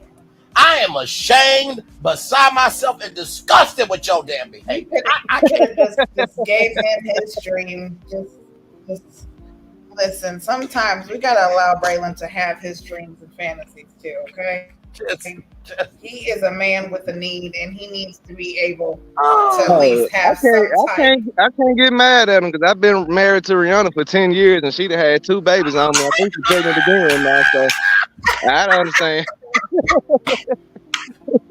She embarrassed me on live TV at the Super Bowl. She was pregnant on the Super Bowl. Just embarrassed me. And let's just be real about it. I think men and women both have that mindset. When you see a celebrity, I've been married to Shamar Moore ever since Brothers. See, I've been married to Shamar Moore ever since way back when. See what I mean? Everybody acknowledged me not one time. And see, everybody has that celebrity crush where even though you know it's a joke, your partner knows it's a joke, and everybody else knows it's a joke, you'll look at it and be like, I know Jill Scott was not on that microphone. I was supposed to be the damn microphone. We're going to have a conversation. So, Lord help me. But you know what, though? I will say this. I'm glad that she does have a boyfriend. She seems like a person that would be a really good partner in a relationship. And honestly, to tell you the truth, the way she handled that show, I believe she has a partner. Because that, the thing about hosting is that is a unique skill set. And for this show to be the very first show to do this ever, she did her thing. Hey, little Paulette, I did she really did do a good job because I watch it on TV like y'all, and I would just hear her give certain advice to certain people, and it make you wonder, like, for her to be able to respond so quickly and give those responses and to give good responses on top of that. Like I think she did a good job too. Yeah. Hey, little Paula, welcome in. To actually be at the house and seeing everything going on. So for her to catch some of the stuff that she did catch and speak on it, that says a lot about her skills as a host. Absolutely, without question. I really think that they have a franchise here that could work for years to come. If Taronda wants the gig, she can have it. I feel like I feel that she has what it takes to be hard when it's necessary and to be soft when it's needed. And that's not an easy line to carry. It's not.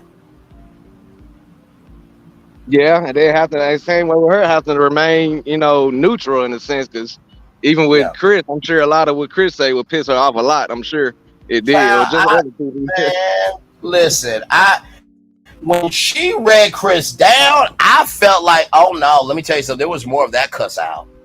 There was more of that cuss out we did not see. I Oh promise yeah. you. That hot seat was hard. And like I said, yeah, Chris, he went on a good little spiel about a bunch of different stuff. And like I said, it's not because me and Greg talked about it. It's not that we disagree with a lot of what he said. We understood what he was trying to say, but the tone and how he says and how blunt and directed it comes off the wrong way.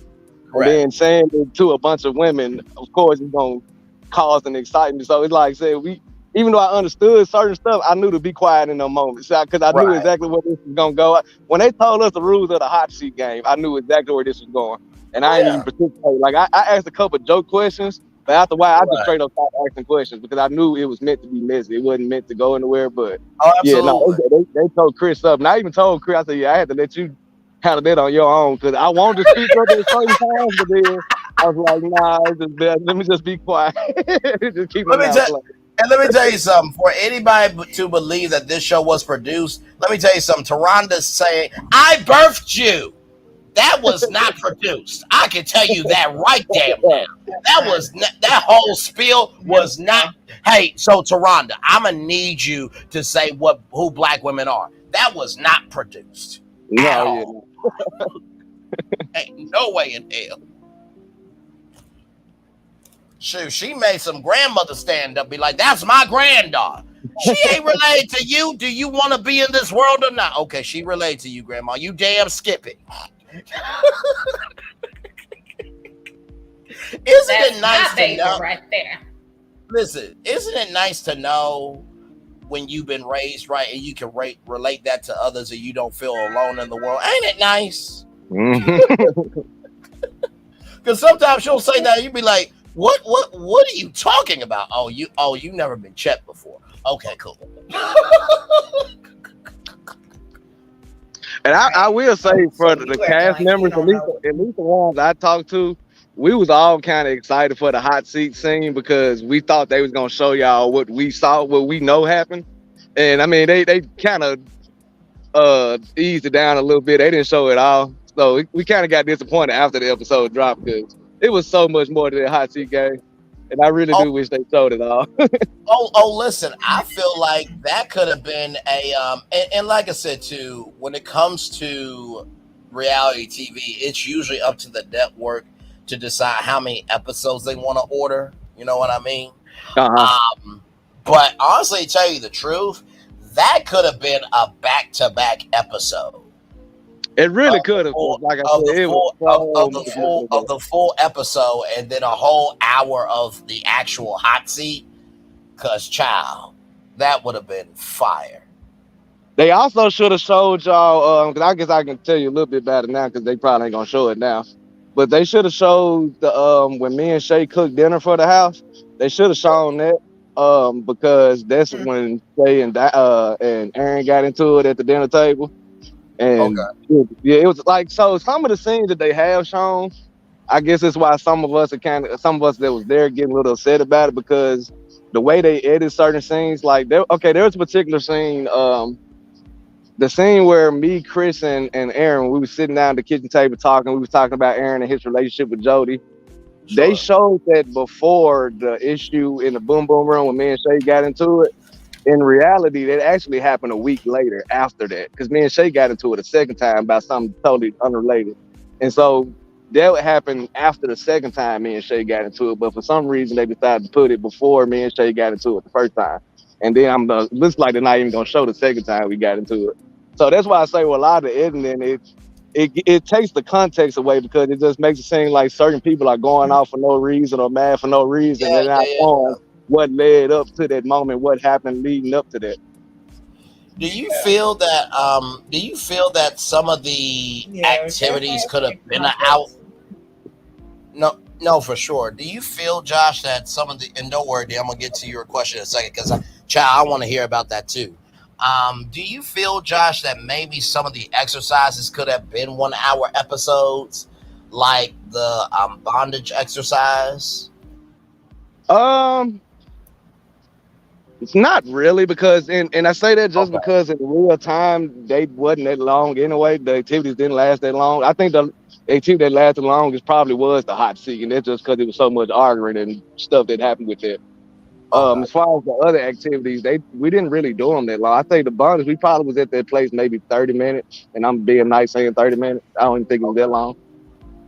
It was a fun experience, and I know a lot of people I've seen come in saying, about all the activities are sexual, and I just want to say on the outside it can look sexual, but that actually wasn't the point. It was more about just being vulnerable with your partner, trusting your partner, taking the leap of faith. It was other things that was the point of that. It just happened to be a sexual activity. Honestly, to me, I felt like all the activities, and Gigi, you can give your take as well. Honestly, I thought all the activities were really more about intimacy than sexuality. Right, and that's exactly what it was. Just about just finding your vulnerability with your partner. Like I said, we just meet for the first time, being able to open up and trust. Like I said, being tied up, I have an issue with being tied up. I've never been tied up before, but it's just something about being bondage that it don't sit right with me. I don't know, it's my ancestors, I don't know, but I'm not too fond of it. But I was willing to try that to say. Now, luckily, she's the one that wanted to get tied up, so that was perfectly fine. But I was at least open enough to at least try it with Shay, even though I wasn't that comfortable with it. But I was open enough to try, and I think that's what the activity more so was just getting yourself comfortable with your partner and opening up to them. Yeah, without question. Did you have something to say, Gigi, before I go this question from D? That's exactly what it is. It's a team building. It's trust. That's what I'm saying. It's about building trust. It's about, like you said, intimacy. And a lot of people who think that intimacy is all about sex don't understand what intimacy really is, because intimacy comes before sex happens. Yeah, same way with like where everybody makes a joke about me and constantly in the boom boom room. Like, even though we was in the boom boom room, we wasn't just having sex the whole time we was in there. We was bonding. We was playing games together. We was talking. It was like what we do on the phone, just in person. It wasn't just about sex. This was our time to actually physically be around each other. And the chemistry we have on the phone, we can translate it to in person. And that's what a lot of that was while we was in the boom boom room. It was just a reason to get away from everybody else. That was the main reason we go over there, to get away from the rest of the house. And I think people really do miss the fact of, like, guys, if this was just about sex, the show wouldn't last. Right. This is about 7 couples, 7 black couples at that, who have never met in real life ever. So they had to create exercises and experiences to create an intimacy that has never been there before. So, it is what it is. D is asking, since it's over, D, you learning from this channel, aren't you, girl? I see you. Since it's over, can you get some tips about what we missed from the hot seat activity? See, she learned the loopholes. Let's see, what kind of little insight. So like I said, when Dymond and Aaron got up there, like I said, that went a lot longer because pretty much the whole house got on them. And that's when everything kind of came out. Because at the time, Taronda didn't know anything about the quote unquote threesome scandal. So she was just finding that out at that moment while we was doing the hot seat thing. Let me get this out the way too. The whole threesome thing. Okay, so first off, the reason why it came up in the first place, me and Shay actually told the house. No one knew that Lex was in our room. Me and Shay told everybody in the house 2 weeks later. The issue was when me and Shay told the house, it was the same day that Shay and Dymond and Aaron had got into it. So Dymond, being petty, just went up there and called Alexis. I guess told Alexis that we said a whole bunch of shit about it. Then Alexis said whatever. And then that's where this shit come up from. What the TV show doesn't show, and we addressed it at the hot seat, which I thought they was gonna show it, which is why I didn't say anything yet. But Dymond actually came to me first about the situation, and she asked me about it. I told her what happened. Wasn't a big deal. She even said, I knew the girl was lying. She was lying, blah, blah, blah. She left me and went straight to Shay and told Shay what happened, whatever that scene happened. And then that's when we go to the boom boom room. So like I said, I did tell Shay about the threesome conversation. Shay did fall asleep when the threesome conversation come up. And the threesome conversation literally was, Alexa said that she thought that the reason me and Shay invited her into the room was because she thought we wanted to have sex with her, some shit like that. And I told her then, I was like, no, Shay's not attracted to women. That's not the intention. That's not what it was. And that's literally what that conversation was. Going in the hallway, y'all can't see it on the camera, but the wash and dryer's right there. It was literally just me moving my stuff from the wash into the dryer. We probably was in the hallway 5 minutes, maybe. It wasn't that big of a deal. But I did tell Shay about it the next morning. So when Dymond approached her 2 weeks later, Dymond told her that Alexa said that I tried to fuck her in the hallway. That's what confused Shay, because I did tell Shay about the conversation. But this I tried to fuck her was new news. So that's why Shay reacted the way she reacted. And I reacted the way I reacted because I'm like, I could have sworn I told you. And she was like, no. And then that's when we were talking about the fucking thing. Like, that's news to me. So that's why I got caught off guard. Because I'm like, where did this come from? And then when Dymond walked in, you see, I looked at her. That's when I put it together. Oh, okay, now I see what's going on. Now I see that this is some dramas getting set up. I found it then. At the time, Shay didn't know that Dymond came to me, and I didn't know that Dymond went to Shay. So that night, me and Shay talked about everything, and that's when we figured out what was going on, and that's why we just squashed that shit. We weren't gonna let them try to fuck that up, and we just moved on from it. So I was hoping that this episode this week would show all of that, but they didn't. So since they didn't, I'll just fill y'all in on that. No, understood. We appreciate the context. Like I said, anytime that we can gain context to move forward in a better fashion and energy and space, that's all we can do. Lil Paulette in the gang, who is also a content creator as well. Like, comment, share, subscribe to her. By the way, Tea with the 3 will be tomorrow night at 8/7 Central right here on YouTube. Lil Paulette, I know you got the link there. I told Sassy's crew, and she said he'll be on my channel, but we'll get that solved probably Sunday too, as well.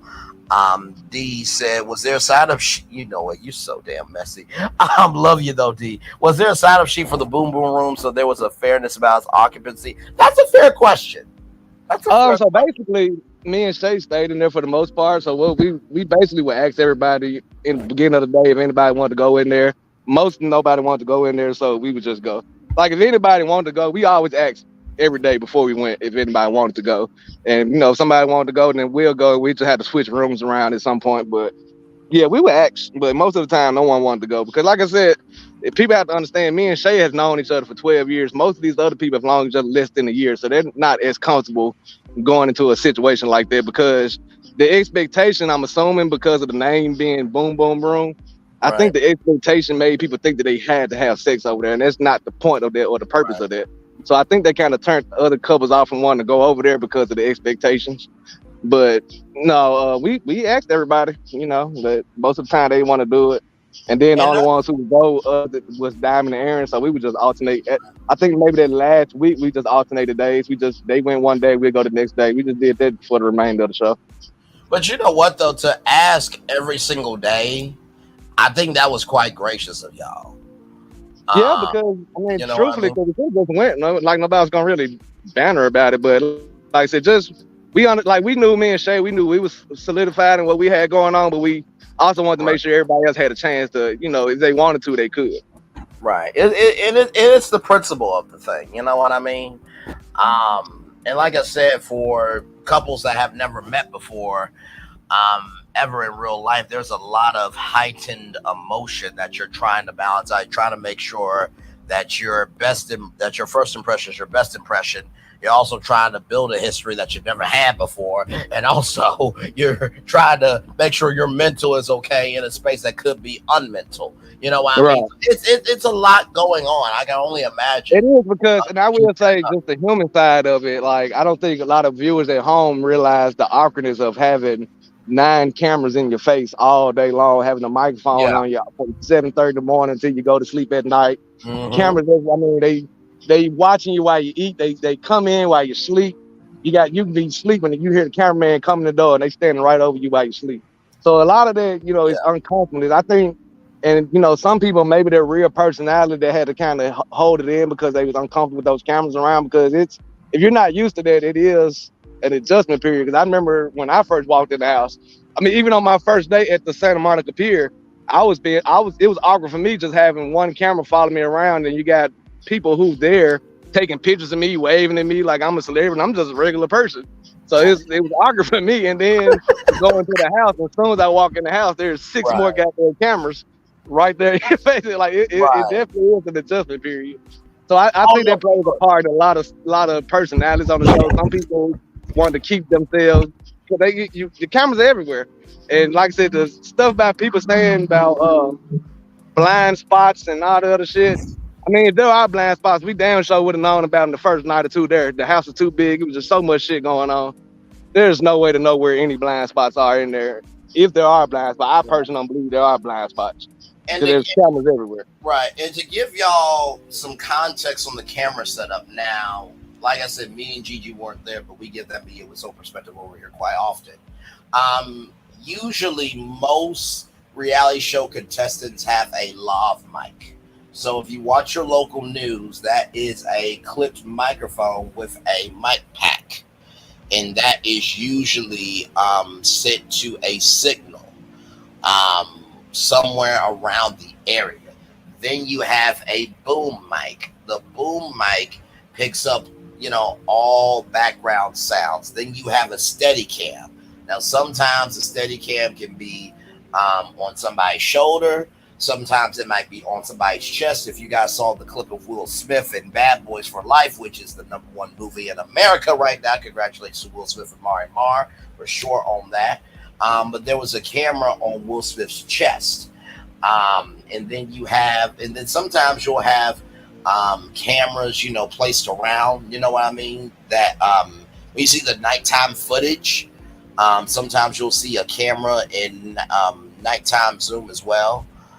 So those are just some of the cameras. Am I right, Josh, on that? Some of the cameras that were there? Yeah. But then, like I said, you have cameras that's stationary throughout different parts of the house, and usually be in a corner somewhere on top of a cabinet or something. Microphones everywhere. I found the microphone in a bush by the jacuzzi.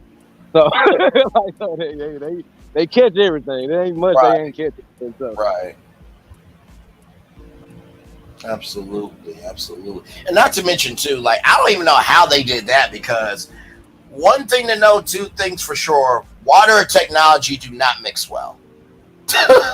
No, it hasn't been a good. No, I mean, it was right by the jacuzzi, so I'm assuming it wasn't a lot of splashing, and it was in that bush pretty good. But yeah, they definitely had them in the bush. Yeah. So I found them in the bush, so ain't no telling where else they had them hidden there throughout the house. Absolutely. Did you guys because they said that you guys were in the house for 3 weeks? Did they give you guys an extra week in the house just to kind of chill? Because I mean, it did seem like a very lovely property to be at. No, so when we first got there, we actually had to stay in a hotel room for that first week. So we were quarantining. So everybody had to stay in their own room, and they separated us. The men was at one hotel, women was at a different hotel.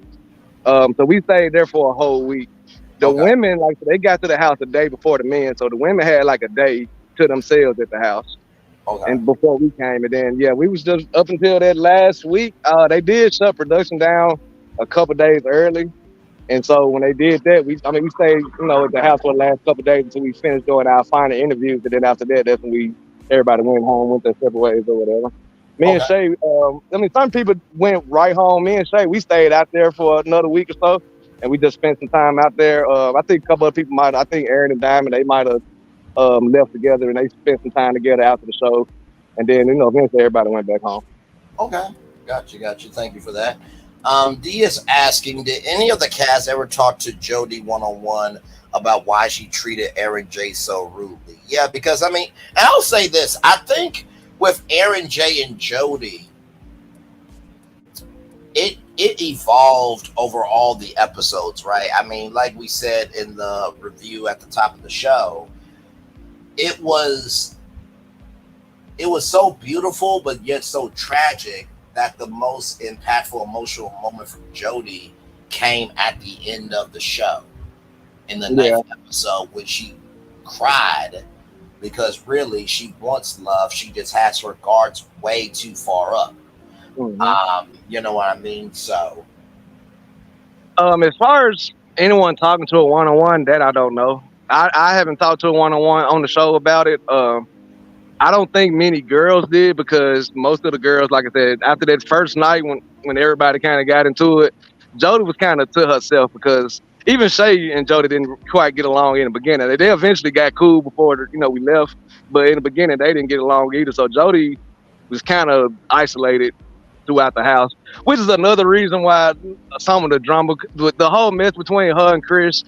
I know they say everybody said it, but everybody didn't say it. Was just them two. No one cared that much about. No one thought anything about Chris and Jody until Aaron and Dymond started saying it and putting it in everybody's ear, and then it made people look at it more. And the only reason why people even consider it is because of the reaction between her and Aaron, because it was weird. But I mean, we spoke on about how weird that dynamic was. Like that is true. We all saw how weird it was.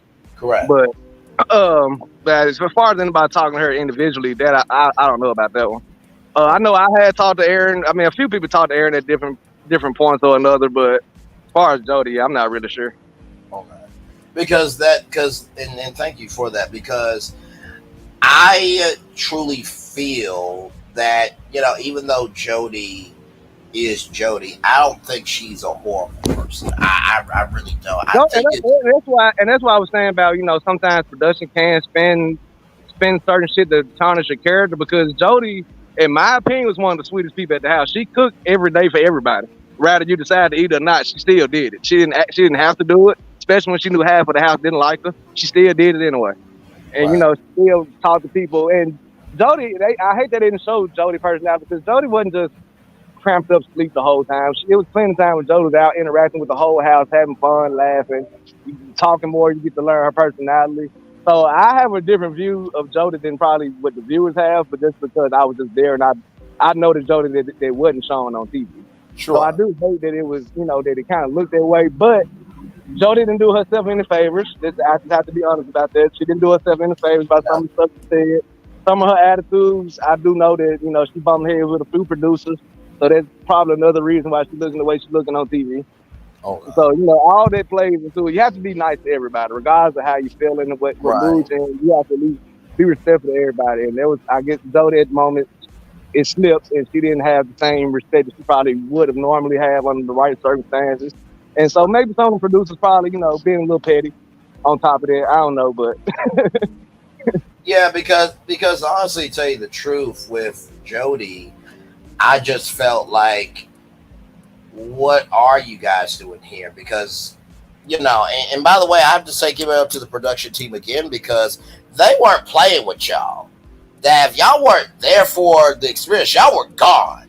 Mm-hmm. And I think that's something that drove me, Gigi, and the virtual tour family a little insane the membrane, to use a lyric from a song, of how in the world are y'all still here after a bondage exercise that you guys didn't flirt, or that when you guys did the photo shoot and you said you kissed and there was nothing, like there are all these sides. Even Dr. Allie was astute in her point of Aaron is just dangling out here and you're willing to make the relationship work whether it's going to work or not. And it's just like, with all these sides, how the hell are they still here? And that's why I feel like that's where the production came in, because everybody could see they wasn't gonna work. They wasn't working out. We all saw that, and I think they just kept them there just because of the drama part of it. Because, like I said, they didn't show much of it on the show, but there was a lot of drama about Jody and Chris. They did not let that shit go for the first 2 weeks. It just was a constant fucking thing. So I think they kept them around because they was kind of expecting or hoping more drama come out of it. I think they was hoping that something happened between Chris and Jody, and it never happened. And by that time, we at the end now. So I guess it's like, fucking might as well keep them. But that's just my assumption. Like I said, I don't 100% know. I mean, no, that's not a bad estimation. Because if I'm, yes, welcome back in, Gigi. If we're the production company in this situation, and we're getting close to the end, it's like, well, hell, if we let them go, then what the hell? I mean, this is stupid.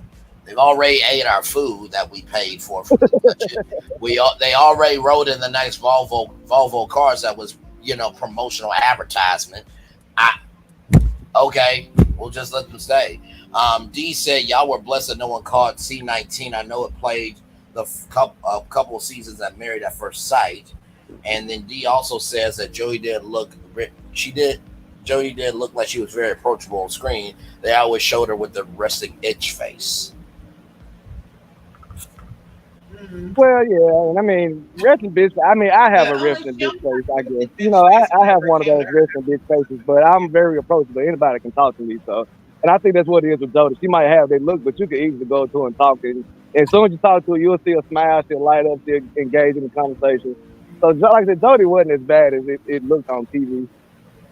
But like I said, she also didn't do herself any favors by some of the stuff she said. Same with Aaron. He didn't do himself any favor by some of the stuff he said, too. I know he was trying to look out for Jody and protect her. And him trying to protect her, he kind of made himself look worse. Correct. Yeah. Gigi, were you saying something?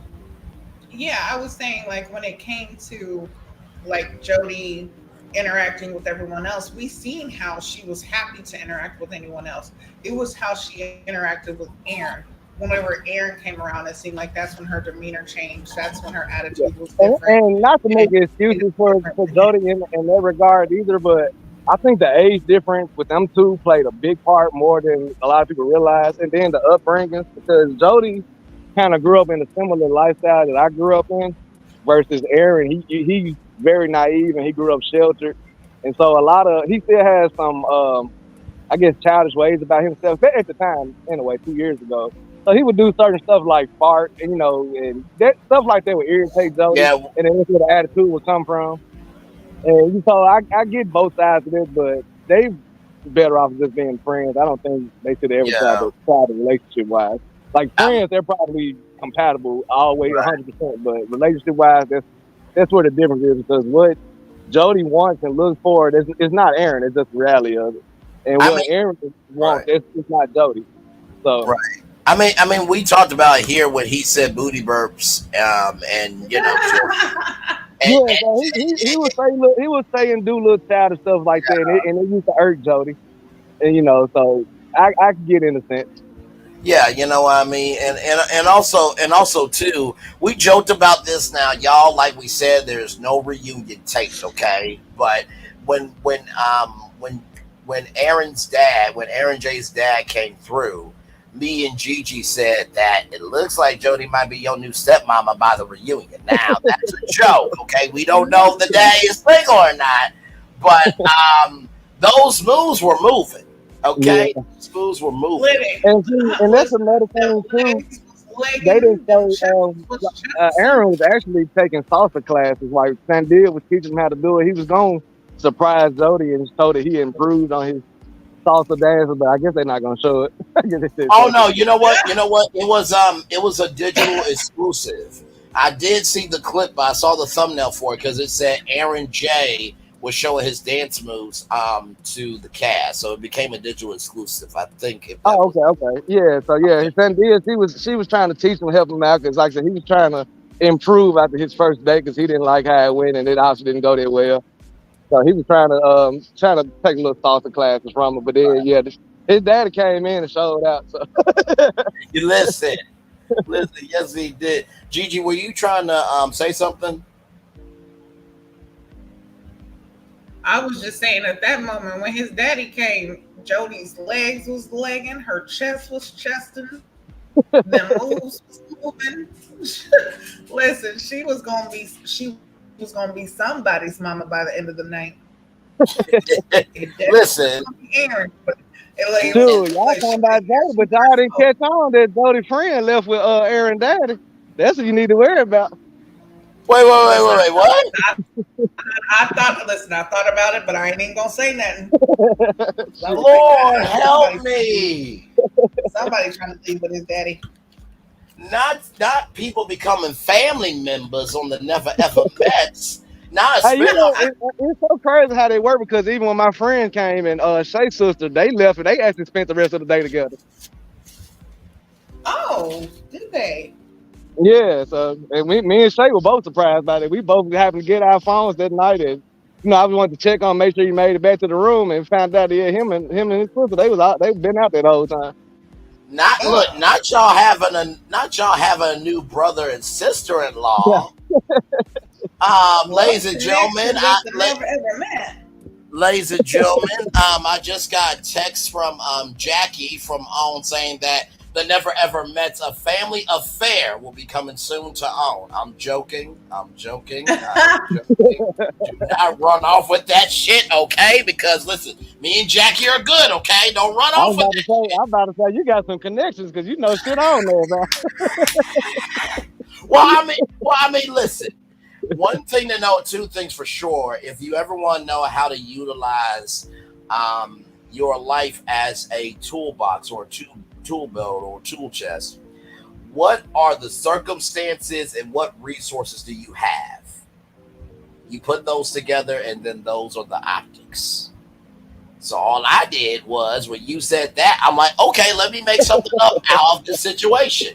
The circumstances was, you said that her sister and your friend hanged out. Okay, those were the circumstances. The optics were you're on a show called The Never Ever Met. And, well, the resources that we have is a show called The Never Ever Met, and I created the optics of a show that's not even there. Based on what you said. That's how reality TV works, ladies and gentlemen. Did anybody get C19? Because D said y'all were blessed that no one caught it. No, nobody caught anything. And they tested us, I think, while we was at the hotel room. We probably got tested like twice a day. And then at the house, I think it was once a week or maybe twice a week. I can't remember. But no, they tested us pretty frequently. But no, nobody ever caught anything. Okay. D says, I think Jody was trying to gaslight Dr. Alley about seeing a future with Aaron J. I don't think Dr. Alley fell for it, though. Not at all. She clocked Jody to the T. And I think it was a respectful clocking, too.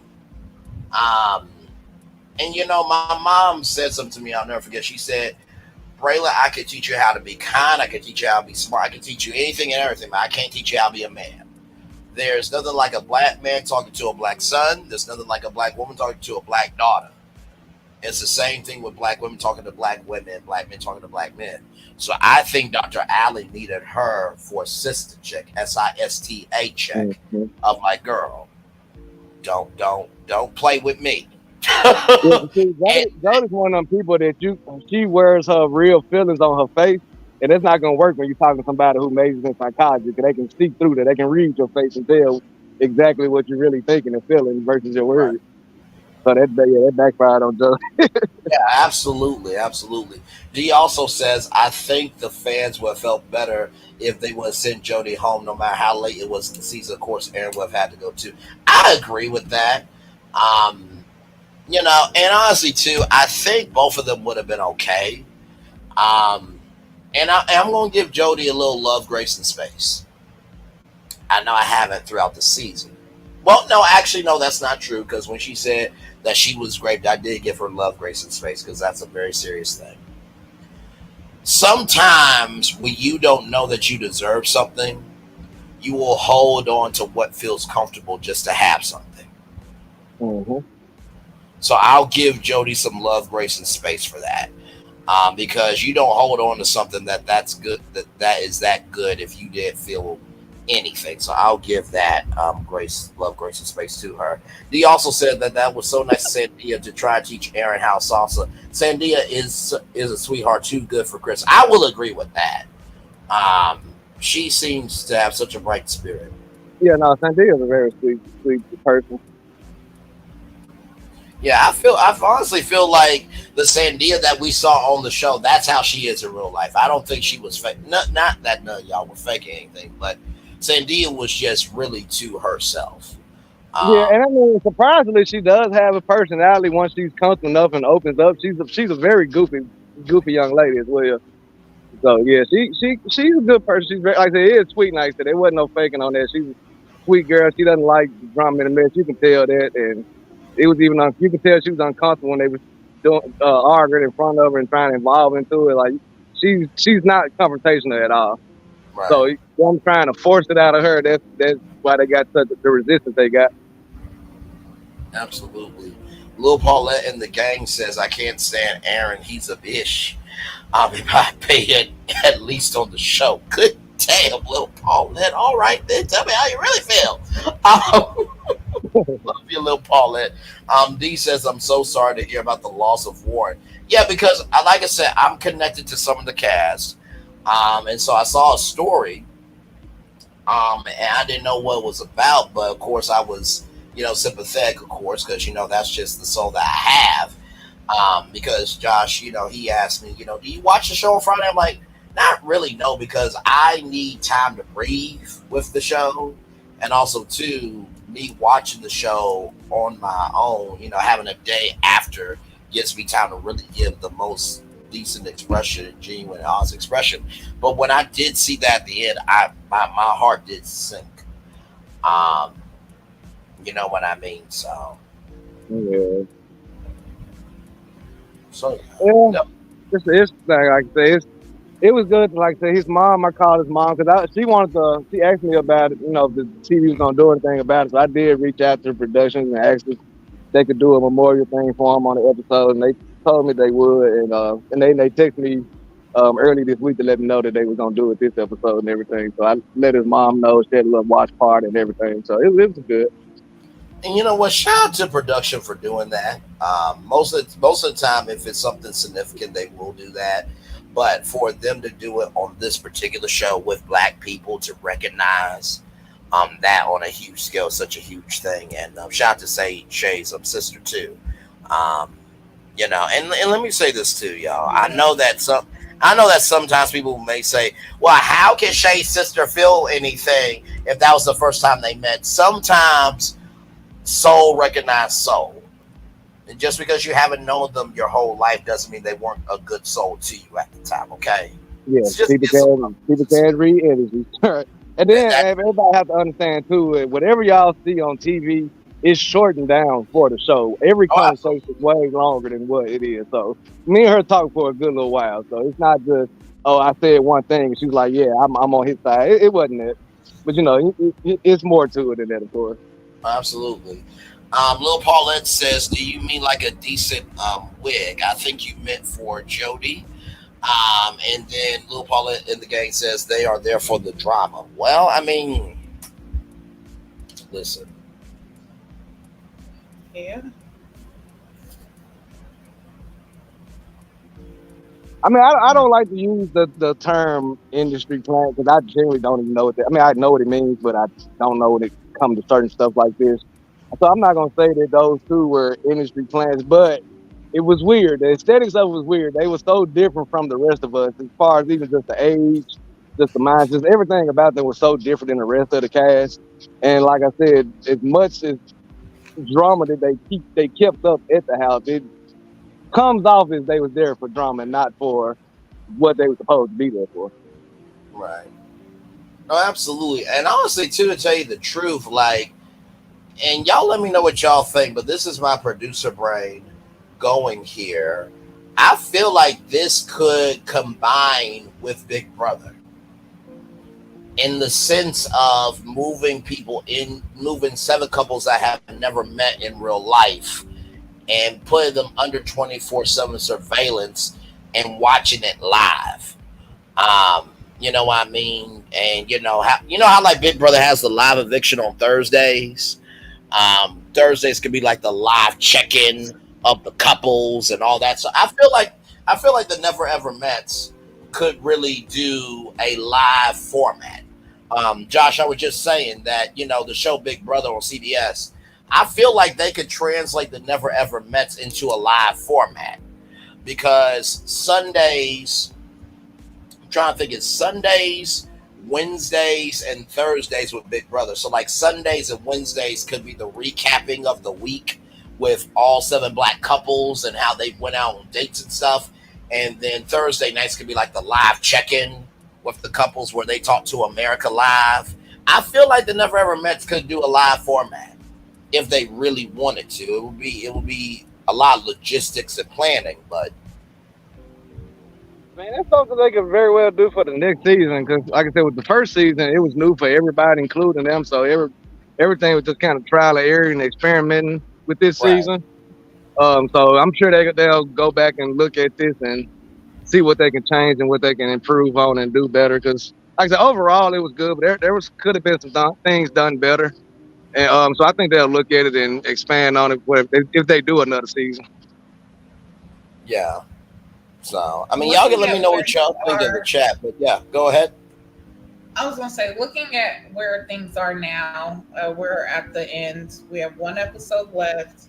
Correct. Looking at what you've seen and how they have edited things, would you do this process again? Oh hell no! Damn. Listen. I'm laughing because Josh is just—he's like me. And I say this very lovingly because boy can be very derogatory depending on who says it. But he's just an old country boy from down south, and he just about peace. But it wasn't no philosophical answer of like, you know what, this experience allowed me to meet the love of my life, and you know, upon reflecting, I would do it again if I could be her. But he was like, oh hell no. Right. I love it. No, that's what's so crazy. It was the quick hell no. Oh my god. Yeah, I don't know about that one. Well, you can't say that he's not honest, Gigi. I mean, listen, you asked a question, he came with I it. did, and I got an honest answer, and I appreciate it. That's what we are about, honesty. Shit. Okay, so besides, okay, no, actually, there's something I wanted to know. So did you guys just stay in the house the whole time, or did you have, besides just the little dates that we seen, like the first date and the final date, did you guys go out and do things as a couple, just together, not as a group? Good question. So, I was telling you how respect and your attitude go a long way. So Jody had the bad attitude with the producer, so they didn't really fuck with her too much. I was respectful to everybody, so I had a little pool in the house. So I went up to the producers and I asked them like, "Hey, we got a lot of shit going on in the house. There's a lot of tension. I think the Black Panther movie had just came out. The second one, the new one, had just came out." And I was like, "Hey, we all want to get out the house. Can we go to the movies? At least go see this. We want to do this." So they agreed to do it. The downside was because they didn't want to miss anything, they separated us, and they had all the men go to one movie theater and all the women go to another one, which was not what we wanted. Yeah, yeah. And then there was another time where they let us go out, and all the guys went to a hookah lounge and the girls went to a club. But yeah, we didn't like that. We was glad to get out the house, but we wanted to actually spend time with our person. Yeah.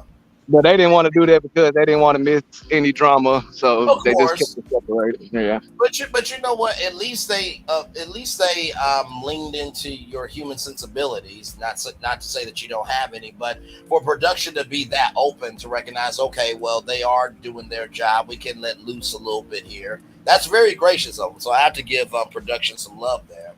I mean, that's the least they could do. They fed us alcohol from the first day. That's the least they could do. Damn it, Gigi! There goes that alcohol on set rumor again. Good damn. Right. Good Lord, Jesus. That was the one thing we could have at all times. Shit.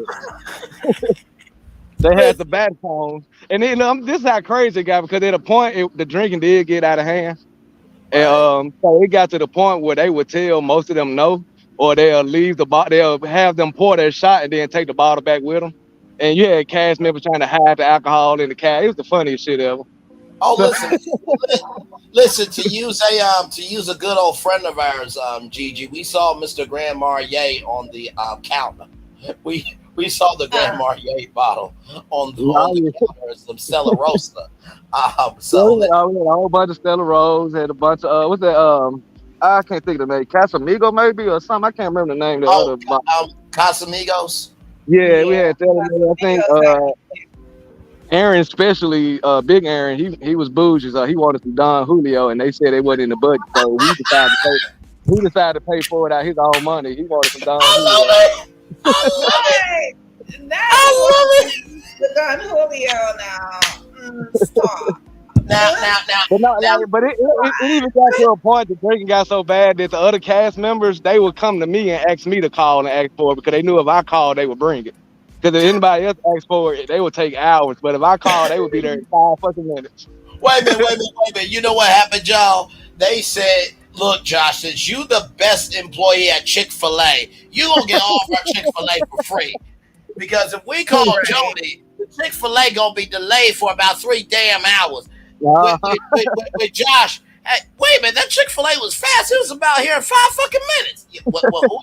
Who the fuck you think I am? Like, and it's funny because everybody in the house noticed that. So yeah, when they wanted something, they'll come to me first and give me the call. Because I'm not much of a drinker. Like I drunk a lot that first week, just everybody was dumb. I'm not much of a drinker. But by the second week came, I said, yeah, y'all can have that shit. I just stuck with the wine after that. Yeah, I can't hang with them. They get up early and start drinking, but them some drinkers. I can't hang with them. No, understood. Okay, let me ask you a question. Seeing how I'm in Cali, like I'm in LA all the time. I actually live in San Diego, so being in Cali, because I know that it was said that your guilty pleasure is smoking weed. Did you get to partake in some of our delicate? Did you get to partake in any of this? So they actually had in our contract that we could not smoke weed. It pissed me off because we in Cali, it's legal, and I couldn't smoke weed. That's when I realized they didn't want you to come. They wanted you drunk, and they wanted the drama. That's when I realized it did. So I'll give y'all this little sneak peek. Hope I don't get in trouble about it. But while we was at the hotel quarantining, I got smart. I ordered a bunch of weed vape pens, and I hid them in my toothpaste box so I could take it with me. So I was high at the house. I wasn't studying their ass. That's why I'm always eating, because I had the munchies, because I was high.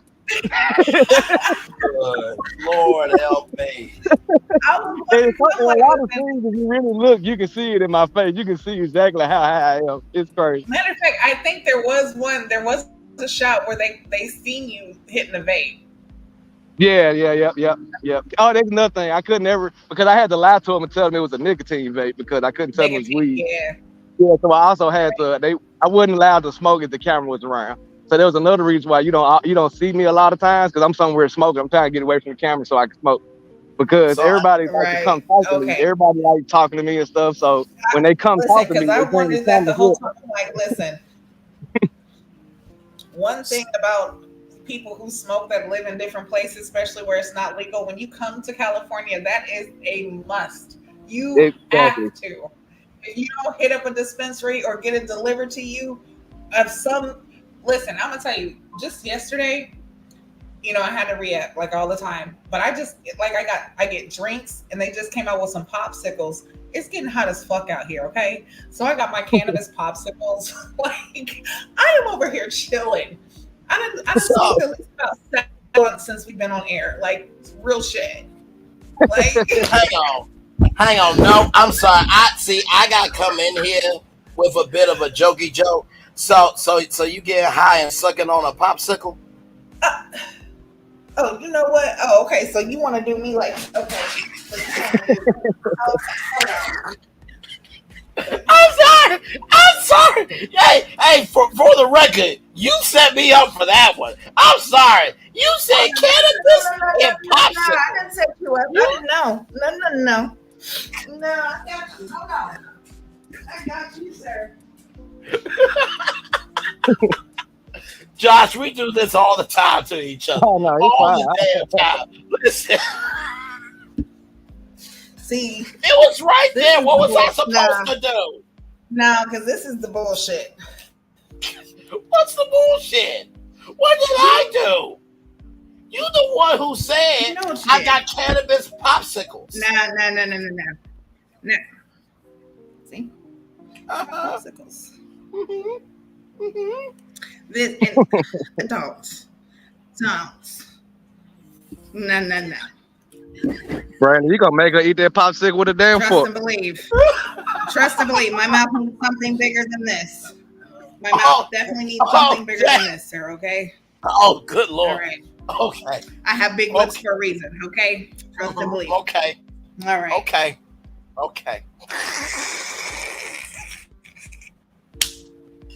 Oh my Lord.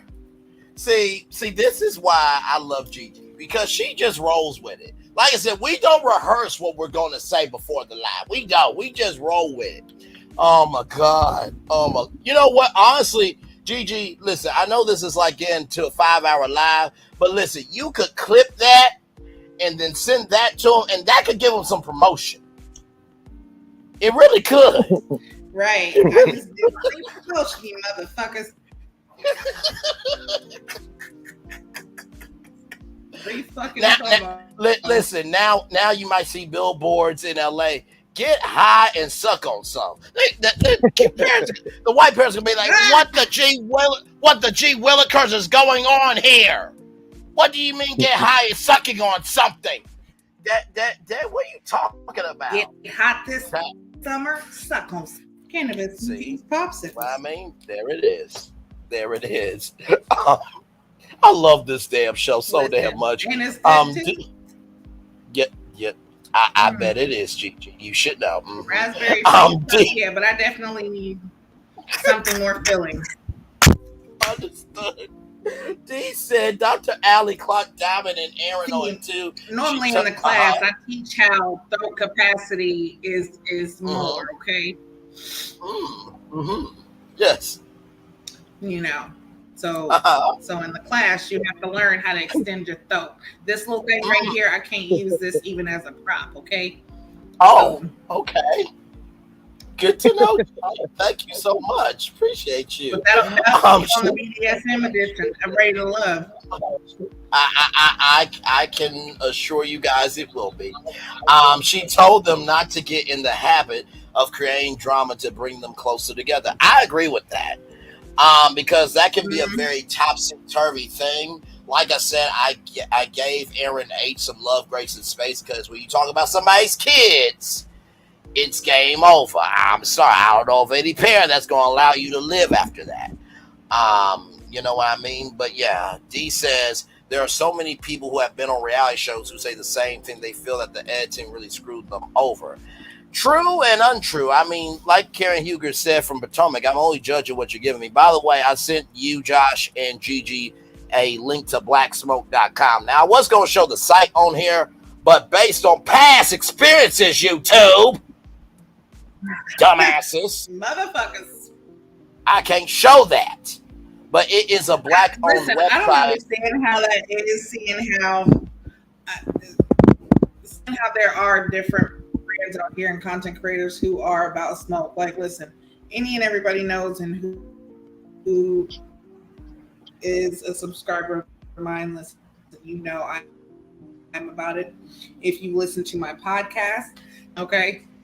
So I just don't understand certain things. So yeah, no, I feel you, but it's a black-owned business that I think that that's has. They won't allow you to say the word weed. Fuck them. I'm just kidding. I'm sorry. No, it's all good, but no, it's a black-owned business that has non-nicotine pens, so it's called Black BLAKKK Smoke. Okay, so that's the website. I did not show it YouTube. Okay, I'm about to say, damn, KKK and black in the same word. No, hang on. Let me make sure I. Right, that's what I was going to say. Like, wait a second, are we? No, it's 2Ks. I'm sorry, y'all. It's 2Ks. Hang on, calm down, y'all. It's BLAKK Smoke.com. So y'all go check that out. Now to my virtual tour audience. All right, okay, I can deal. Y'all heard 2Ks. You put 3 in there. That was my bad, y'all. Okay, it's been a long night. Okay, but listen. But no, it's a black-owned business. BLAKK Smoke.com. So support a black-owned business. I would show y'all, but YouTube likes to be an asshole from time to time, so I can't show y'all. Damn. Anyway. Listen, and hold on. I can show it from my side. I think I can show it on my side. Let me see. Okay. We're not playing these games. If I can show it on my side, then we're still gonna. Hold on. I'm gonna have to. Please be careful, child, because I don't want you to get in trouble for real. D said that would have been good film, and they could have caught. What? Listen. I'm just looking out, okay? Because that was. I know, and I love you for it. I love you for it, but I'm just saying, like, what they gonna do? Understood. Understood. This is for sugar love fruit. You You lovely, lovely hummus.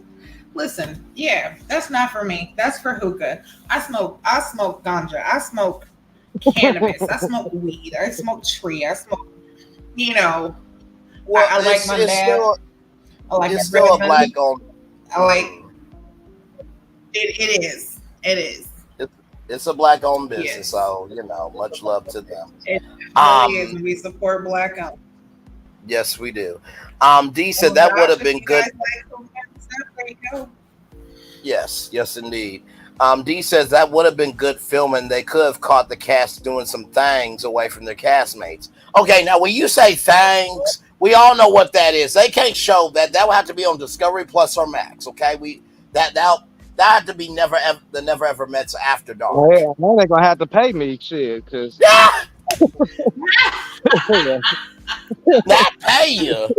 They're gonna have to pay me. That content ain't free. Lord help me. Not the And so, OnlyFans edition. listen, that part. And D says, so Aaron H did have some money, huh? He's always bragging about his wealth. He ordered his own top shelf liquor. Not you put "own" in your sentence. Lord help me. I cannot. Lord help. Just. And the thing about it, I don't think it's. I mean, I'm not saying he don't have money. Now he probably does. But as far as the alcohol go, they just didn't like Aaron. That's why they wasn't trying to go bad for him. That's why he had to buy it his own.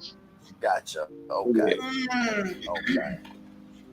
Lord so as help you stated, there was people there that didn't get along with production. So of course, and listen, people understand.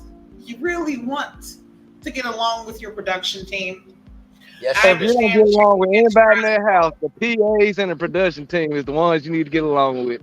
Yep. Listen, some of them did not do it. Some of them did not do it, so. Braylon, I think I told you about the film that I just shot a few weeks ago, Yes, right did. before class ended. And this woman was so, listen, I felt it, but I didn't say anything. But I already knew it was going to be something because one, I was not only the producer, but I was the casting director. And I knew that because she did not get called back for the part she wanted, it was a smaller role. I knew it was going to be a problem because her attitude changed. And it was just shit on shit. Like, we're running, we're filming, we're doing what we need to do. And she's just over there sitting there waiting with the snake face because, one, of course, yeah, she was sitting there for a while. She could have come hours later and just did her part and left. But she'd been sitting there for a while, so she's, feeling some type of way about that. Finally get her part done. Come to find out, the director did not have sound rolling, so we didn't catch sound. So me, quick thinking, I'm like, hey, okay, well, we shoot tomorrow inside. Let's just go ahead and replace this shot, and we'll just do it inside and kind of change up how, we're going to do it so we can get this done. Let me tell you, this woman let it be known that she was not coming back the next day. She's not doing the part anymore. She's like, just a whole attitude, like, oh my Lord, talking about how production was and da da da da, and you guys aren't ready. You guys don't know what you're doing and da da da. Like, whoa, wait a second, ma'am. First off, we do. Shit happens, okay? Because one, we were honestly a production of 4, and that's director, producer, audio, plus our DP. Right. And our sound actually had to double as an actor because we didn't get one of our actors. Okay. So it was like, listen, ma'am, shit is hitting the fan right now, and we're trying our best. And a lot of people, and this reminds me of a situation. How you talk to people, though. Oh, absolutely. This reminds me of a situation. For those of you who don't know who Gabby Hanna is, there was a show that was a YouTube Red original. YouTube Red was kind of like Netflix, but for YouTube and content creators, but was called Escape the Night with Jody Graceffa. And so Gabby Hanna had all these dietary restrictions, but did not fill out the form weeks in advance to get the dietary restrictions that she needed. She did make a costume fitting, so a pregnant costume designer drove about maybe 2.5, 3 hours out to her place of business, and she was really a problem on set. And because it was a lot of hurry up and wait, so because this was kind of a docu reality show, it was, as one person's in makeup, the other person's in confessionals. So even though it's a lot of hurry up and wait, you have to really think about how blessed you are. You're getting paid thousands of dollars just to exist in a piece of content. Real talk. So you gotta have to recognize that you're one of many cogs to make the clock tick. So let's just say if we did the live reunion on OWN, and Taronda Jones was the host of the reunion, and me and Gigi were the the live hosts of the online broadcast on YouTube, right? Me and Gigi could complain of like, well, we've been pitching the reunion for so long. Wait a minute. We went from being on YouTube to being on OWN's YouTube channel. Are you really going to complain about being in the room when you never was invited into the room in the first place? So you got to know when to hold them and when to fold them, in the words of Kenny Rogers. Wait a minute. What Chris Brown say? How you hating from outside the club? You can't even get in. That part. Because like I said, no, you're absolutely right. Because like I said, whether me and Gigi are the hosts for the OWN YouTube broadcast, or me and Gigi are the hosts for the live audience, when Toronto's like, okay, let's go with Braylon and Gigi, who's in the live audience, for some questions. We are on OWN. Don't worry about your name not being in lights. You at least under the lights. But not everybody has that mindset, though. You know what I mean? So, it is what it is, child.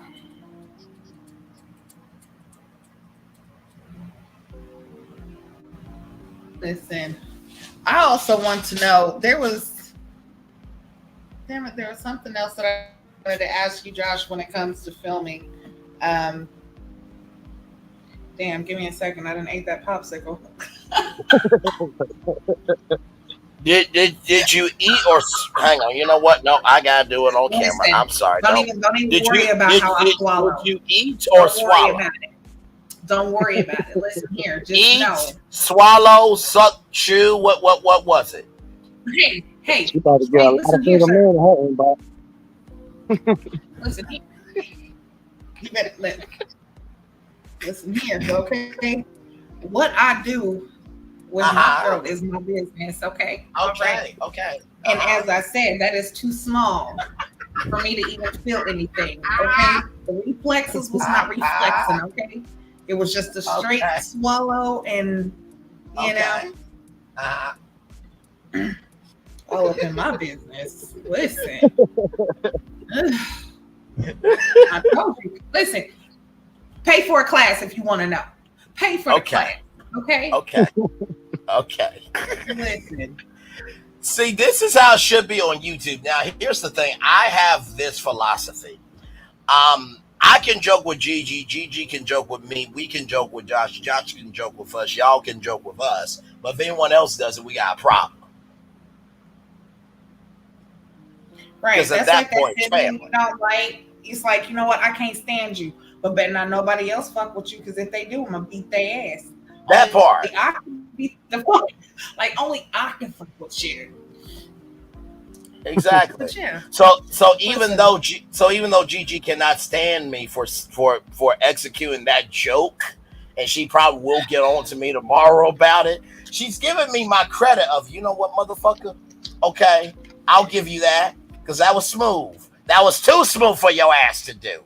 But I'm gonna let you have it. It's all right. It's all right. Trust and believe. It's all right. Mm-hmm. I'm just gonna tell you. Just know, Braylon, that whenever I do get someone that can fulfill this throat, You can no longer talk to me like that because my mouth will be full and I can't respond. Oh, wow. Okay. Well, thank you for the vulnerability for saying that out loud. Thank you so much.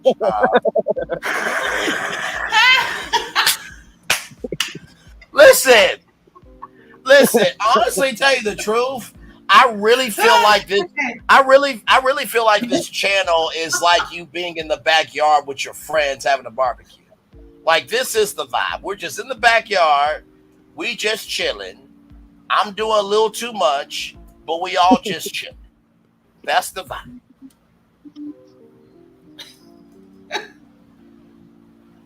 You got your question about but filming we all already? know that you that family member. Say that again. Listen, no, because you asked me about my throat and now I'm worried about it. Like, damn, you know what? It's lonely in here.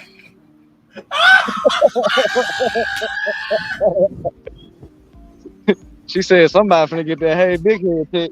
Listen. Oh my God. God, send me someone. No. See. Now I was trying to be on my best damn. You behavior. started it. You started it. No. I didn't start shit. You started it. I didn't. Do you have your? I am having a menage with Jose and Mary right now. Do you have your question about filming, Gigi? Okay, listen, we're just gonna ask just any question right now. Okay, what was your favorite part about filming? Do you have one?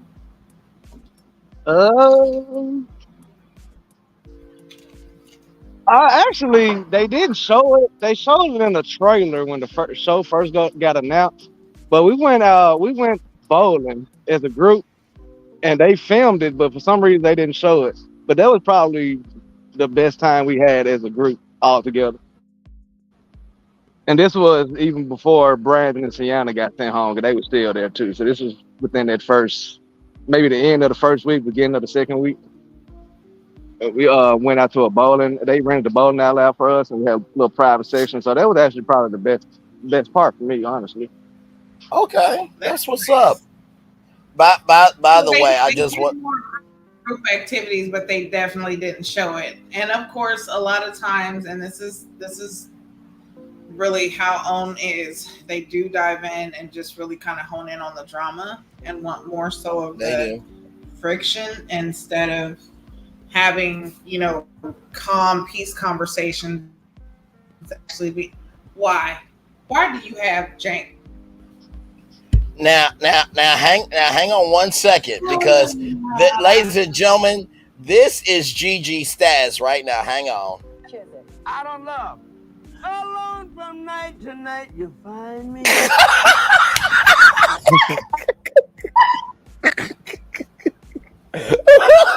I'm sorry. We can go back to the interview. I'm done.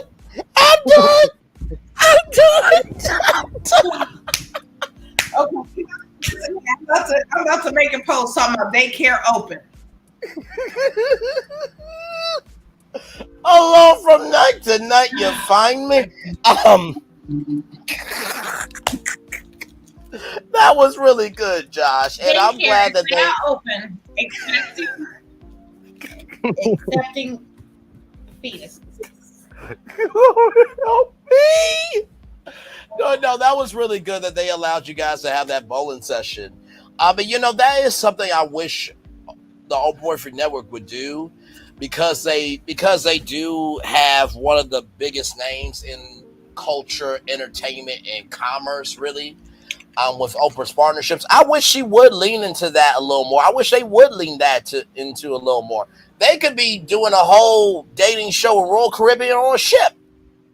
Like, expand yourself. Like, when Oprah's favorite things was the Amazon of culture before Amazon took off. Like, really, if you got on favorite things, your life was made. Favorite things was Shark Tank before Shark Tank was Shark Tank. Mm-hmm. Like, let's not pretend that Oprah didn't do it for the culture. Let's not pretend that shit. Lord Oprah help. did it for the culture. Yes, indeed. D says, so the producers never caught you smoking, or because they liked you, they turned the other way. Oh, No, D they with the knew. Yeah, loopholes. they knew I was smoking. They just didn't know what I was smoking. Okay, got you. Okay. See, because you got to be smart with it. When you a smoker, you got to know how to smoke. It's Right. not everywhere. And I'm gonna smoke. Ain't nobody tell me I can't smoke. I ain't studying that shit. Oh yeah, that's my thing.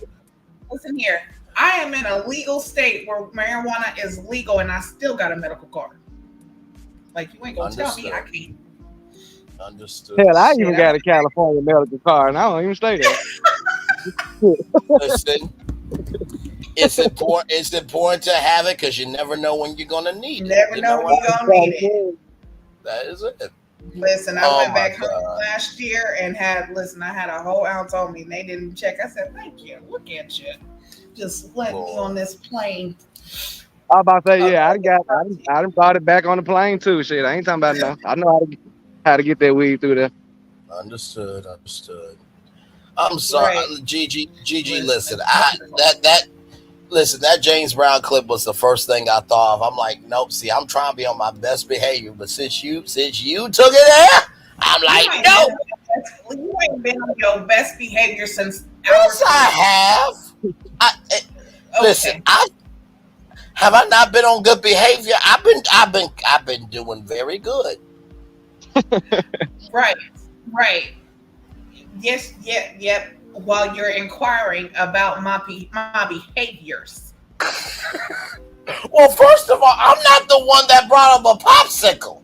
Okay, listen, it's not my fault. It's not my fault that my mouth is gifted. I mean, it did get to 100,000 views. I'm just saying. Okay, but the thing about it is you act like it was a big popsicle. It was just a small one. You know what I'm saying? I don't know what I can even do with that besides just, let it go down my throat like a slide. Lord help me. That's all it can do.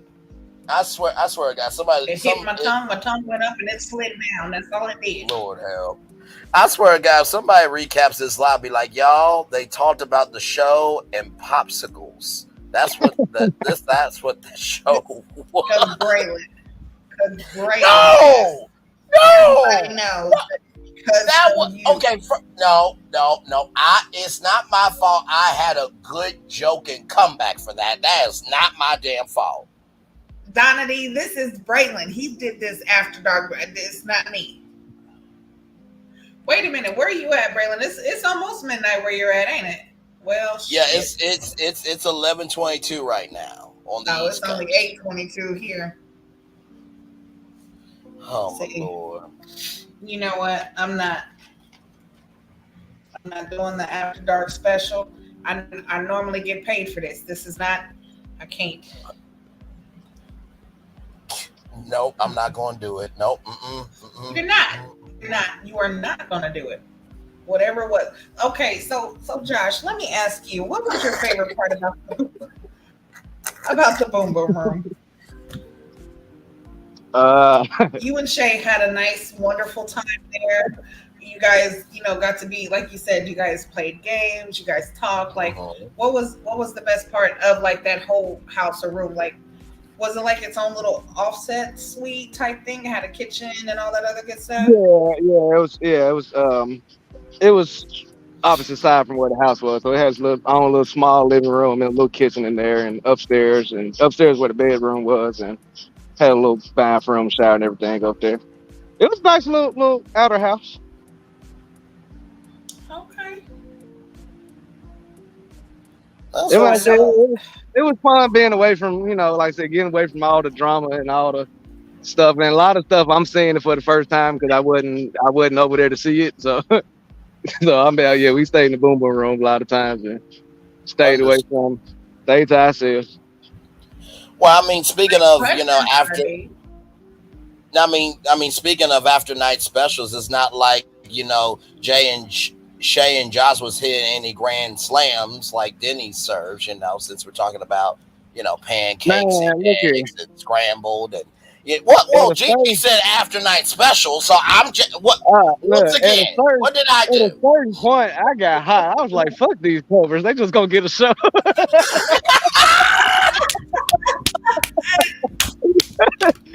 Listen, listen.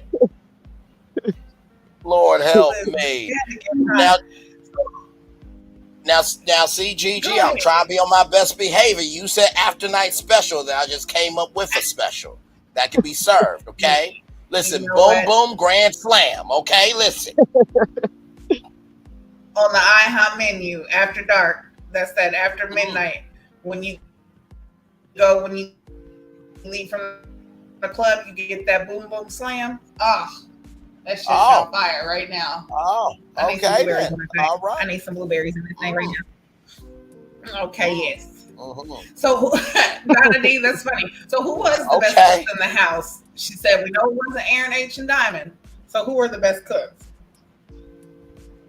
I mean, I'm a brag and say me. I made the best chicken, but I guess I only say Jody just because she cooked more than once.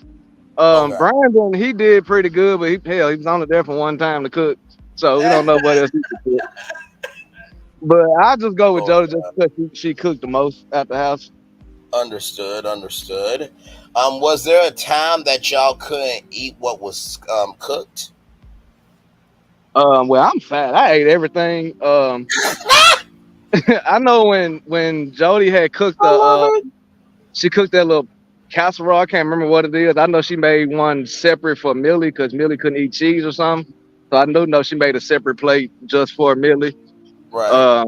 But I know Dymond and Aaron didn't eat Jody cooking one day because they was mad at her. So I guess they thought Jody was gonna poison them or some shit. So they didn't eat that day. Yeah, I think we did see that where they went over to the boom boom room and didn't. Yeah, and then it is so funny about that because they were so mad at me because I still was eating. I'm like, I'm not finna starve because you mad at this girl. They ain't got shit to do with me. Listen, I'm not making this argument. Because I didn't want to go over there. Now, I will say producers made me go over there because Shay was going over there. So they made me go with Shay. I didn't want to go over there. I wanted to eat dinner with everybody else. Because like I said, I didn't have any beef or drama with Jody. I didn't have any problems with anybody. So I didn't want to do that, but producers made me go. And that's why you see when I was talking to Chris, you can see me say they making me go. I was talking about producers. They was making me go over there. And I didn't want to. Okay. But I was going to take my food with me because I was not finna not eat. Right. Yeah, y'all was not about to what you say? You don't care who's arguing. You still gonna eat. Why do I feel like Josh would be the person at the family reunion, but now would be like, now listen, I could give two damns of what's going on, but these are my damn ribs, okay? Now I'm about to eat. Y'all, listen. No, I ain't gonna lie. I was like that when it came to my Dr. Pepper. Everybody in the house knew, don't touch that damn Dr. Pepper. Y'all can have everything else in this motherfucker. Do not touch that Dr. Pepper. That is mine. Wait a minute. Not being like that. It'd be like, don't you touch my beer. This is the funniest shit too. This is some behind the scenes shit. So I was noticing somebody was drinking my damn Dr. Pepper. And I couldn't figure it out. Everybody was lying about it, saying they didn't know, they wasn't them, they didn't know who it was. So that scene where I go to the boom boom room with Dymond and then when I have my plate, I get over there and I see the fucking Dr. Pepper in the corner. I was like, oh, you've been drinking my fucking drink this whole time. It was fucking Dymond ass. Drinking my goddamn Dr. Pepper. Oh, Lord, help me.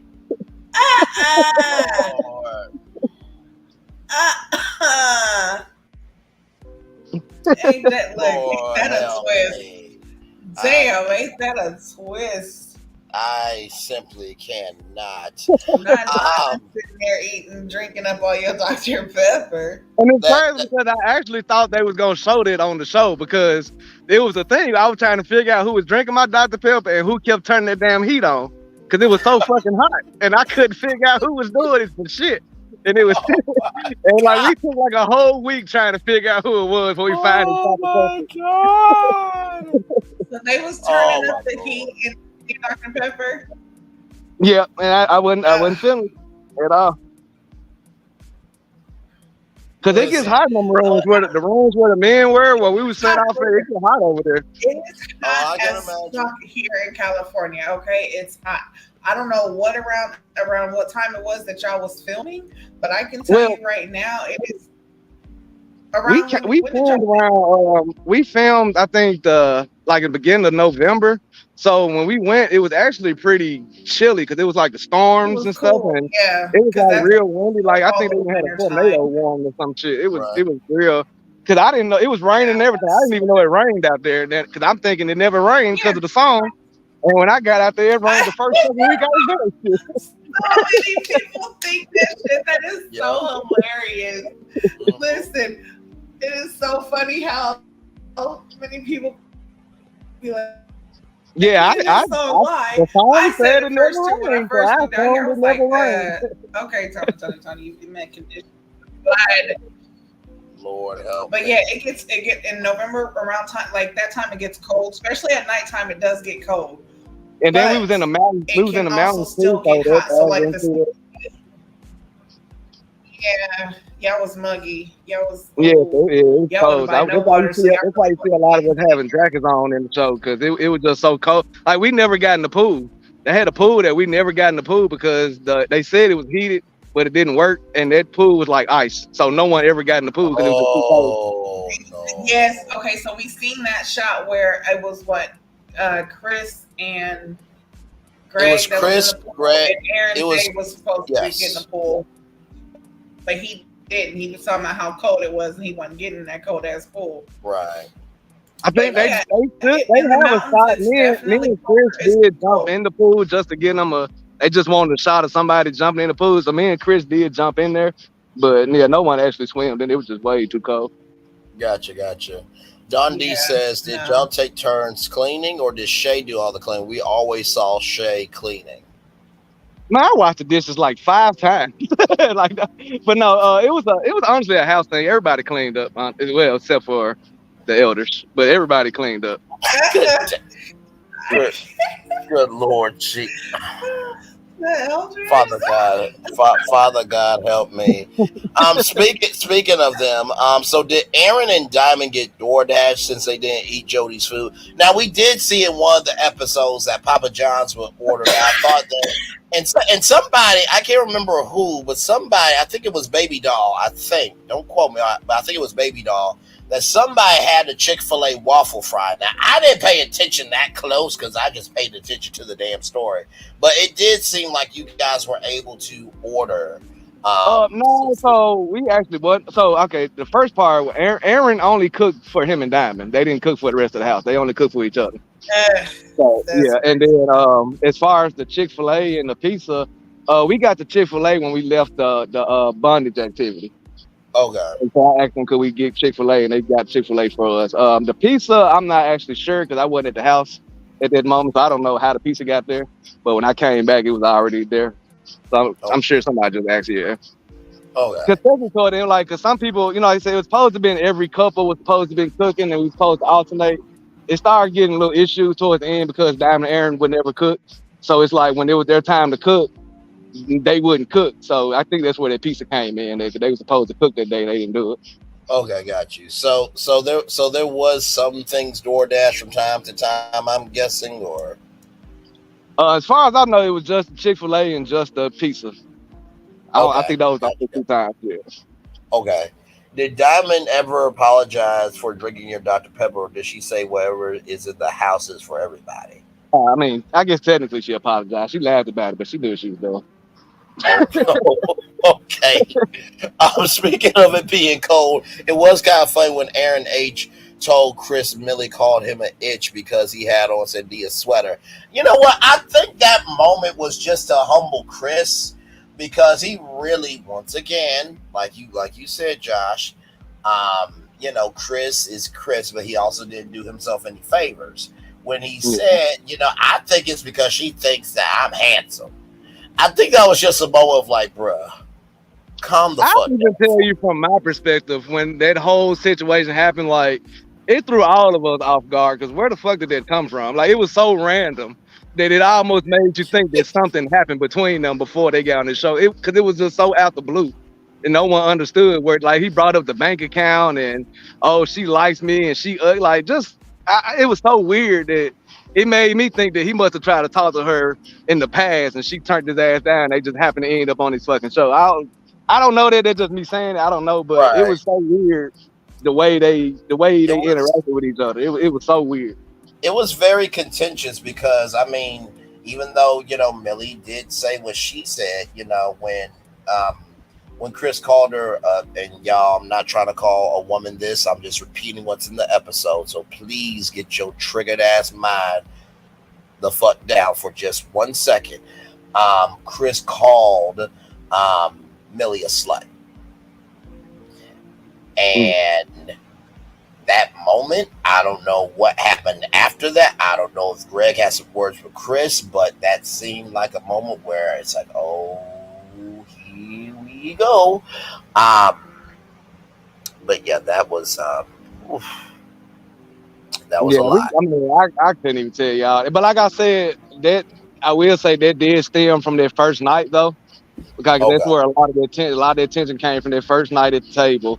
But from my opinion, I do think that Chris, from talking to Millie too and just knowing her a little better too, I think Chris probably triggered Millie because I think Chris reminded her of her ex probably. That's how I kind of took this, so that's why she was so triggered so easily with Chris. I think he reminded her of, because Millie's a sweetheart, but we all have talked, which I wish they would show these other conversations that we had in the house. Because I talked to Millie multiple times because how she was acting with Greg a little bit. Like Millie can be a little materialistic in certain aspects of how she thinks, what she expects of certain things. And so I think her seeing Chris, it reminded her of somebody she used to date. And we would have these little different conversations. I think that's just what triggered her because she saw, I guess, trauma from past experiences when Chris opened his mouth up. So I think that's where a lot of that tension came in between them two. And you know what? Honestly, too, she did say that in the interview with me, Josh, that she did say that she seemed very triggered of Chris because he did remind her of that. And honestly, tell you the truth, this is how loving, kind of gracious I am.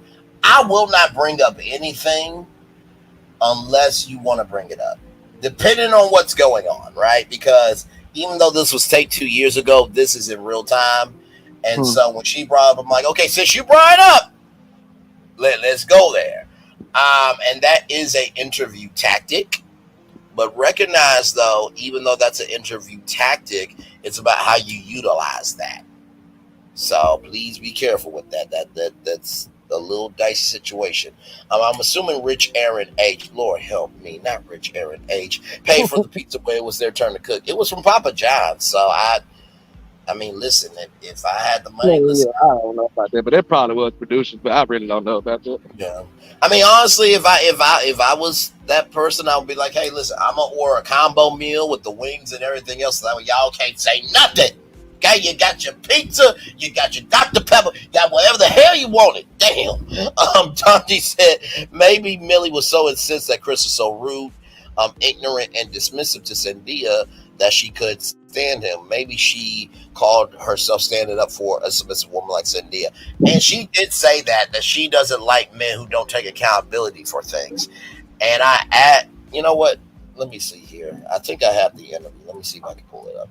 Because she did say that she did not like, Chris not being honest about his truth. Let me see. Let me see if I can pull it up here.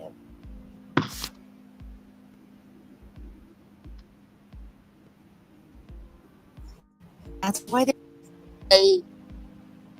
Hang on. So thank you to Jackie. I can say her name because we from this space. Because like you said with Chris, like you said, that was you want me to go there just for a minute. Because so thank you. Hang on. No, I'm glad you brought that up because the energy within that scene between you and Quip. Okay. Really, you free. Like, let's do it together. We've been like literally talking, dating, talking for like on and off 3 years. You get what I'm saying? So for us to do, it was the perfect time to do that. I probably wasn't mentally prepared because of the relationships I just left, but And a lot of my ex reminded me of Chris. So that's probably why I kind of projected that energy on him. Okay, now we're getting somewhere. But I'm glad. Like, Yes. yeah. No, I'm glad you brought that up because the energy within that scene between you and Chris, and like I said, and by the way, y'all, I'm not going to bring her up, but there's a person from OWN in the back, and I will just say this. Put yourself out there, y'all. You do not know what can happen, and this person who is in the back, she has been rooting for me for a long time. So thank you to Jackie. I can say her name because we are like that. But seriously, put yourself out there because you never know what will happen. Now, you brought up Chris, so I'm going to go there just for a minute because I think this relates to my third question.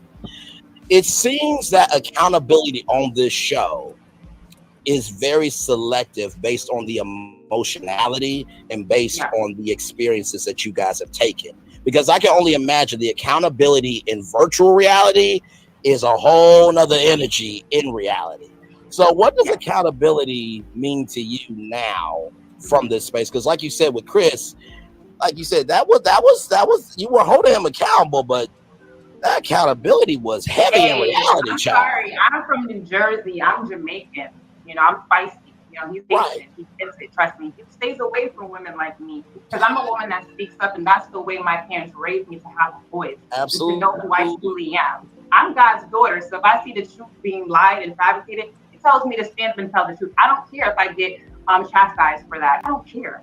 The truth is the truth. If you make me feel uncomfortable, I'm uncomfortable, especially as a woman and a man tells you, sit down, no one's speaking to you. I'm only going to speak to you if Greg's there. I wonder if Greg would have sat at the table with us, I'm sure it would have went a different type of way. Don't you think it would have been okay if Greg was in the middle? Because he doesn't like women. He doesn't like talking to women.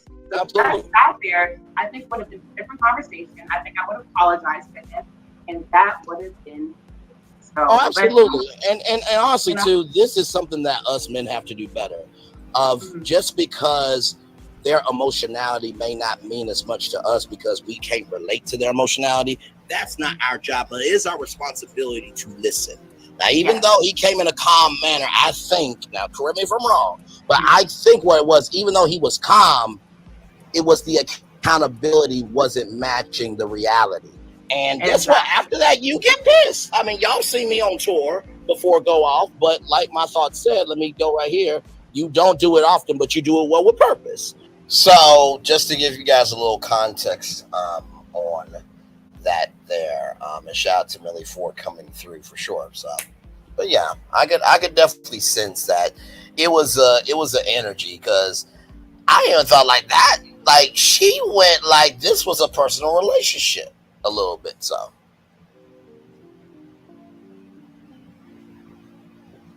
I remember when they were sitting down having that conversation, and I actually had walked by and seen them, and something told me to sit down with them, but I decided to let them handle it. And as soon as I walked out, that's when they came in there arguing. I was like, "What the fuck?"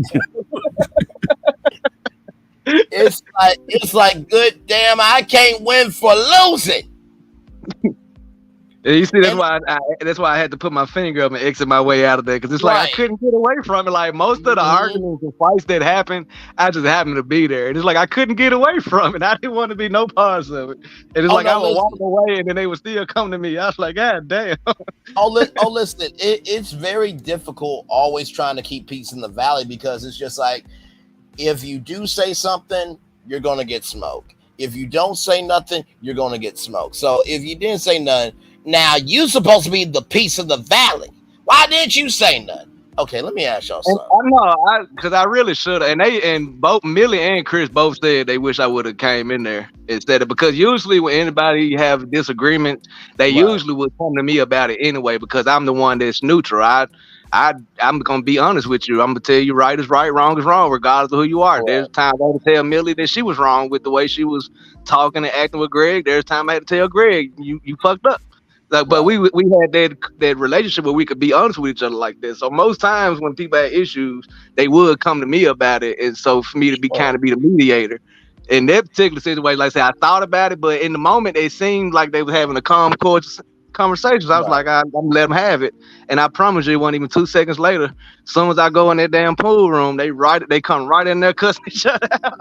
Oh no, listen, I can only imagine what it is, because like I was saying, sometimes what people don't get about people who always have that peace in the valley energy is that you do get tired and you have your limit, you get fed up, where it's like, okay, when one of y'all gonna be the peace of the damn valley? Because it's get tiring sometimes. I'm always trying to be peaceful. Can one of y'all take the cross? We was there 3 weeks, and I can tell you, out of those 3 weeks, there were maybe only 3 days that there was no drama, and 2 of them days was that last week, and we was about to go home.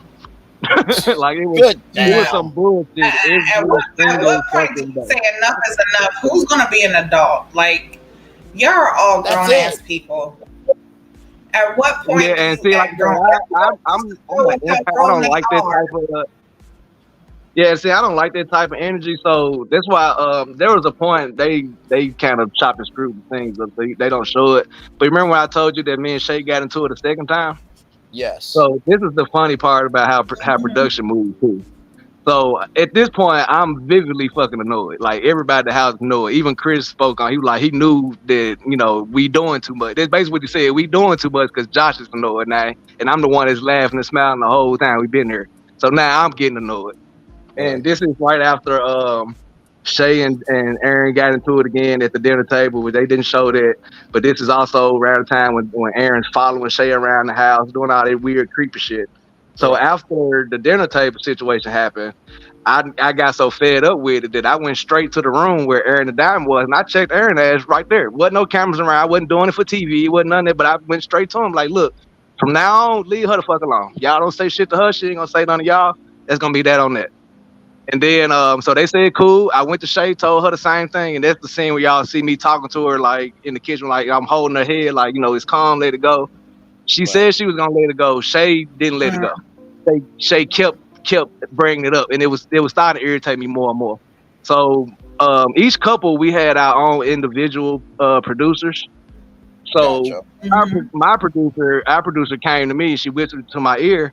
And she was like, you look annoyed. Do you want to go for a ride? And I was like, cause they always told us that if we feel we getting overwhelmed, let them know, they'll take us out the house. So she came to me and told me this. I was like, yeah.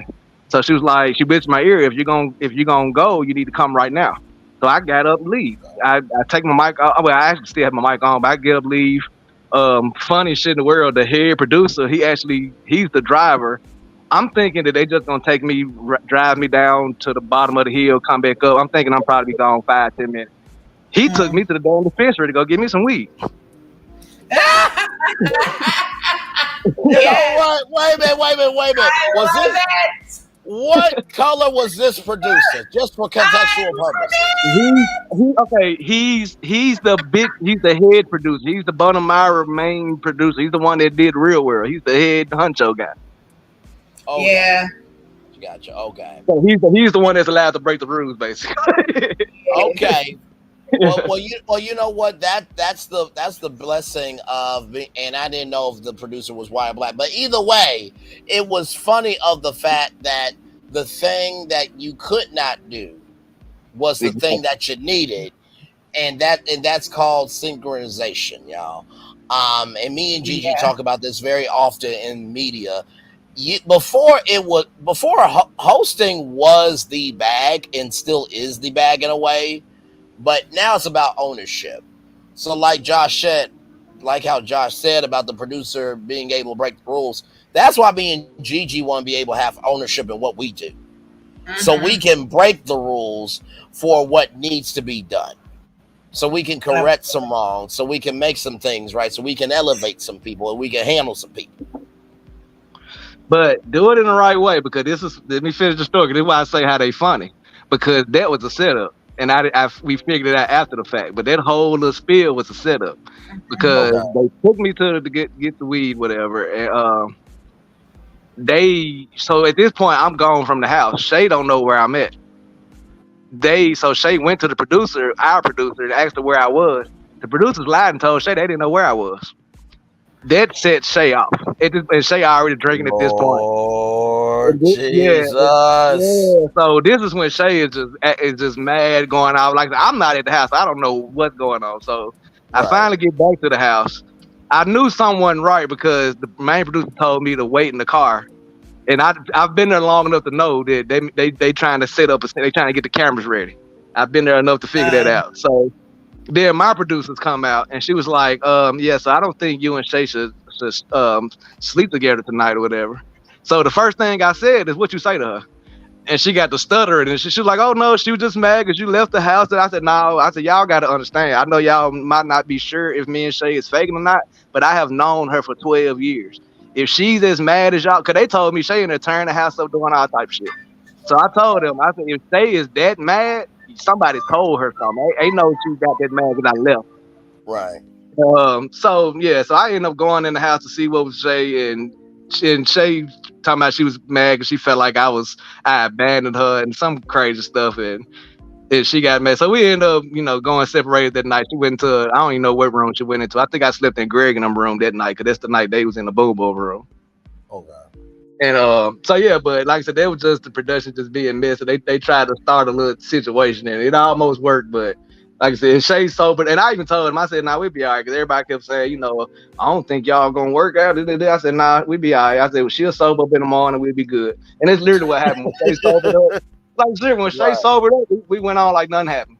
Because at the end of the day, I've known Shay for 12 years. I know Shay. I know how she acts. I know what makes her click. I know Shay drinks. I know how much she drinks. I know how much she needs to drink to act crazy. I know all of this about her. So y'all can't sit here and tell me that something as little as me leaving the house made her get that mad. I'm not crazy. Y'all had to say something to her to get her that fucking mad.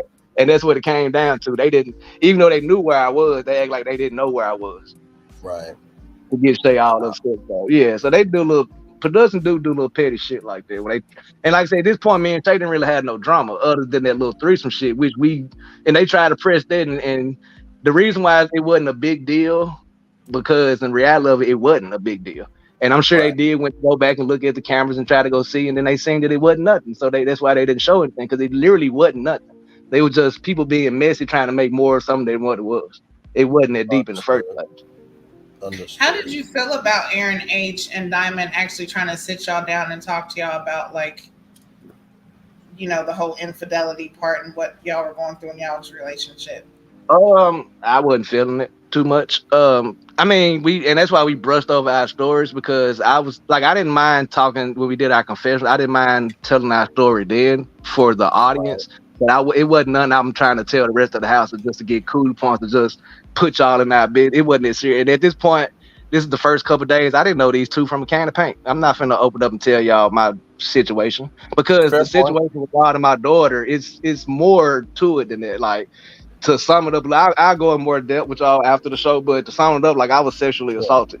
That's how that baby happened. It was a situation to that. There was nothing that, I know people say, oh, he was sleeping with his room, he was with his, no, I used to stay in Texas. I came back to Memphis temporarily at that time. I was staying with that girl probably 3 months.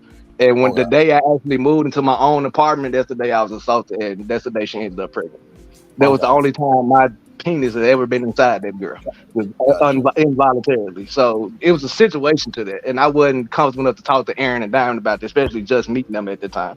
So that's why I just brushed over there to them, because it wasn't their business. Like, I didn't mind talking about it in the right circumstance, but to them, no, I didn't know them like that to just talk about something that personal at the time.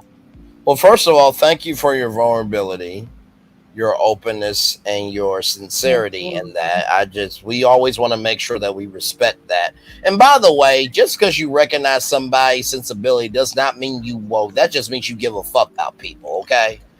Because I get so sick of that shit. I really do.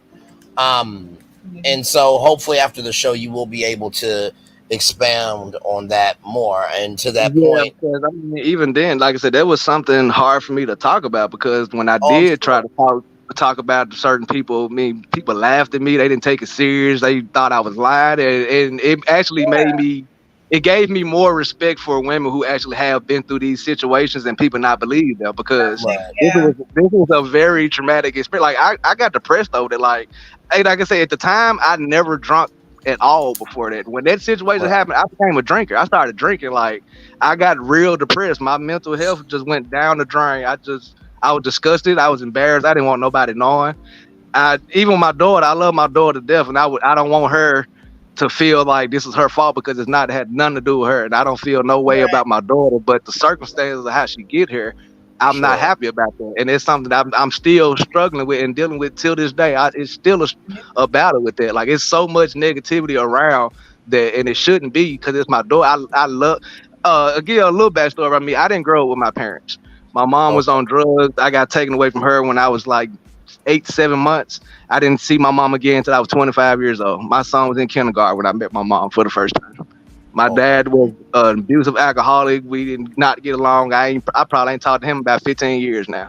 So I didn't grow up with parents. So one of my biggest goals in life, that if I was going to have kids, I wanted to make sure I'm in their lives and I'm active in their lives and they know love. No child should grow up wondering why their parents don't love them. And a lot of people take things for granted, because I mean, yeah, we know a lot of people don't have dads, but most people have moms. I don't think a lot of people understand what it's like not having a mom, not having that natural nurturing love that you're supposed to get as a child. I never had that. I didn't grow up on love. My family wasn't like that. We wasn't a loving family. We didn't hug. We didn't do family dinners. It was survival of the fittest. And that's just how I grew up. And so I'm learning love on the fly, but being a father was one of the best feelings I've ever had in my life. Like, I love my children, and I know they both love me. My son looks up to me, and it makes me happy. But at the same time, it's sad, because there was so much trauma that made me who I am, and it prepared me for this world, true enough. But I struggle with a lot of that shit, because it's something I have to look at every day. Like, in the day, these are my kids. And even my daughter, the circumstances, how she get there, when I see her, that's what I think about, is how she got here. And I shouldn't think about it. I should be happy about it, but I'm not, because of the situation. I hate that my daughter has to be in a situation like this between me and her mom and the whole drama. Like, no child should have to go through that.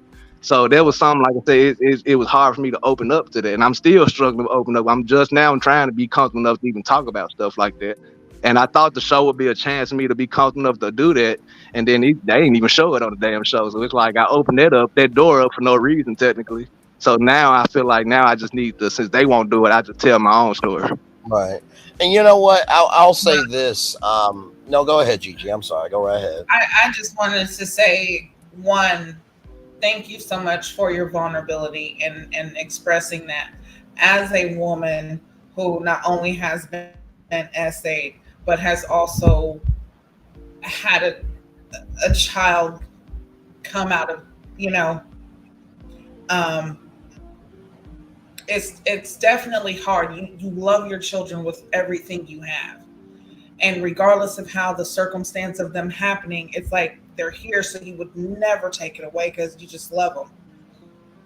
But it is hard sometimes to truly grasp how they was conceived, because growing up, even being in a family, that doesn't show love and you don't know love, your children are the ones that you hold on to, because you know that they will have an unconditional love for you. It's hard for it, unless they're in, the environment they're in.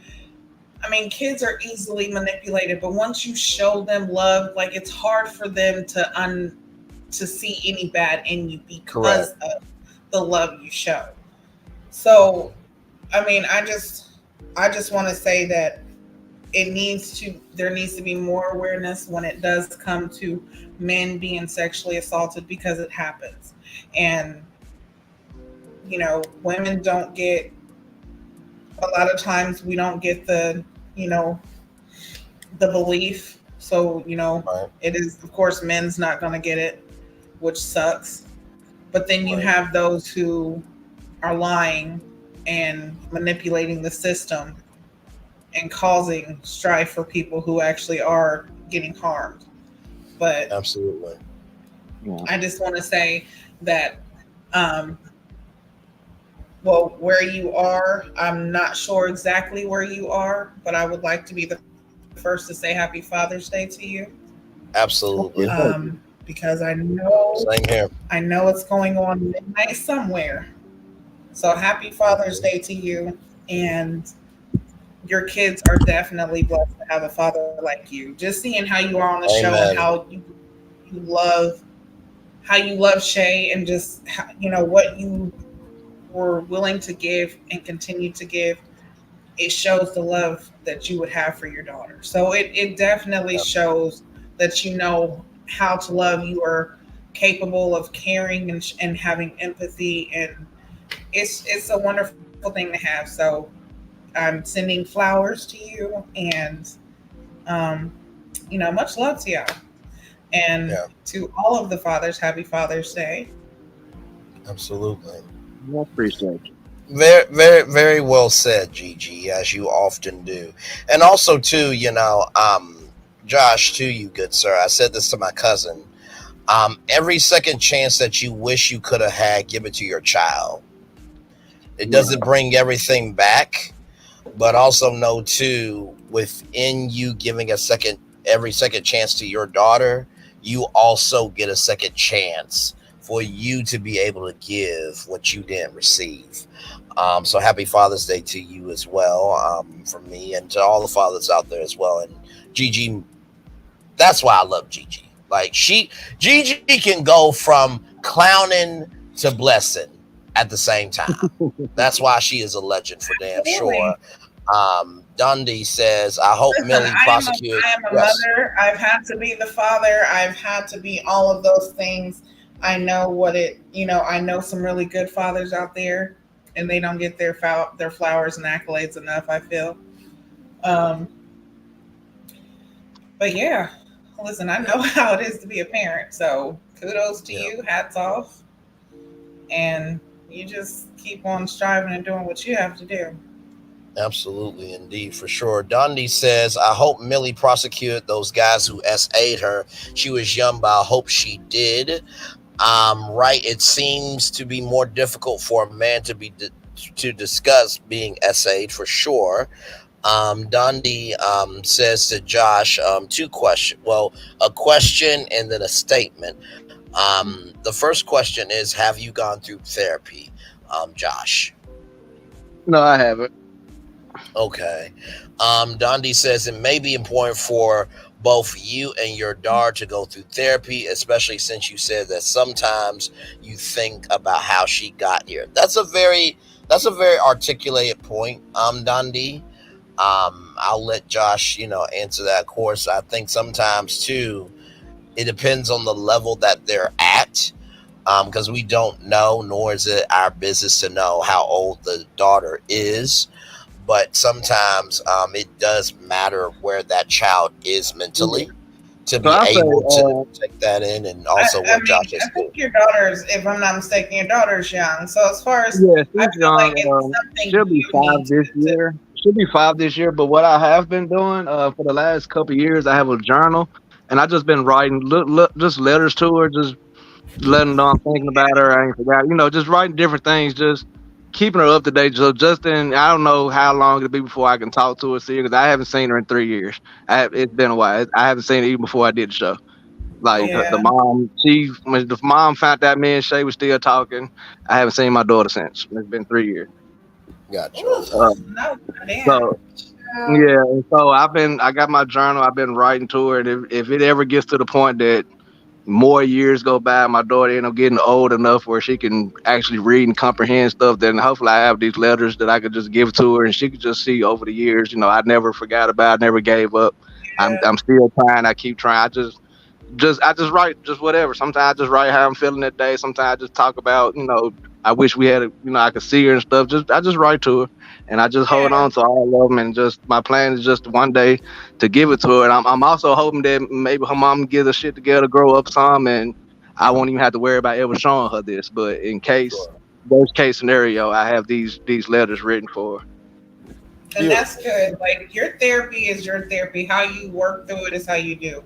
So if writing letters to her or journaling yourself is an outlet for you, then that's definitely an outlet. I'm going to tell you, with the trauma that I've been through therapy, and I'm still in therapy. But I smoke a hell of a lot more. Just because I can't talk to my therapist every single day. Right. Sometimes they're not available. So I need to have another outlet. I don't like taking medication like pills. I don't like that shit. It makes me feel like a zombie. Right. Fuck that. Keep it for yourself. Right. That's why cannabis has been my thing. Like, and without cannabis, or if I need another outlet, I get tattoos. Like, I love getting tattoos. Tattoos or piercings. Like, just like I was telling Braylon, right before we started the live, I was scheduling an appointment for me to go get 2 nose piercings, just because it's that time. Like, sometimes it's just like, you have to have your outlet. Anybody can tell you, oh, you need to do this, you need to do that. And Donna D, I don't want you to think I'm saying anything. This is what I'm saying, is we all have our own way to deal with trauma.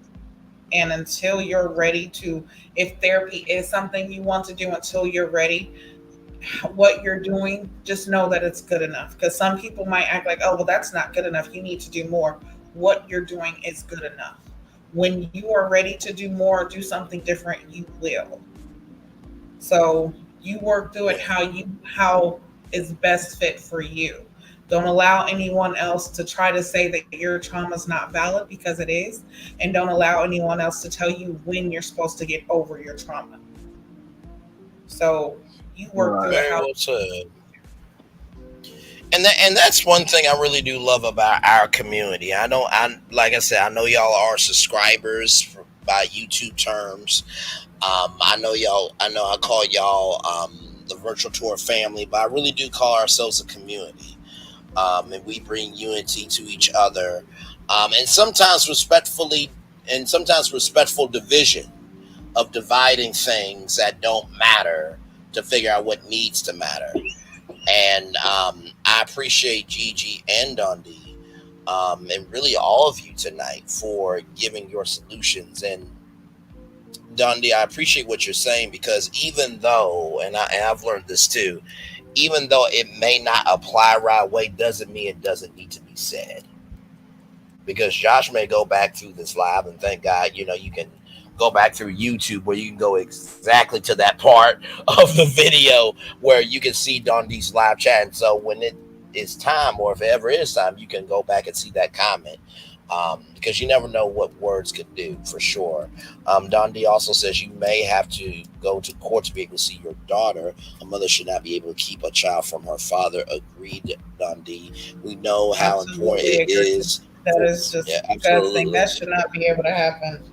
Absolutely. Yeah. The thing about the court situation is I've gone to court a couple times about this. At one point, they actually, because the court's been on Zoom instead of in person.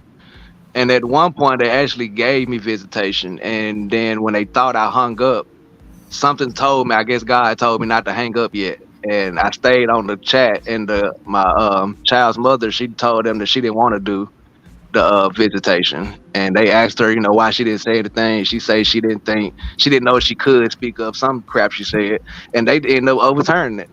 So now I pay $700 a month in child support, but I still can't see my child. What? They expected her. They expected, but she's now true enough. She's supposed to hold her in. She's not supposed to keep the child away. Not supposed to stop communication. But we're okay. I'm gonna give y'all a little bit about how Memphis works in these southern states. They don't care about none of that shit. They want money. That's all they care about.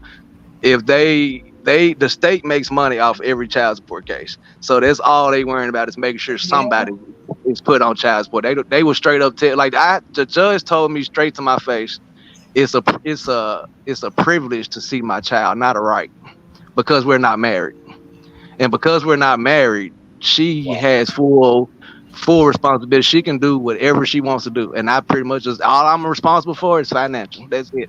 This is the judge told me this to my face. That's the only thing I'm responsible for is taking care of the baby financially. Yeah, I've been blocked. Yeah, I've been blocked. I don't even know where they stay at now. They don't stay in the place they were staying at the time. They move. I can't get in contact with nobody. I've been blocked from everywhere. I've reached out multiple times. My grandmama's reached out. My mom has reached out. And me and my mom ain't even that close. But even my mom has tried reaching out. Like, no one can get through. Listen, we got a pull-up package for $39.99 on Amazon. Listen, the thing that I really need is I feel like an attorney would make a difference, because that's another thing too.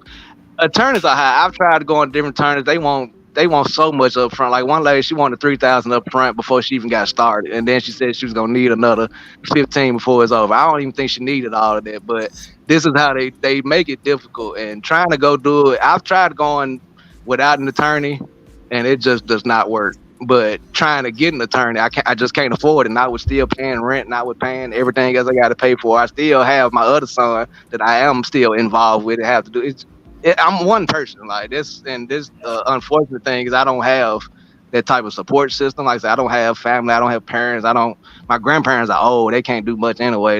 I don't really have a support system, so everything falls on me. And if something goes wrong and it sets me back, it's gonna set me back because now I have to come out that hole and still continue doing everything else daily too, and then plus trying to prepare for the future. It's a lot for one person. And I mean, I'm not making excuses for it. I'm trying, but I mean, listen, this is understandable, especially in those red states. And Donna D, that's true. In your out there, do they have like the father and families? Not that I know like of. The program that helps fathers get either custody of their children, get joint custody, or they have a program that helps fathers they have a program that helps fathers like find a job to be able to pay their child support. They have something like that, but I just sent you one of my YouTube shows because there's a woman named Dr. Tori Evans Barton, and she has renewed, I think, about over 8,000 children.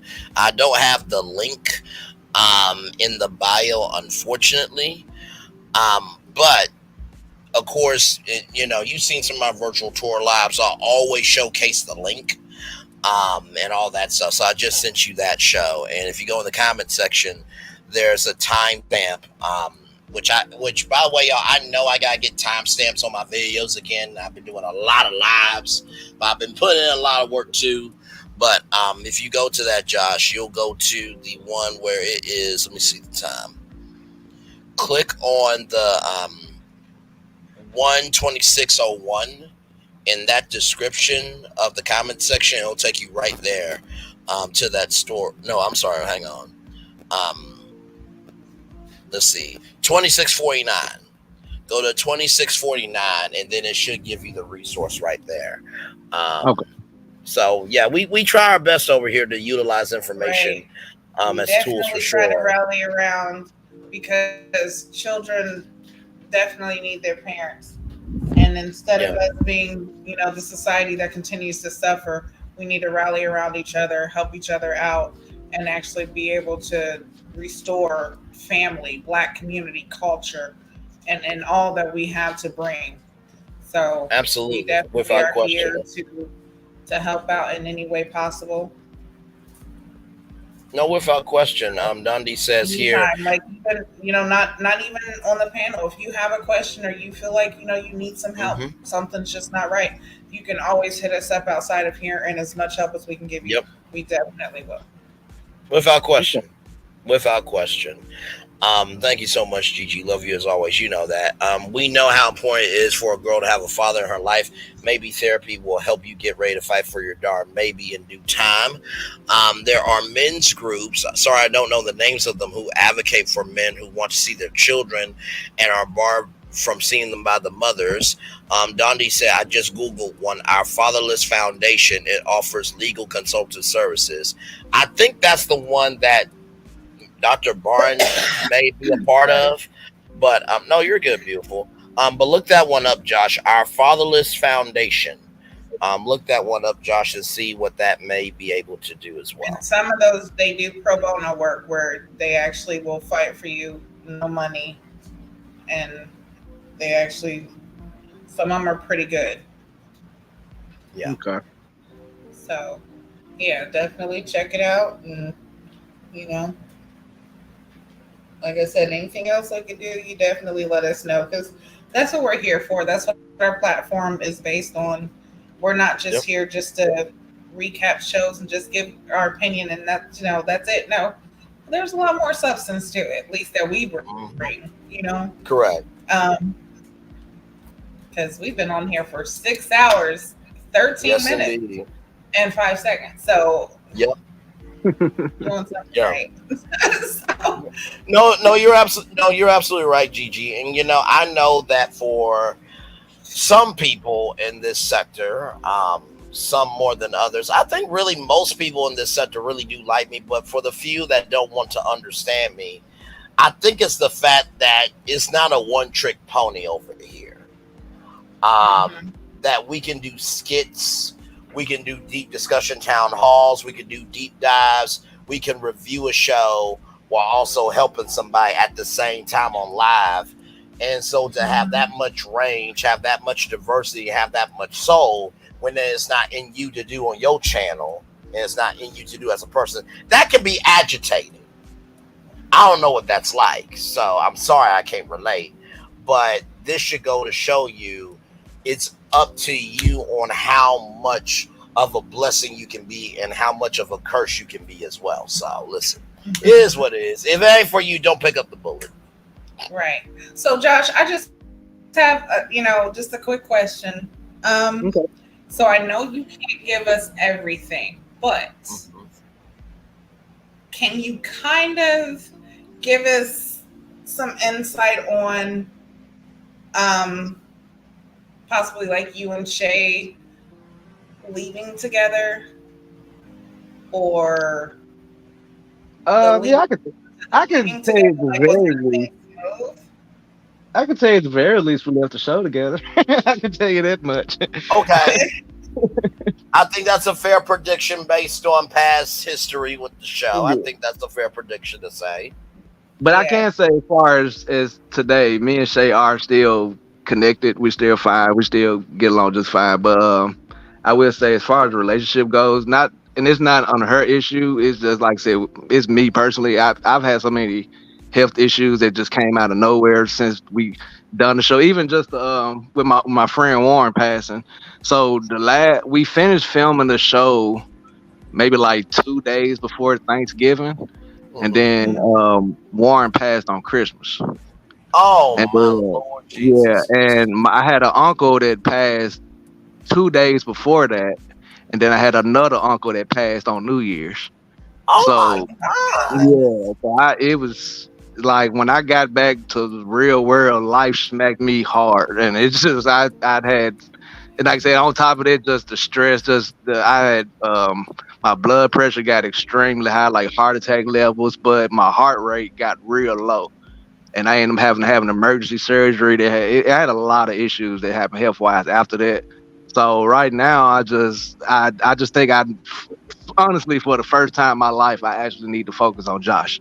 Because I've always worried about everybody else. Everybody else has always been priority. And it's like now, if I don't get this in check, it won't be a future. The way shit's going now, just even talk to my doctors, I got less years if I keep going the path I'm going. So I have to make some changes with my health, with my diet, with my lifestyle.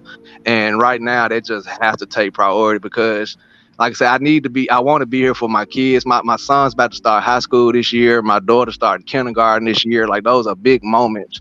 And I want to be a part of that I want to be here watching them grow. And so for me to do that, I need to actually get me together for it.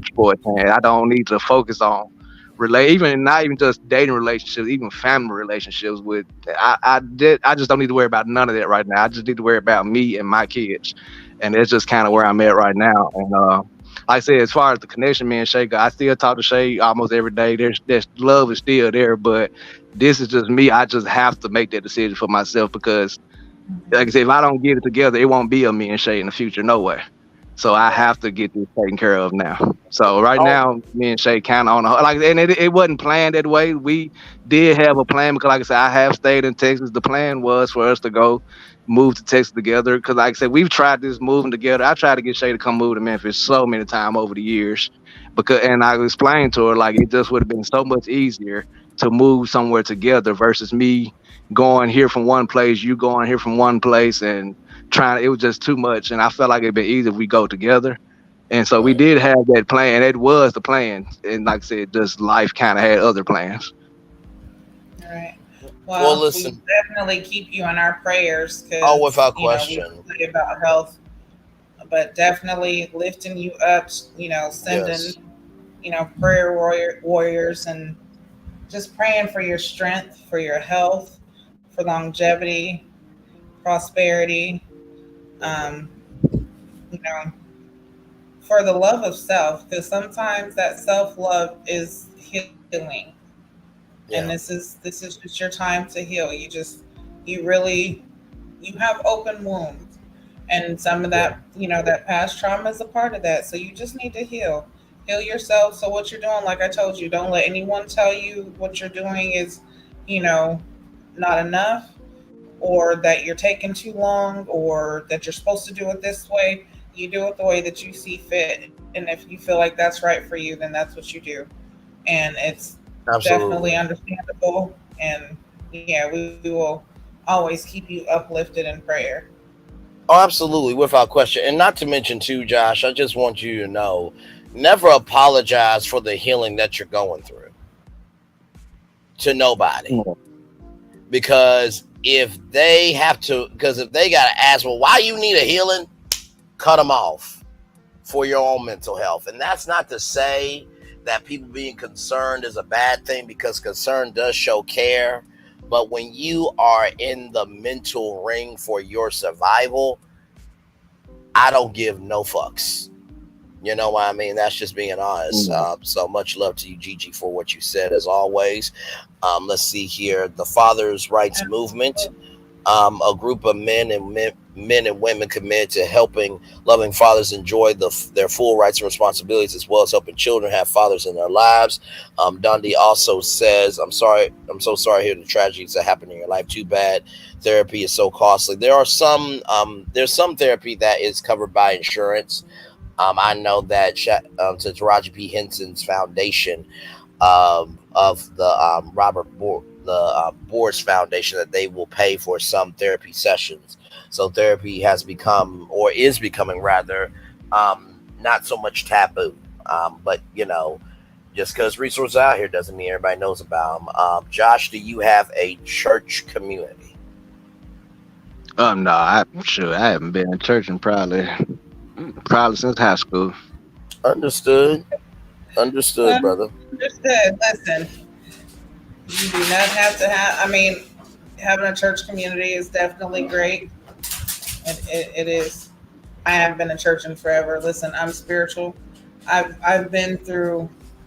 Let me tell you, I've been through more. I think, and this is terrible because everybody has their stories of going to church and just feeling like an outcast because they make you feel like you're just less than, or the competing families in the church, like all of that. But Bible says where two or more are gathered in thy name, there's church. So listen, just speak in his name.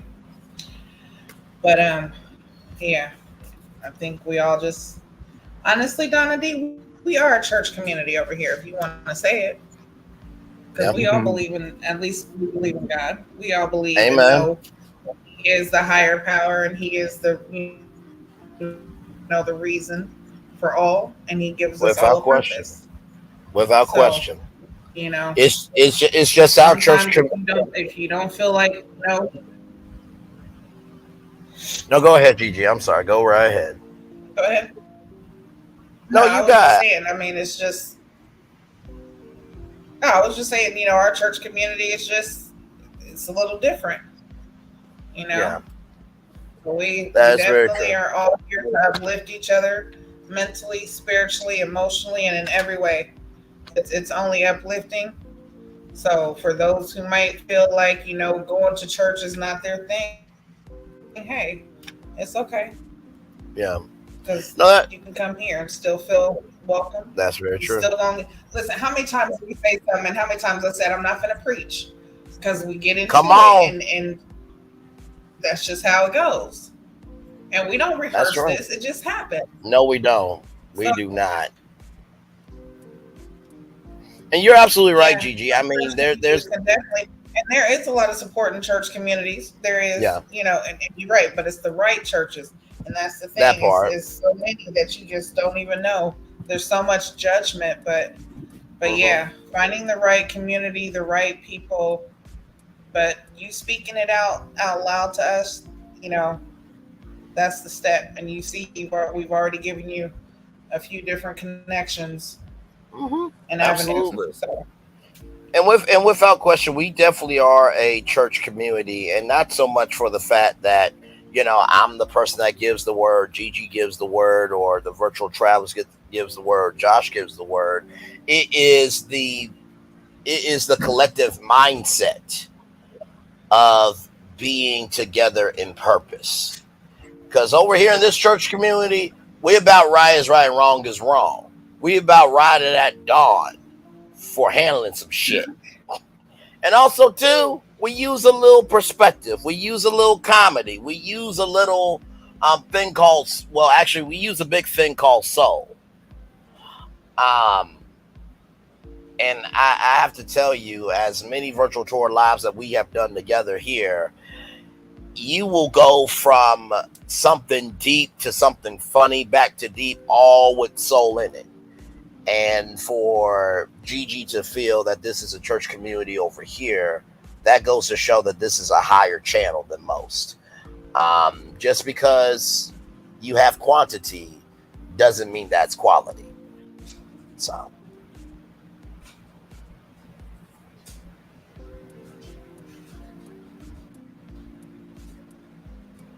And plus, not only that, you cannot do what you love if it doesn't have purpose. Because like Gigi said, we've been on here 6 hours. You ain't on 6 hours unless you in flow, unless you in purpose, and unless you move into higher elevation, okay? Listen. Even the dog is saying amen. That's what the dog is saying. All right, go. Get back. Always listen, you can't steal the show all the time. Not all the time, okay?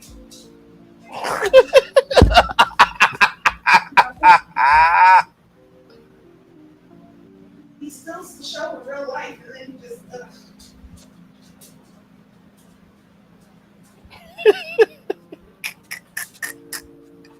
I love it. I absolutely love it.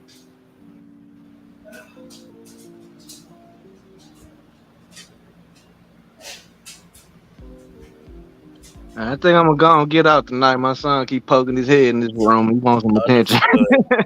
well, Josh, you have been more than loving, kind, and gracious. Anything else you want to say to us, brother?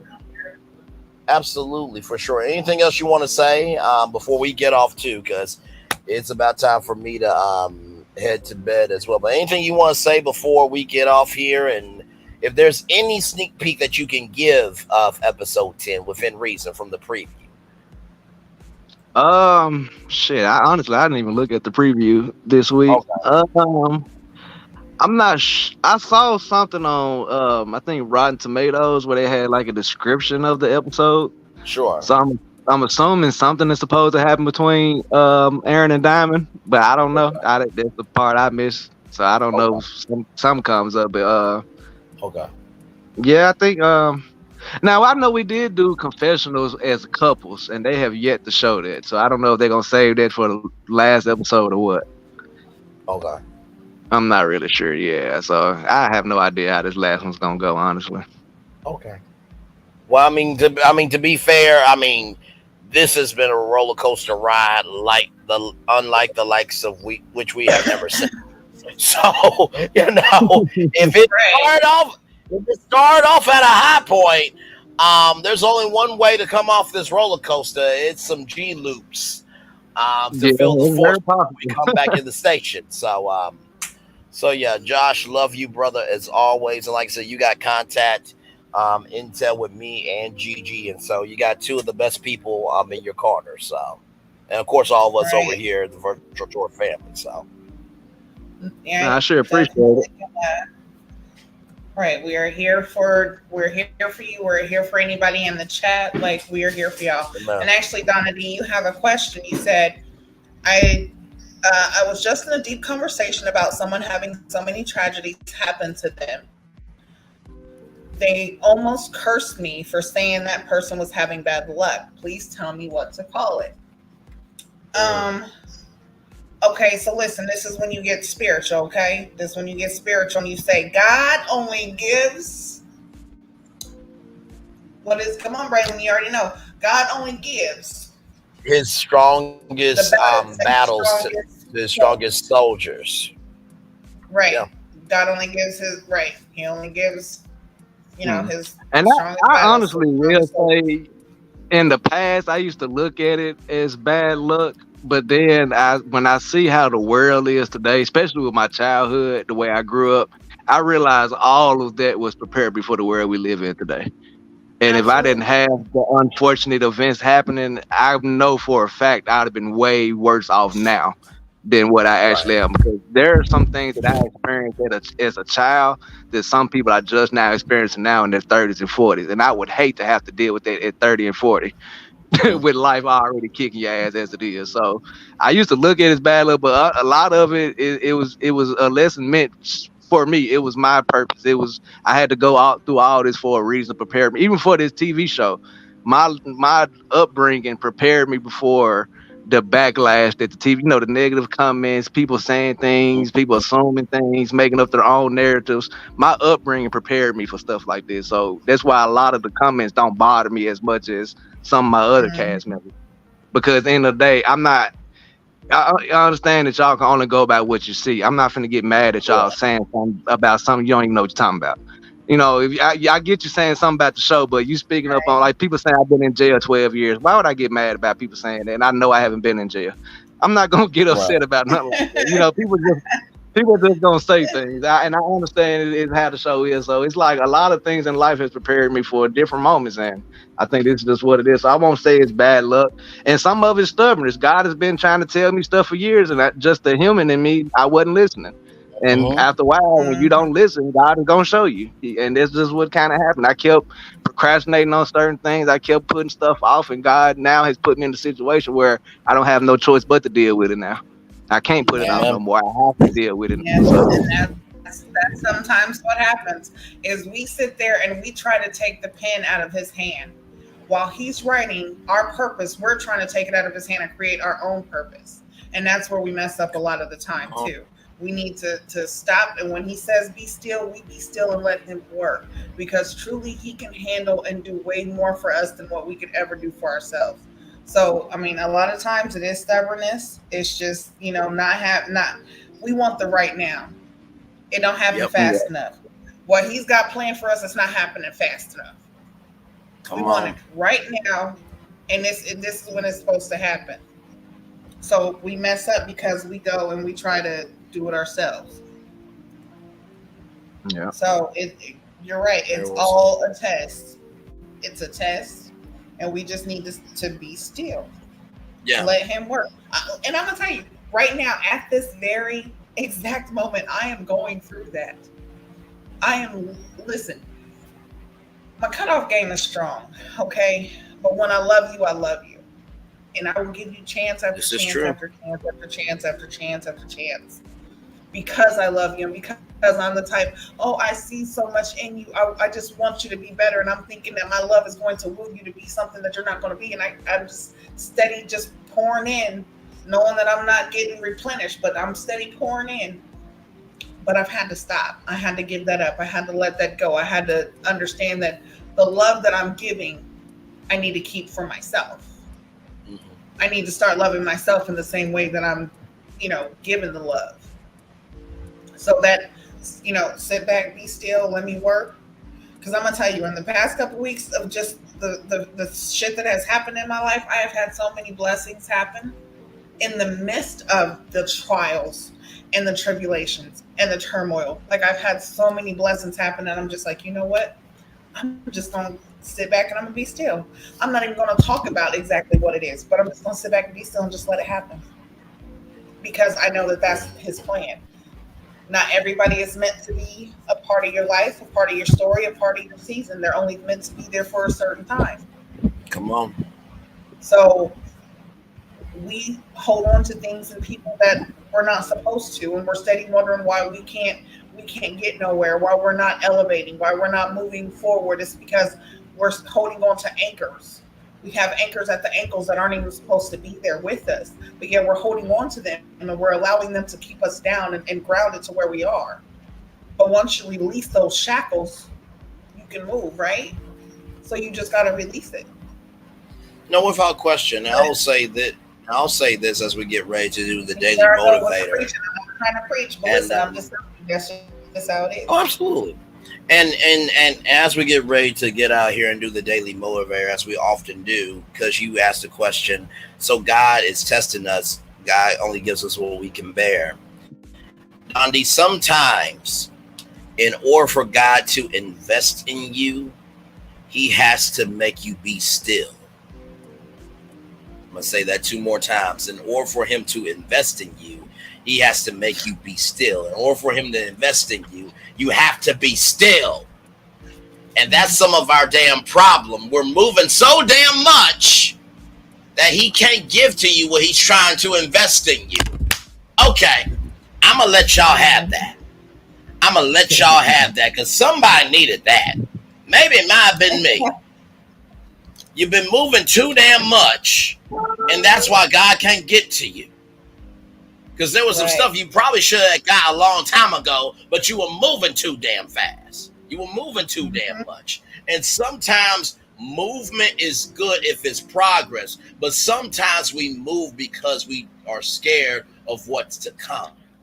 Right. But if God can give you direction on where to go, he can also give you the grace to be still so he can give you the direction of your mindset of where it needs to be. Donna D, I don't know if this answers your question, baby, but yes, you don't have to call it bad luck. Just call it, a testament. Because everything, all those trials become a testament. That's all you do. You going through a testament right now.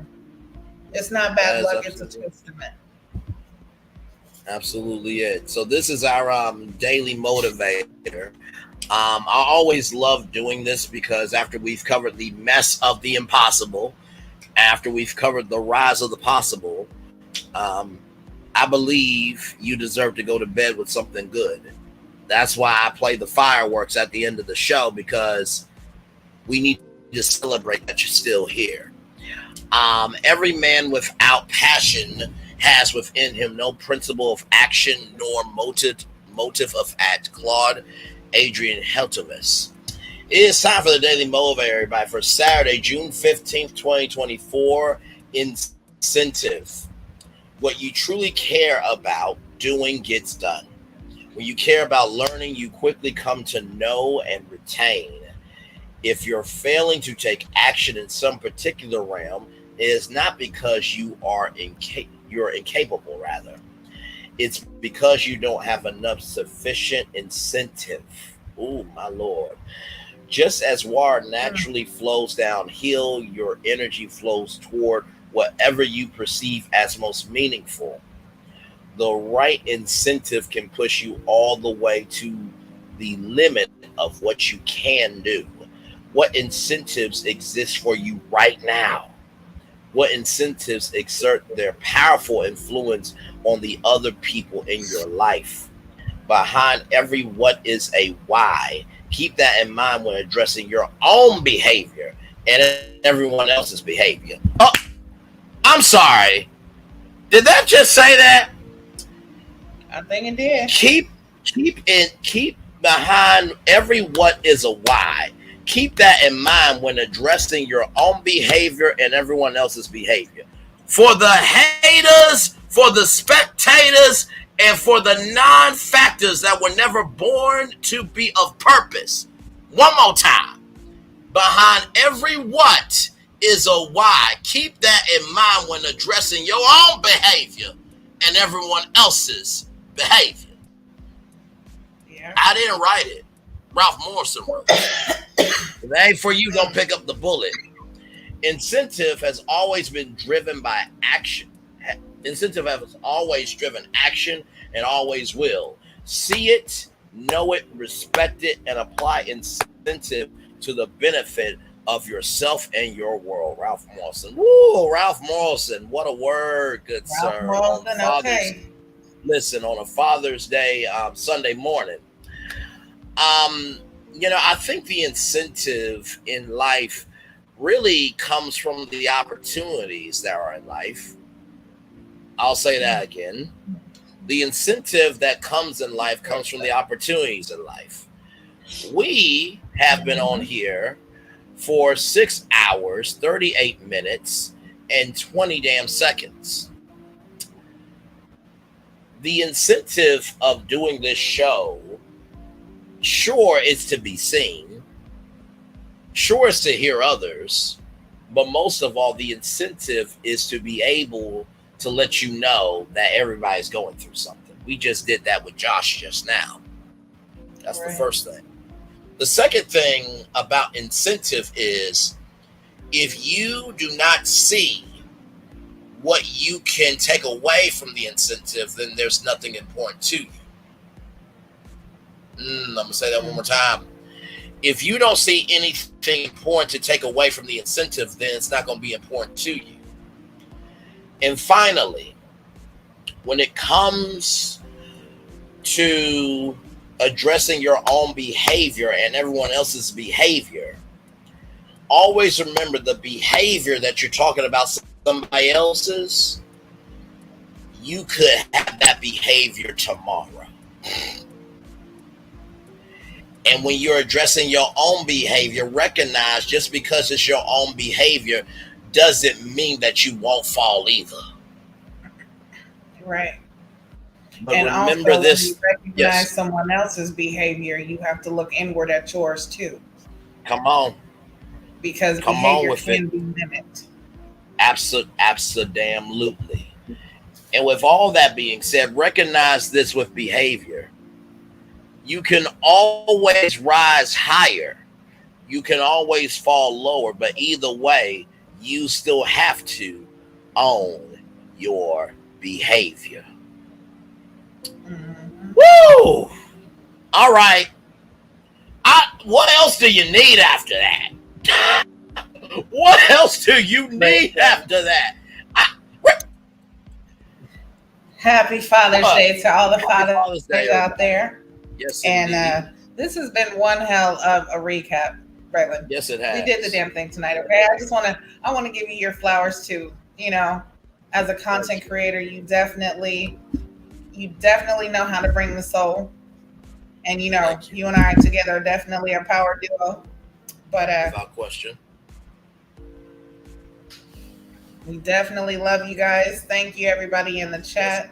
Love you, Donna D. I hope the answers, you got the answers to your question, and that that everyone here got something out of today. Like just a little bit, whether you laughed a little bit, you had a little nice smile, you learned something new, whatever the case is, just take something away from this live. Absolutely. Well, again, make sure you guys like, share, subscribe to both of our channels. That's my brother, Braylon Lee. I'm your girl of Queens Tea with Gigi Nan. We are on virtual tour, but our stop is coming up. So we love y'all, and we appreciate y'all so much. Make sure you are back here next week, same time, 3 p.m. Yes, for the grand finale, baby.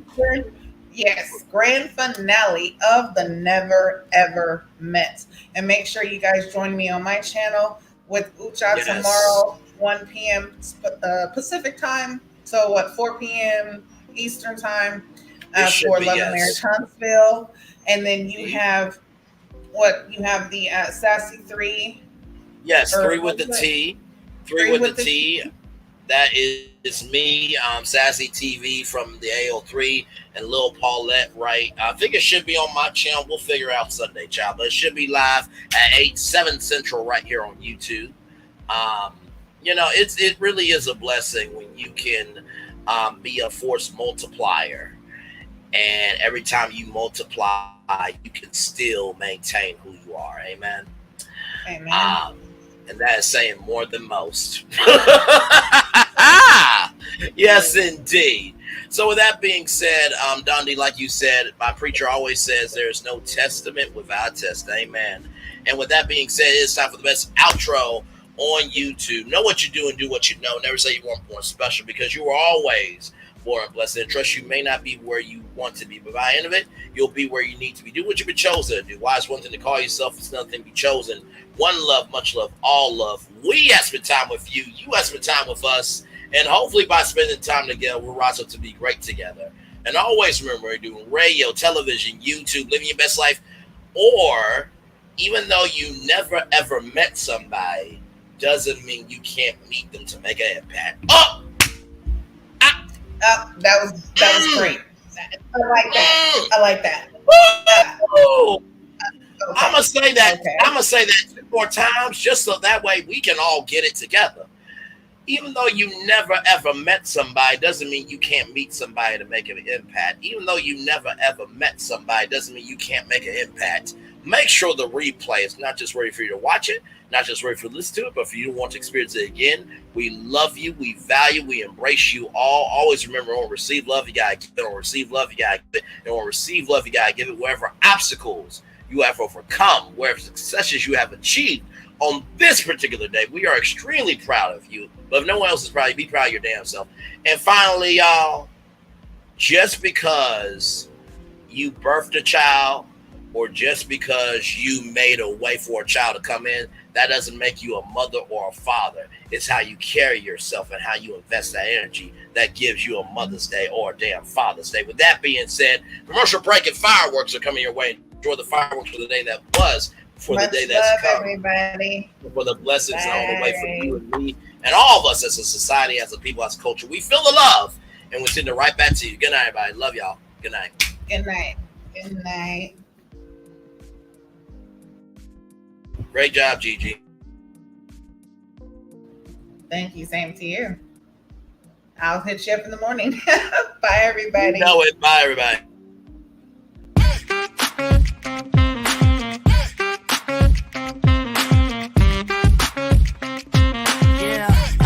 Yeah, we hustle all day. Yeah, we're working, let me play. You know me. Work real hard, now we're ready, let's play. Ay, hustle up, yeah. Ready, set, let's go, yeah. Hustle up, yeah. Ready, set, let's go. Turn it up, turn it up, turn it up, turn it up a little louder. Now get low, come on, yeah, drop it to the floor. Turn it up, turn it up, turn it up, turn it up a little louder. Now get low, come on, yeah, drop it to the floor. Turn it up, turn it up, turn it up, turn it up a little louder. Now get low, come on, yeah, drop it to the floor. Turn it up, turn it up, turn it up, turn it up a little louder. Now get low, come on, yeah, drop it to the floor. Turn it up, turn it up, turn it up, turn it up a little louder. For Ramirez? Wingstop's triple meal deal. 6 classics, 6 boneless, and 2 tenders with 2 dips and a large fry for just $17.99. Get yours delivered today at Wingstop, where flavor gets its wings. Are we really doing this? Doing what? Getting back together. And here we are. Did you miss us?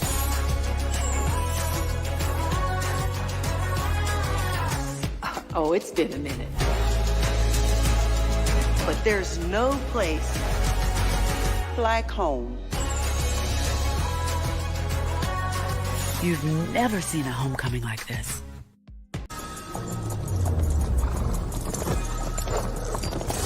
Welcome to the Paris Olympics.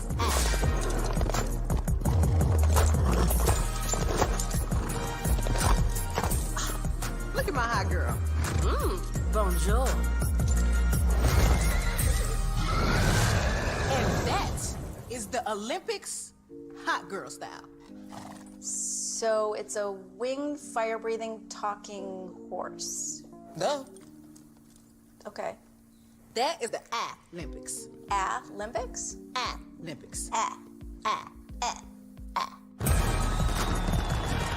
What are they not getting about this? Right? Welcome to Copeland's. Copeland's is not just some fancy place for your big night out. In fact, there's no occasion too big. Or if you like, too small. Copeland's. There's always something good.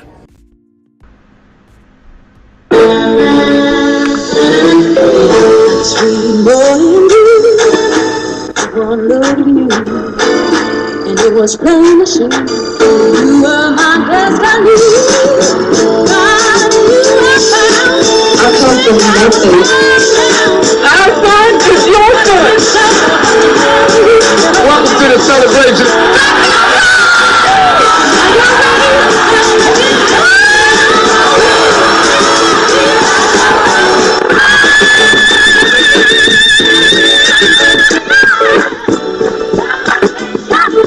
We all we got.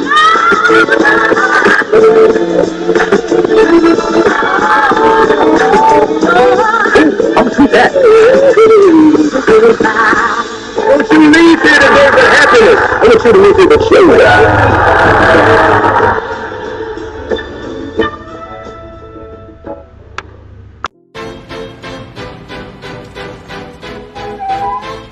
This is for all you multi-talented, multitasking, multi-everything people out there. Take it away. Find your glory, write your story, fearless feet will carry you. Time you own it, take your moment, be a fire burning through. Hustling from night until morning, grinding it out, it won't be long. Feel your power, it's your hour, you inspire, you are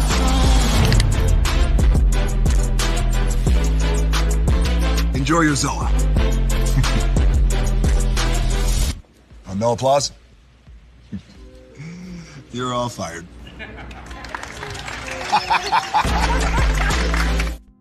Now that you've reached the stage in your life where quality television is important, Nubian TV is a black network that speaks to your lifestyle.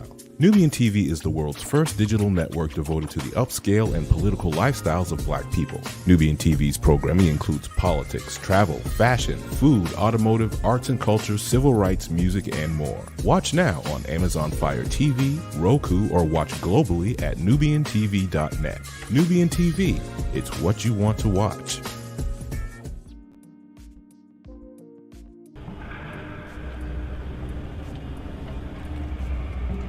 I got a question for you. What does this city know about luxury? Huh? What does a town that's been to hell and back know about the finer things in life? Well, I'll tell you. More than most.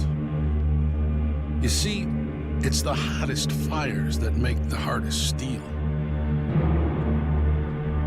Add hard work and conviction, and the know-how that runs generations deep in every last one of us. That's who we are. That's our story. Now, it's probably not the one you've been reading in papers.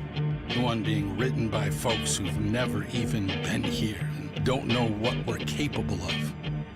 Because when it comes to luxury, it's as much about where it's from as who it's for. Now, we're from America, but this isn't New York City, or the Windy City, or Sin City, and we're certainly no one's Emerald City.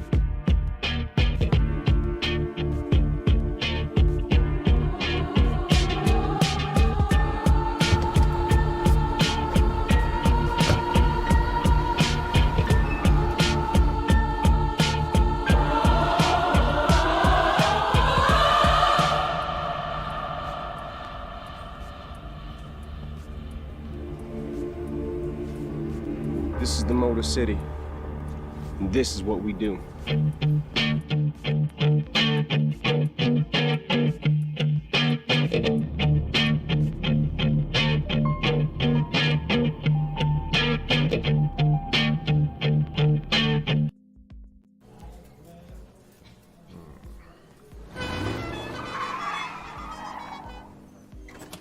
Come with me if you want to live a more delicious life. Well, maybe we should get in the van. In this world, we don't get to control much. The past, male pattern baldness. Leggies. Got one right now. The urge to puff that bubble wrap. But there is one thing we do get to choose every single day. What we eat. the Sonic Department of Research and Deliciousment. We have everything you want, didn't know you wanted, and some things you didn't know were possible. Because we believe if you're not having fun, you're not living free. So come on, let's live a little. Hey, good morning, America.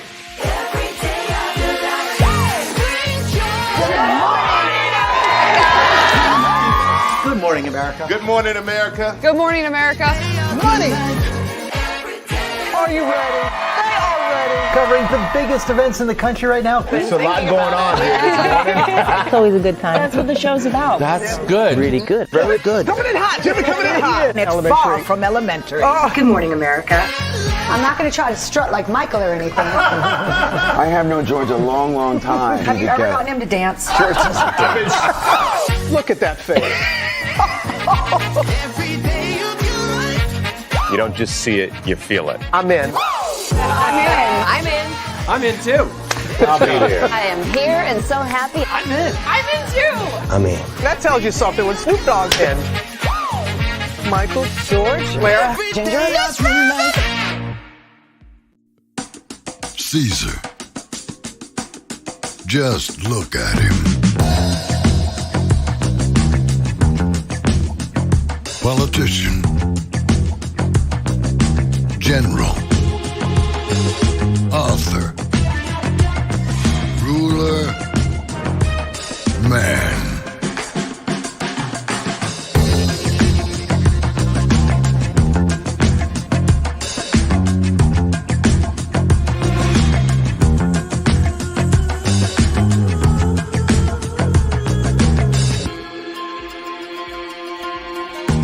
Legend has it, he's not only stared into the belly of the beast, he's had it for dinner. Here he's free to relax, or party, or relax, or party, or relax, and party. His is a world of opulence, excess, and the occasional impulse buy. Not one to rest on his laurels, he's famous for ushering in a new age of entertainment. So, for anyone seeking a place where the sun never sets on a good time, all this awaits. I am Caesar, and I approve this palace.